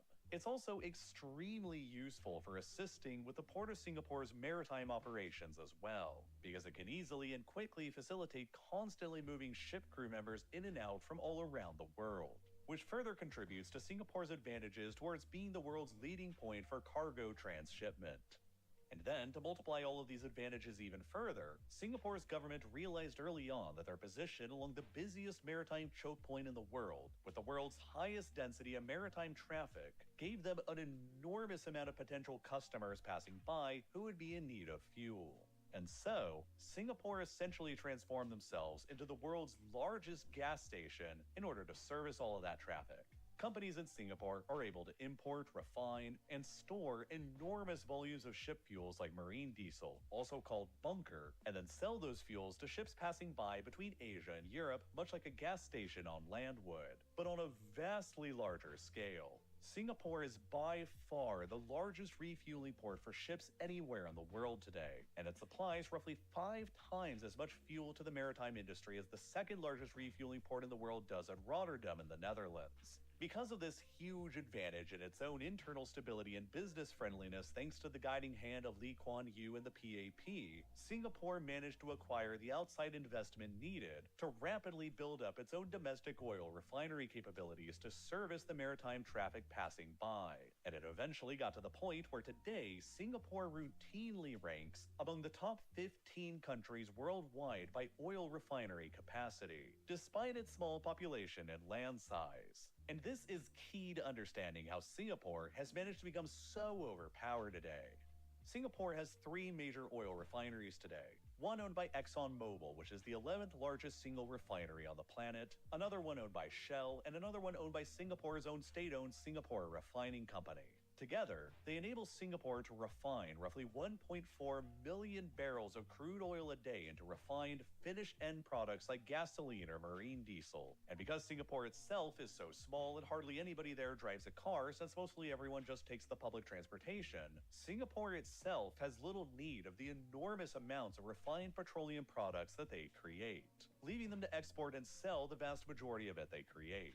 This is all how, despite Singapore having zero natural resources of its own, Singapore has nonetheless still managed to become the 5th largest exporter of refined petroleum products on the planet, just slightly behind Russia, who's often considered to be among the global energy superpowers. Singapore's high education levels have also enabled its human capital to rapidly increase in value with time as their people have developed more and more in-demand skills, which has attracted even more foreign investment to make use of that high-skilled human capital, which has enabled the country to excel at more value-added businesses than just refined petroleum as well, including semiconductor manufacturing, electronics, pharmaceuticals, and industrial equipment. And because so many goods pass through Singapore on their way to other places between Europe and Asia, roughly 1/5 of all the cargo containers in the world will pass through Singapore's port on an annual basis. And it's because of all of these clever policies combined with Singapore's natural geographic advantages that have enabled the country's economy and development to absolutely explode since their independence from Malaysia in 1965. Foreign investment has poured into Singapore like few other countries in the world, as they have proven themselves to be a stable, secure, and profitable place to invest in within a highly strategic corner of the world for decades now. As of 2022, Singapore ranked 5th in the entire world for the amount of total foreign direct investment stock present in the country, valued at roughly $2.37 trillion, remaining only behind the Netherlands, the UK, China, and the US globally. And foreign investors keep choosing Singapore over almost anywhere else because, in 2023, Singapore received the 2nd largest net inflows of new foreign direct investment in the world, remaining only behind that of the United States itself.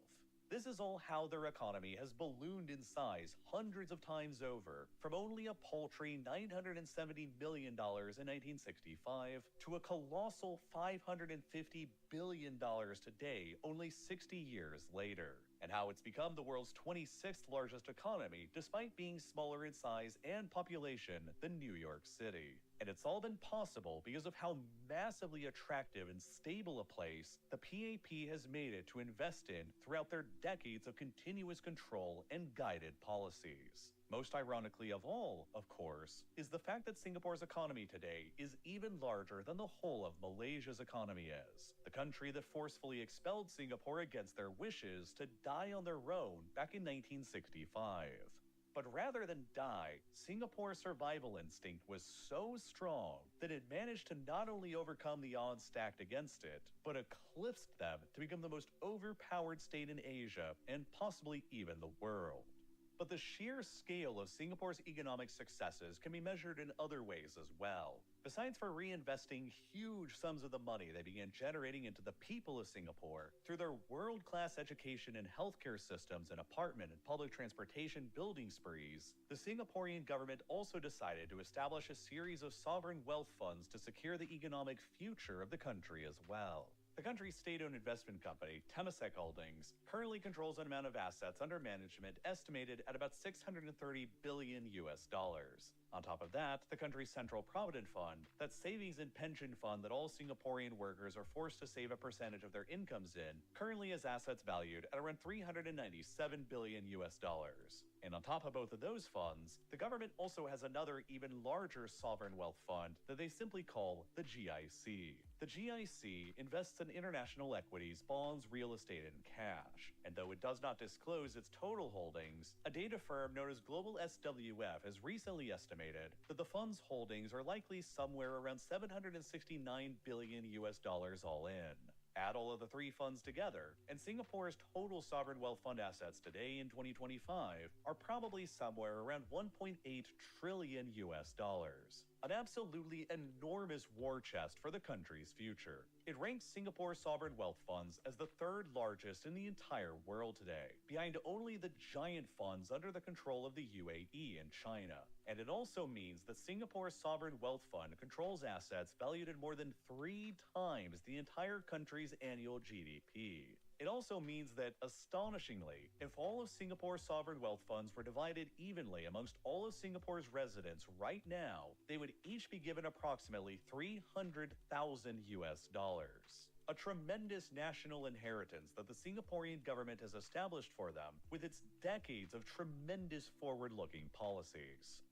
For a long time, Singapore's status as the financial epicenter of Asia was rivaled and eclipsed by Hong Kong. But over the last few years, Singapore has managed to overcome Hong Kong in numerous ways as political repression in Hong Kong enforced by the Chinese Communist Party from the mainland has significantly increased, which has led to a large amount of capital flight fleeing from Hong Kong for the higher perceived sense of safety and security in Singapore. Singapore now has more foreign direct investment than Hong Kong does, and it receives even more of it with every passing year. As recently as 2017, international asset and wealth management firms in Singapore had only $2.4 trillion of total assets under their management, which was only about 3/4 of Hong Kong's total at the time of $3.1 trillion.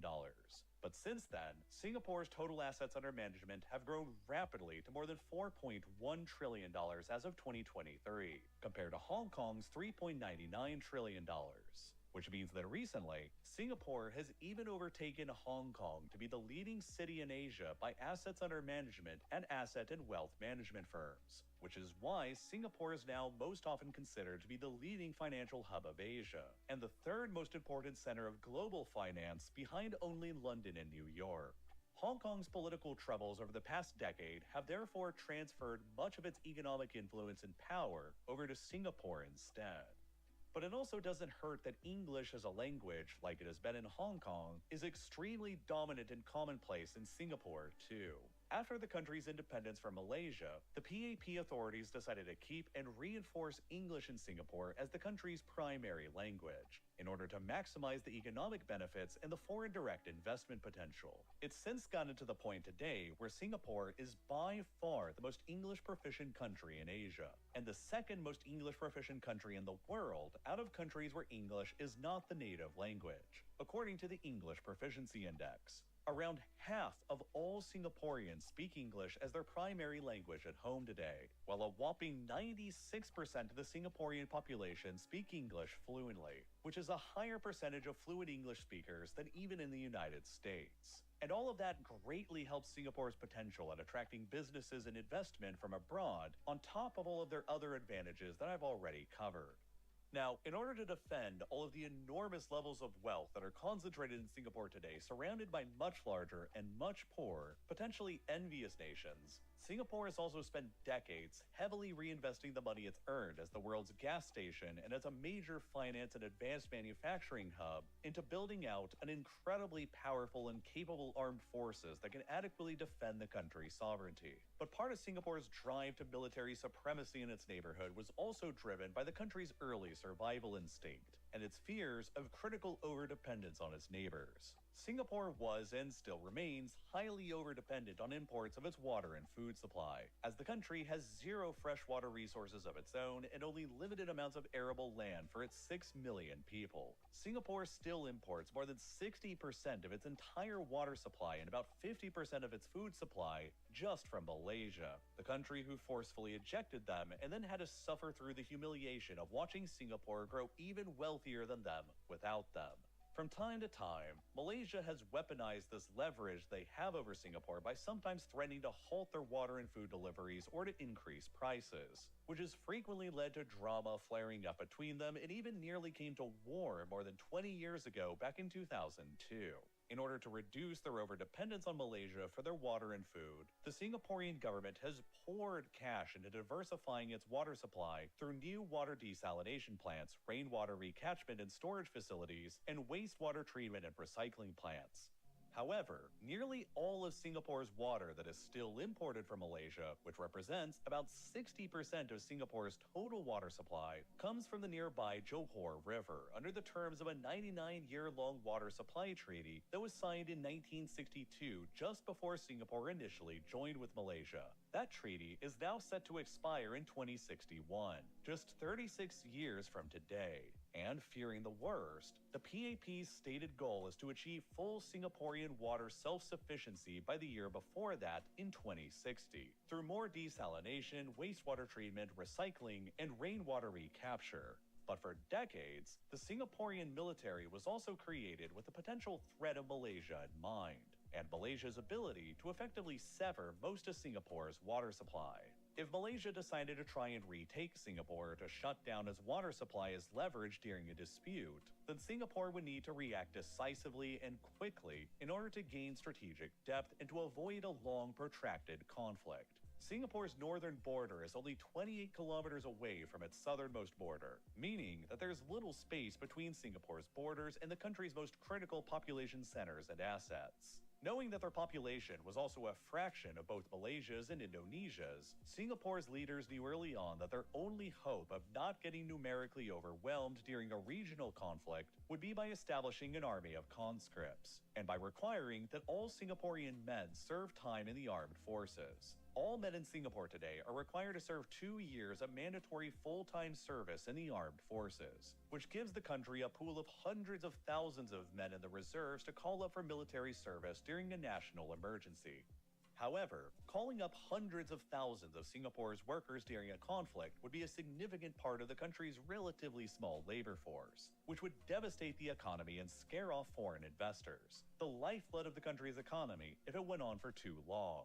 And thus, Singapore's need to win any conflict quickly and decisively if it were to ever happen, and to ideally deter anybody from ever even thinking about launching a war against them in the first place. In order to deter Malaysia to maintain a credible enough threat that they could quickly secure their water supply from the Johor River and advance onto the Malaysian capital at Kuala Lumpur during a conflict, Singapore has invested heavily into a major mechanized armor force. The country now has 170 main battle tanks in its arsenal, which is 3 times as many tanks as Malaysia has, while Singapore also maintains an inventory of 940 mechanized infantry fighting vehicles, compared to Malaysia's 635 total. To put that into perspective, Singapore, a country of only 6 million people, has more tanks in service in their armed forces than the entire United Kingdom currently has. And Singapore's outsized inventory of tanks are far from the only reason why Malaysia or other countries would be deterred from ever trying to attack little Singapore.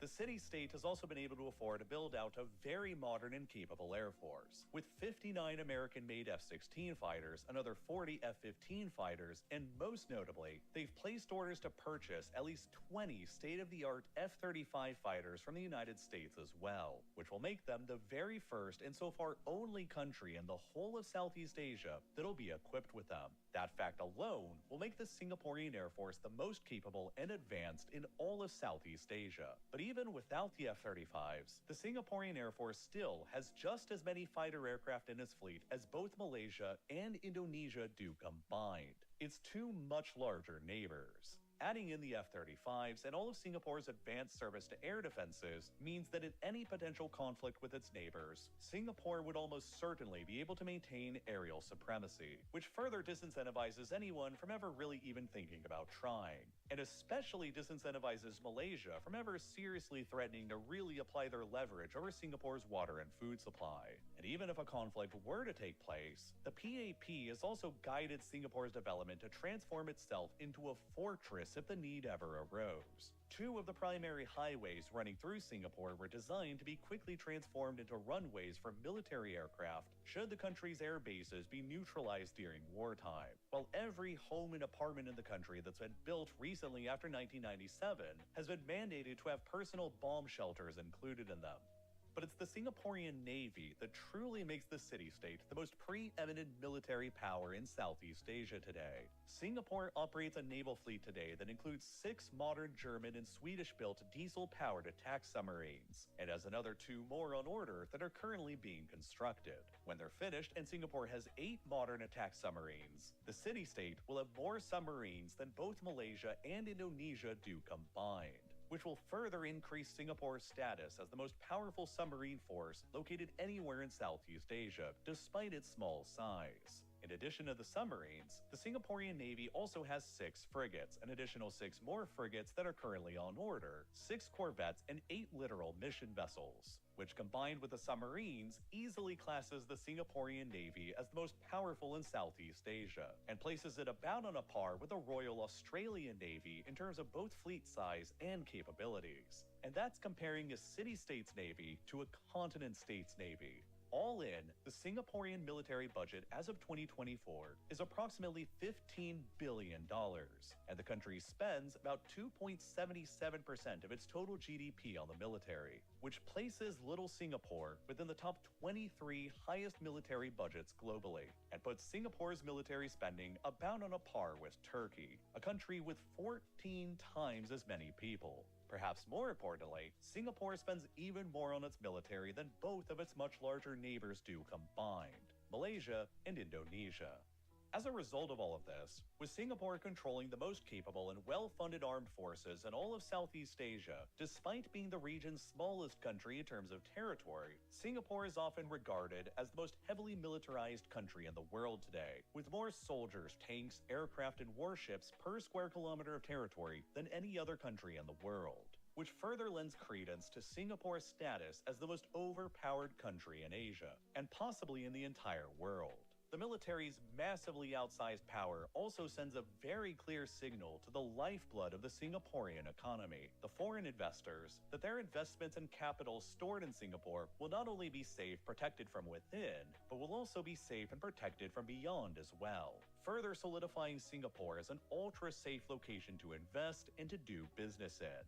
But the scale of the military is not only intended to send this message to foreign investors and to keep Singapore safe and stable from potential regional aggressors. It's also designed to try and reduce the risk of the greatest looming threat to Singapore's future of all from ever happening: the growing risk of a war erupting between the United States and China over Taiwan, and them then forcing Singapore to painfully choose a side between them. For decades, Singapore has tried to carefully balance its relations between both of the global superpowers in order to court each of their massive amounts of capital available for investment. On the one hand, China is the largest source of both imports and exports for Singapore. Nearly all of China's enormous imports of oil and gas from the Persian Gulf flows directly by Singapore, while virtually all of China's manufactured products going to Europe flow in the other direction right by Singapore as well. Ethnic Chinese Singaporeans make up around 3/4 of the whole country's population, and out of all of the developed countries in the world, Singapore's population by far holds the friendliest overall views of China today. In June of 2024, the Pew Research Center found that 67% of Singaporeans held a favorable view of China, and that 63% of Singaporeans held confidence in the leadership of Xi Jinping, both significantly higher than in any other developed country measured. About $156 billion worth of money from mainland China and Hong Kong are also currently invested in Singapore, but that's still second to the even more massive $428 billion that's currently invested in Singapore from the United States.